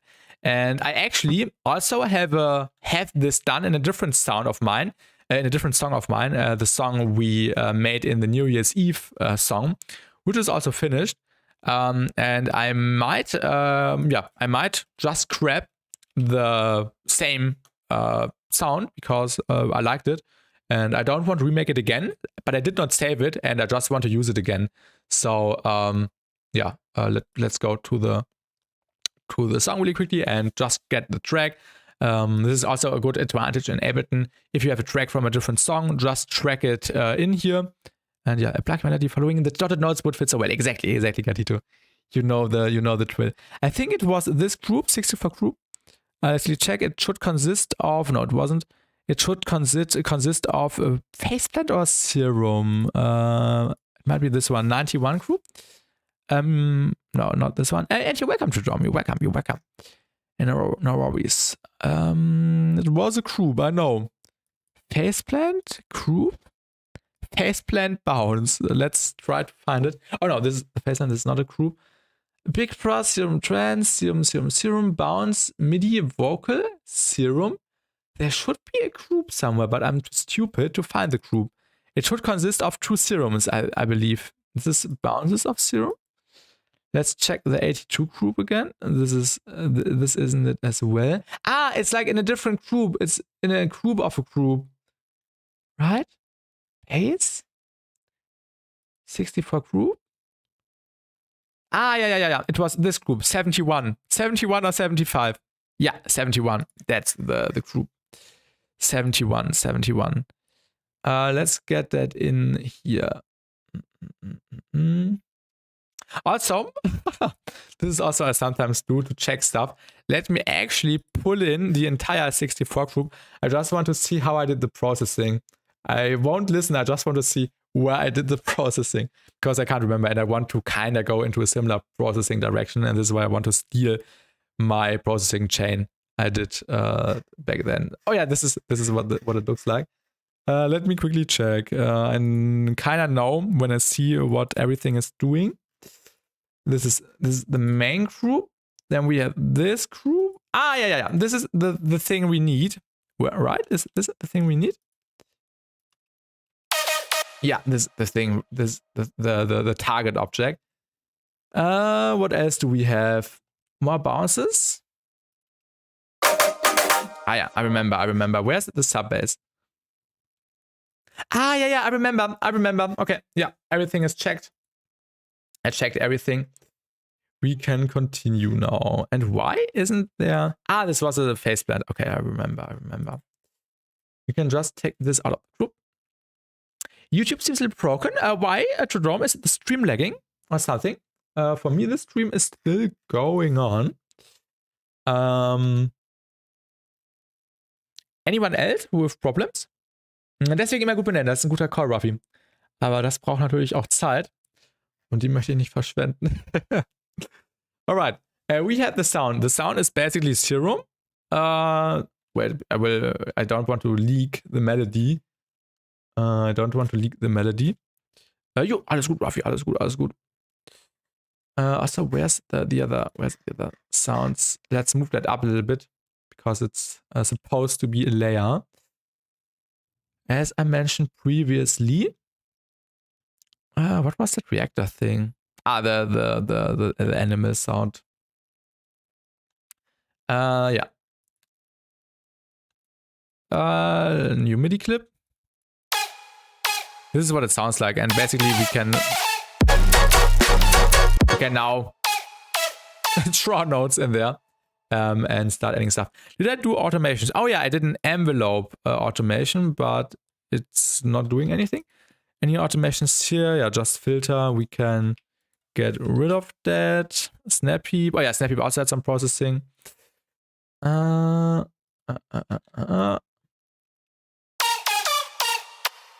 Yeah, we can get rid of that. And now we can start writing a melody. We can also potentially do the trick with the scale again to make sure we are in scale. But I kind of don't want to do that right now. I kind of hear melody in there. There's also a cool idea, cool thing when you are working with colorful methods like Pody, Flanger, Chroma, Pitch Map, whatsoever. And you kind of sometimes hear a melody within the sounds, and then you can just emphasize that with like a melody right on top. And I'm hearing like da da da da da. Oh, what was the note length? Let me also copy the note length. Then we can delete again.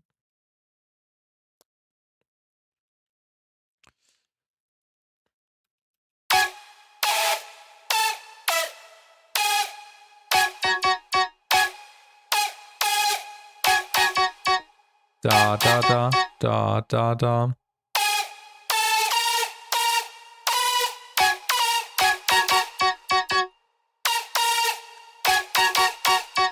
And then it's going down.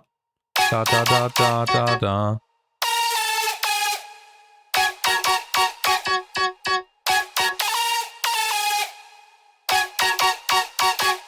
Oh yeah, this could be a fun melody on top.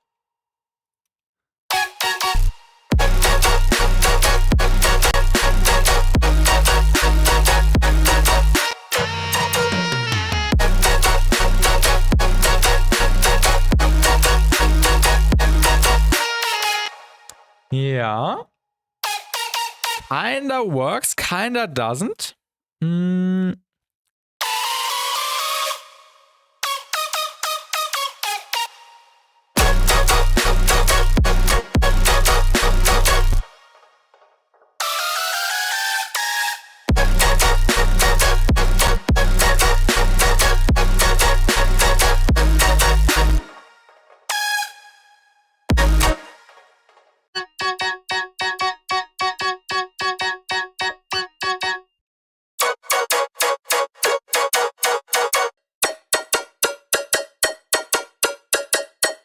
This is also an alternative. Da da da da.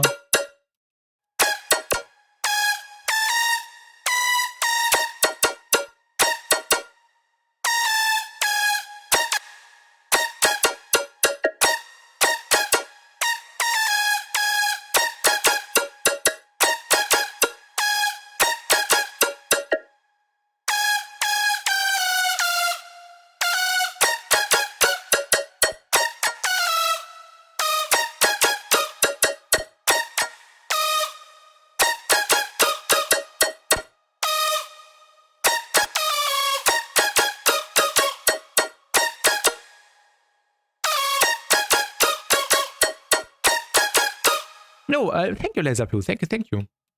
Let me play the progress of Oh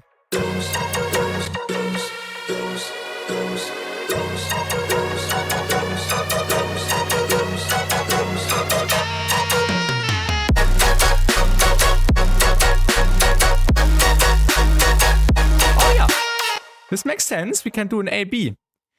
We can do A/B.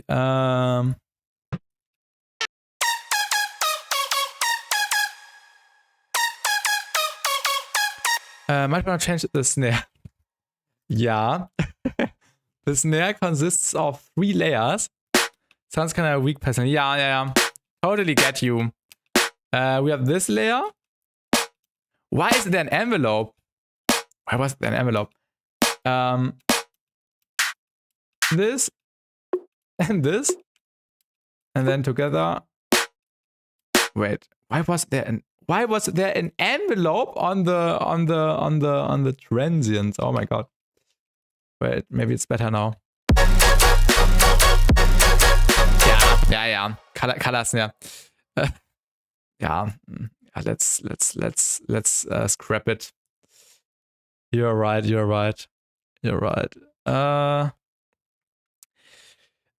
Kerosene snare. Kerosene clap snare. I don't know what would work.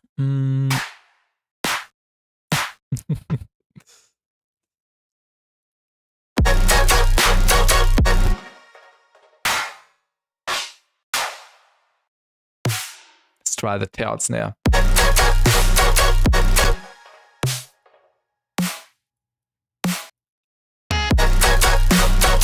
This actually works, I think.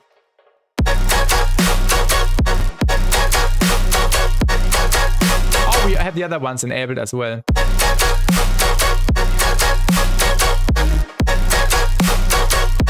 It's actually in key. Yeah, a little bit maybe. A little bit in key. Not 100% in key, but a little bit in key. But I also like this as an additional layer on top. So maybe let's just render this out and blur it, make it, or use it as a tail or something. I think this could be cool. Oh, why? Not it. Why is it not showing the thing? No, it's this. Okay.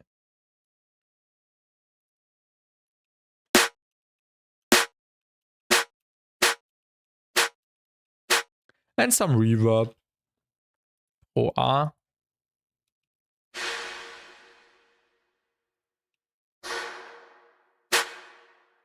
We can go with a snare preset. Room for snare.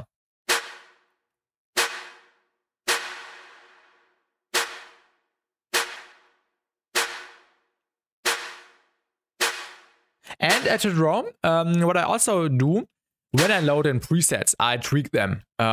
This was kind of going into the direction I was aiming for, and now I'm tweaking like the parameters to get like the result I want to have at the end.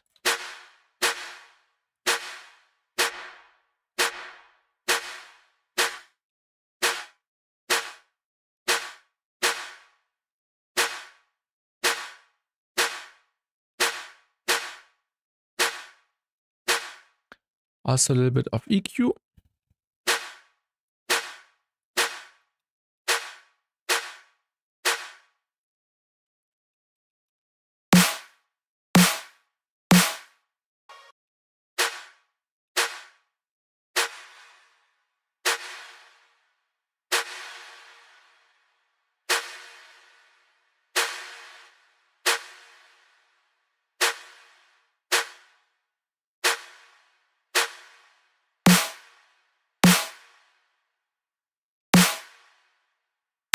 Yeah, definitely add something.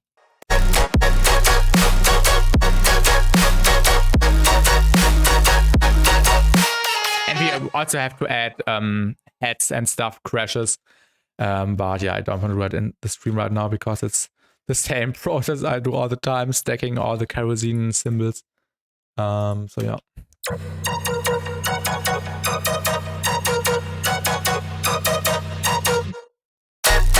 Oh yeah, we can also try to get this kind of melody. So let's do that really quickly. Da da da dum. This is also a cool melody. Da da da da.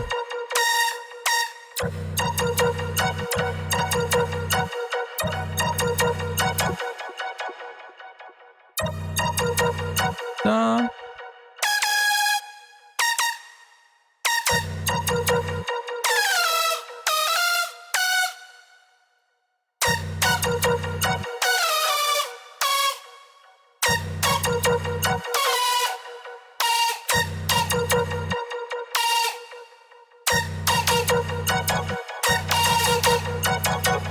Da da da.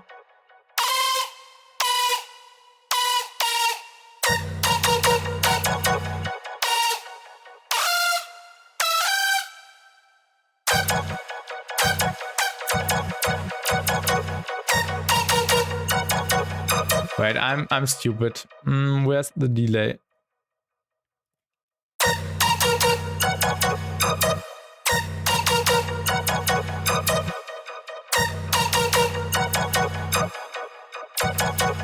Da da da da da da da da da da da da. Okay. Da da.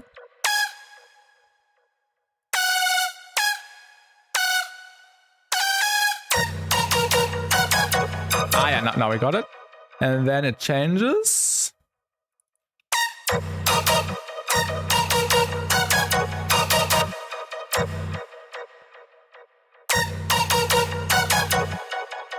Da da da.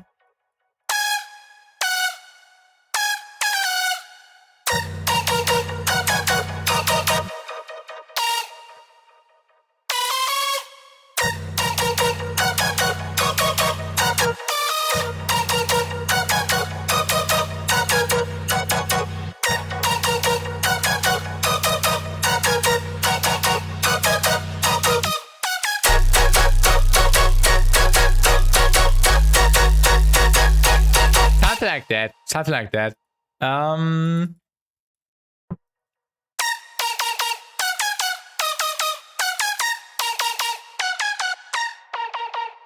No, thank you, Laser Blue. Thank you.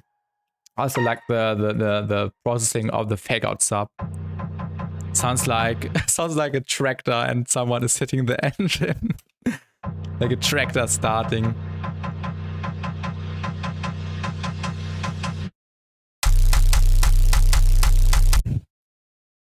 Not tractored up, but just a tractor.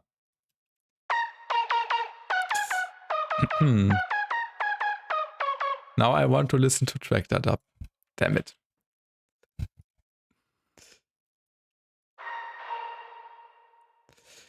I really like this very large synth washout reverb. Really, really good. I always turn down the high end a little bit, but it's quite noisy. Of course, decay, but it has a nice overall curve.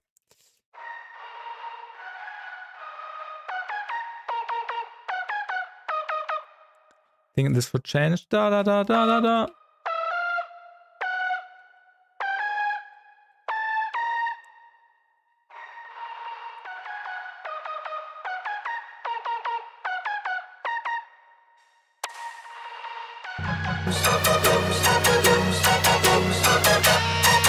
Yeah, some notes are a little bit off. I will fix that later.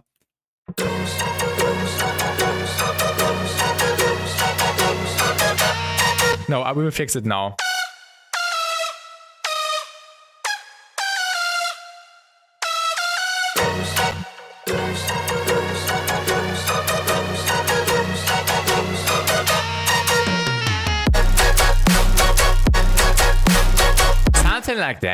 Something like that. Of course, very work in progress. So lots of things to do.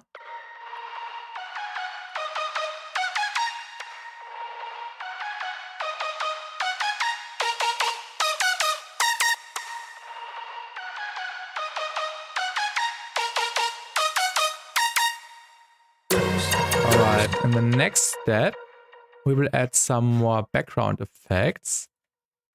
So let's do that really quickly. Standard WAV X ones. Quickly need to find this one.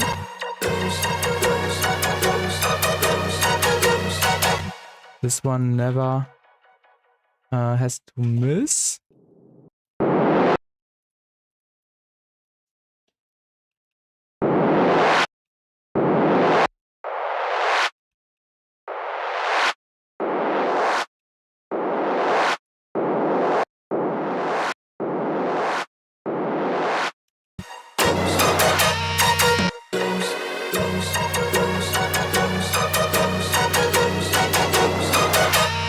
This still sounds a bit weird.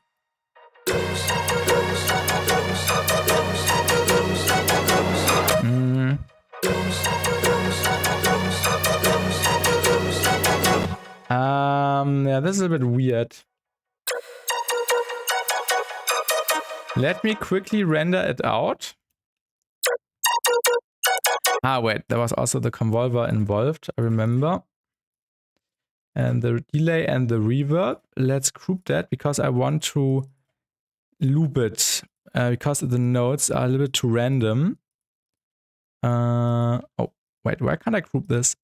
Now I can. Group this, mute, render to audio. New track. Oh yeah, this was also automated, but yeah, I think that's fine. This is what it looks like. And in the next step, we can copy this, throw that on here. Wait, no, before we throw that on there.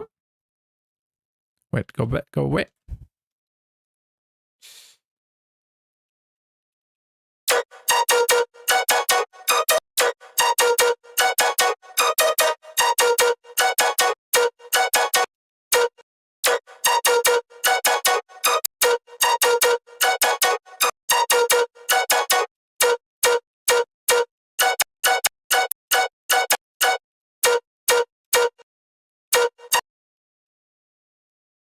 Need to check something.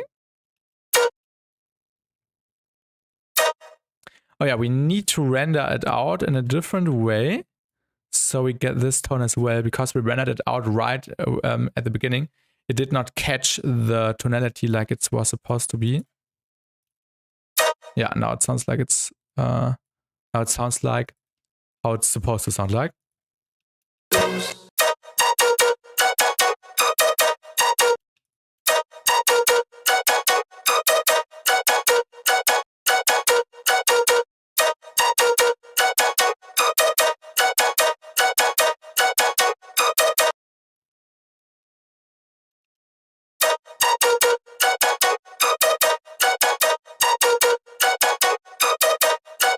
This sounds fine, I guess. Do it like that.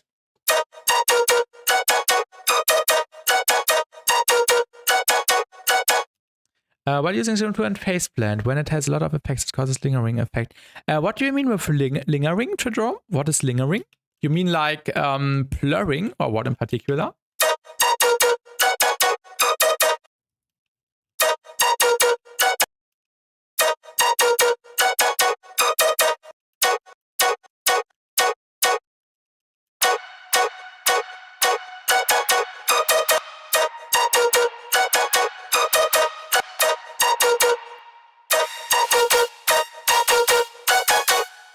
Like a lot of compressor inside Serum 2. Ah, I know what you mean. You probably mean like the effect of upwards compression. When you use upwards compression, you also bring up very, very quiet parts of your sounds, which could cause not clean results. And if you want to avoid that, you should not use upwards compression and instead just downwards compression, or compress with spec comp, for example, not in Serum 2. This is also what I like doing when I work in Serum. But I don't use the multiband compressor because, yeah, 3 bands. 3 bands is 2018 and we are in 2026. We use spectral compressors. Like, we actually only use one spectral compressor. We use the spectral compressor, spec comp. And this is, what you can do to get clean results. And also what's really important, Tredrom, volume automations, volume fades. When you are stacking effects, you somehow need to control your volume. And you can control your volume also in Serum when you have when you are in the effects section. And you have this slider right here, and you can move this and also automate this. For example, to make everything tighter with an LFO, to control your volume, to shape your volume. And yeah, exactly. It can be removed by resampling. Artifacts can be removed by resampling, exactly. And this is also what we did here. For example, I could get rid of this tiny thing right here, but it actually sounds good, so I leave it in there. But yeah.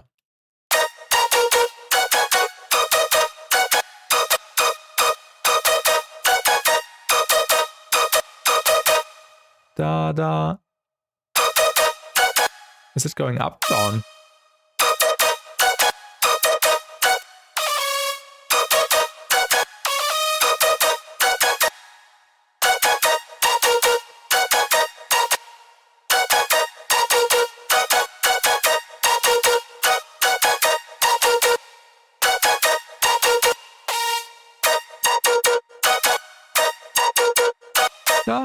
Da. Ah!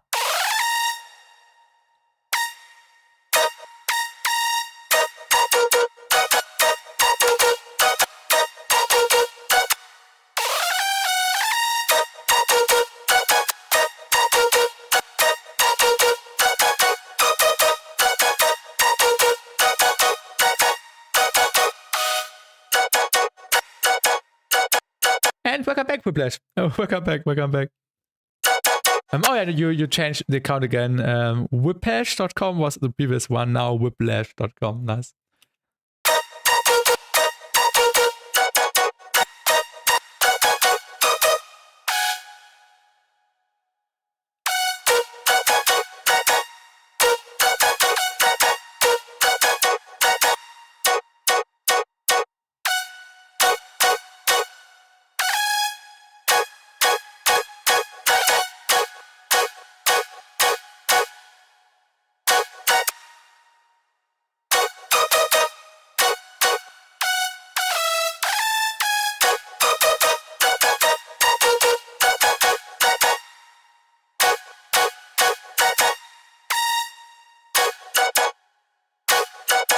Da da.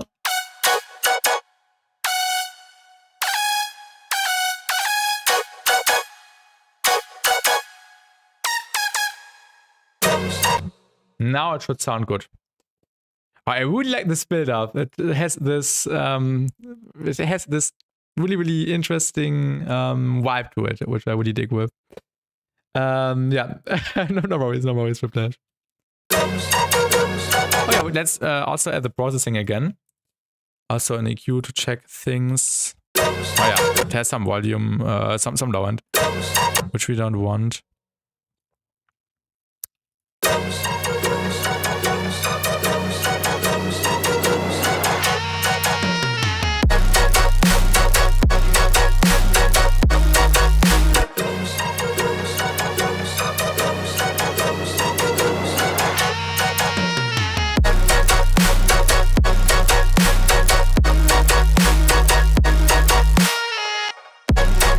Where are we losing the high end? I think we had more high end.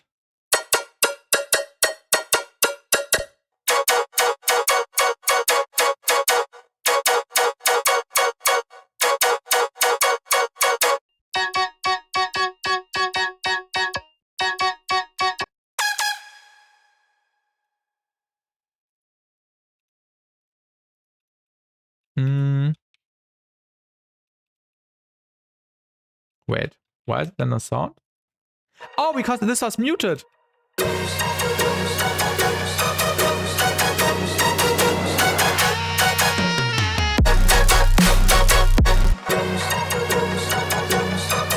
welcome back, Robbie. Welcome back.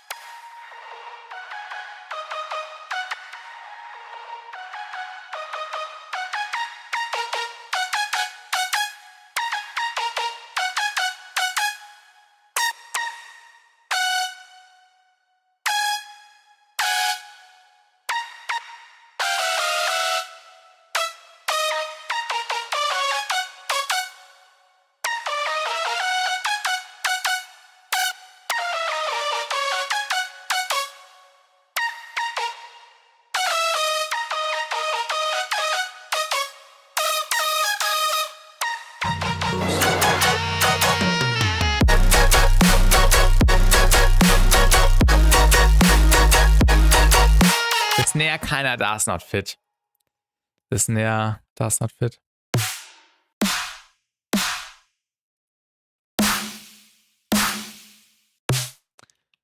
I think we have to pull the method using a clap which already worked. This one. That's my go-to clap.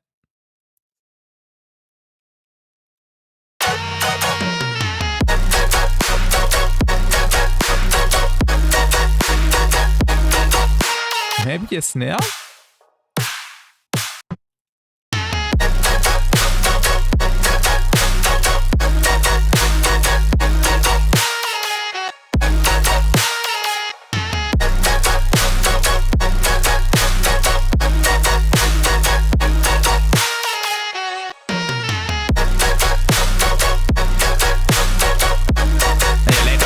We will add crashes and stuff, or I will add crashes.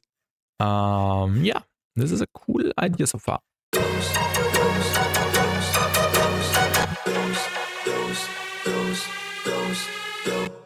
Danke, was Dünnes passt. Denke, was Dünnes. Wie meinst du, was Dünnes?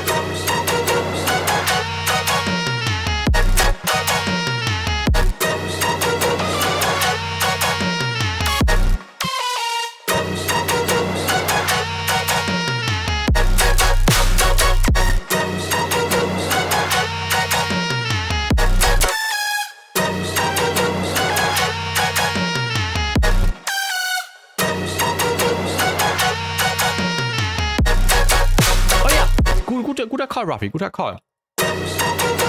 Yeah, let's actually add one more layer to the main thing.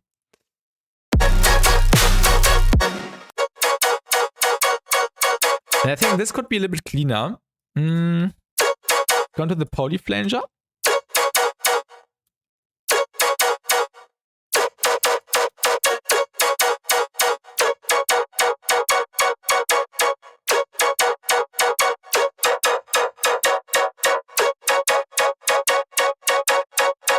That's a bit cleaner.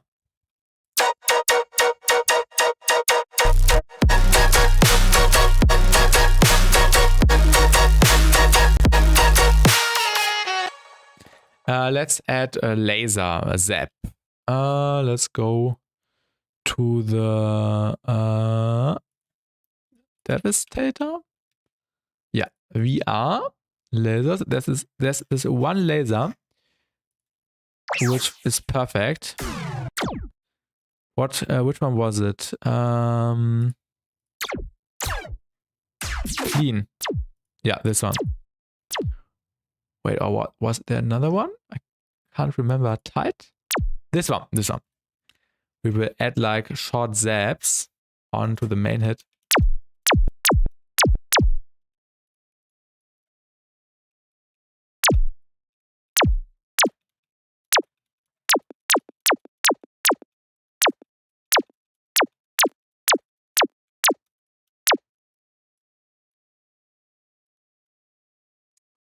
So this will, yeah, this will probably work. Because we have to mix it in properly.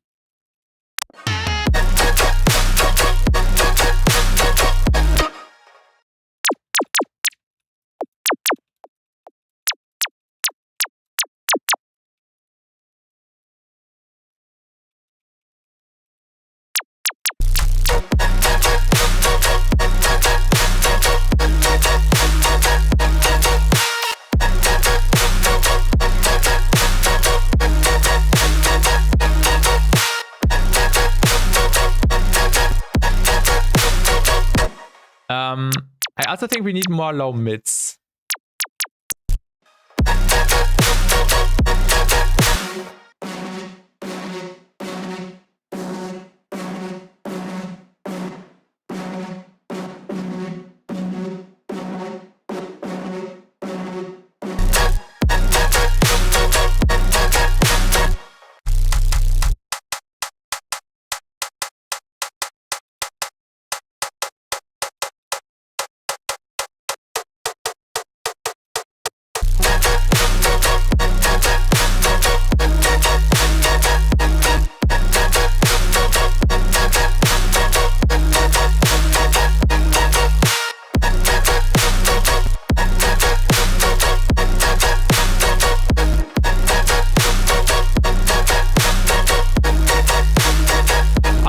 think I will make the flow a little bit more interesting, like delaying the notes slightly a little bit more.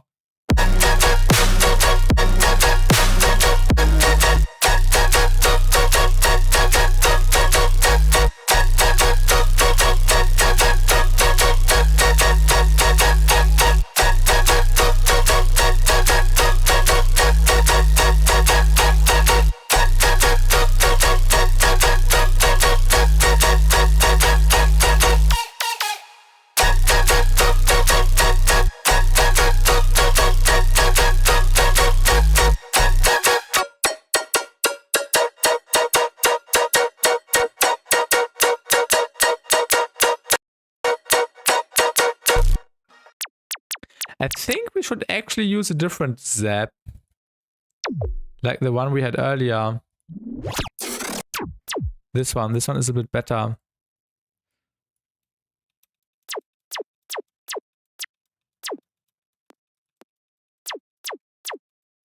Yeah, this one is better.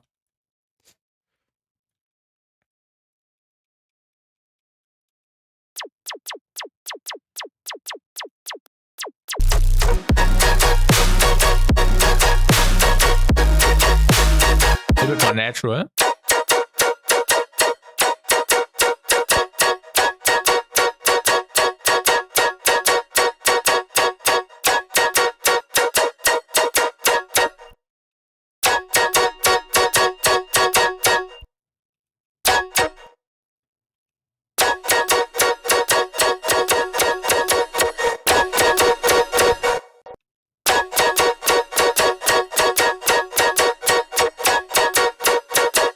Wait, I'm stupid.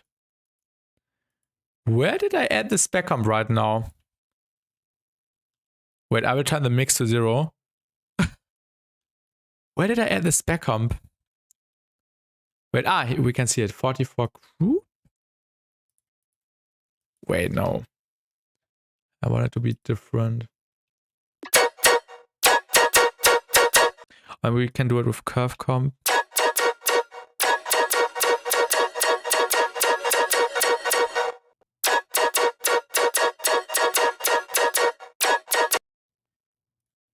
And spec comp.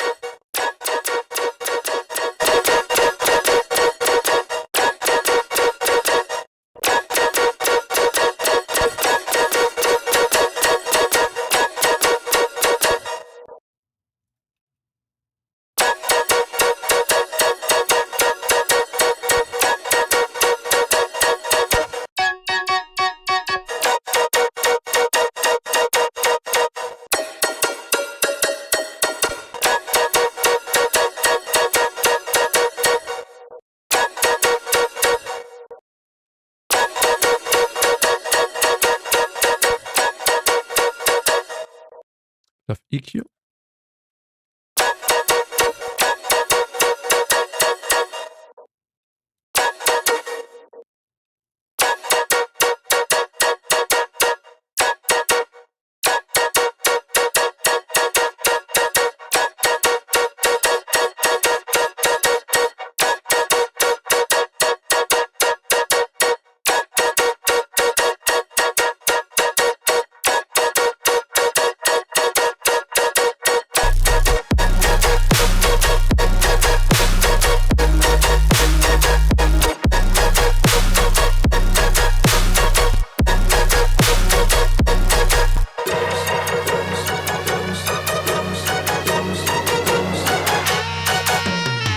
Also would love to use this melody because I think this is a little bit more catchy and a little bit more unique.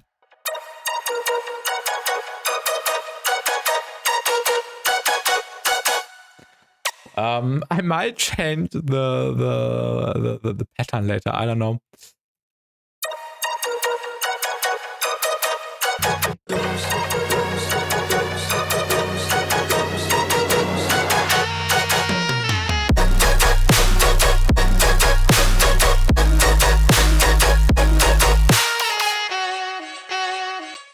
And yeah, the saxophone also works. We have it in multiple positions.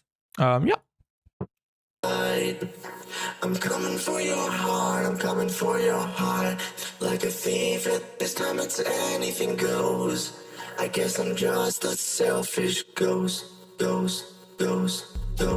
Jo, Whiplash, danke dir. Danke. Kleiner VR-Alert. Vielen Dank für deinen Prime-Sub. Danke. Weiß sehr zu schätzen.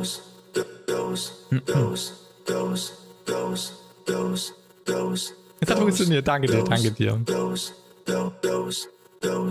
Oh, I really like the vocals. The vocals are really sick. Coming for your heart, I'm coming for your heart. This time it's anything goes. I guess I'm just a selfish ghost.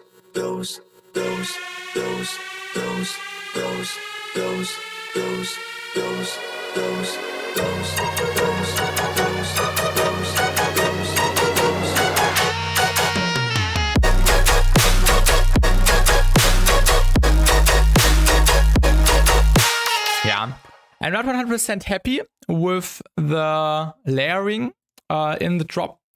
Definitely needs more work and needs to be beefier, needs to be more heavy.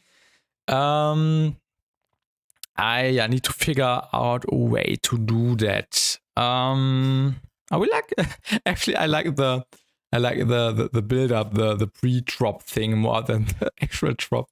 I might use this as the drop then. Irgendwas ist weird am pitch. Yeah. Something is weird in the pitch. That's right.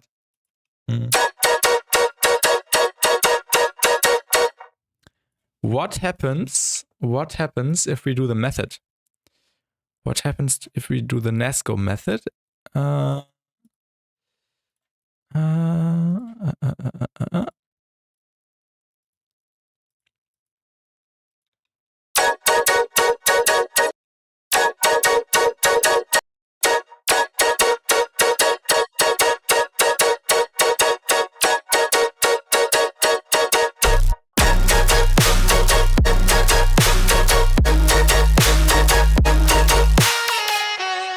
This works, right?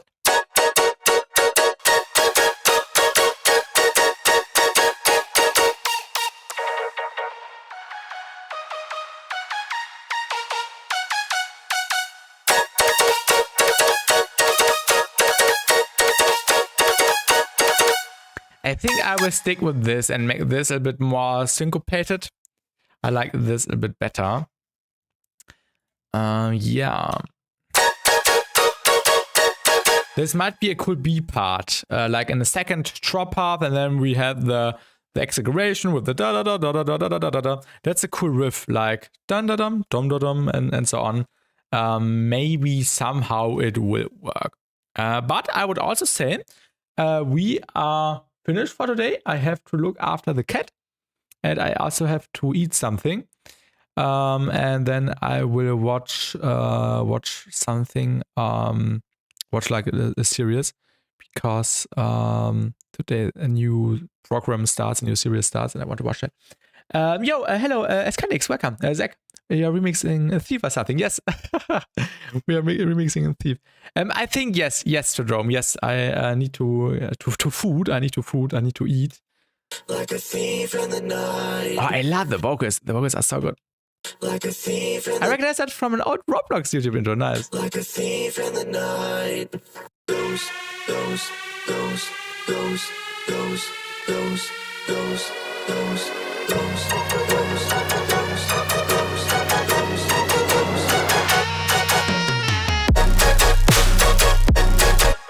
We might do another stream tomorrow. Continuing working on this. Also tonight I need to work on the iRide thing, the iRide collab remix, which also needs to be done by Sunday. Lots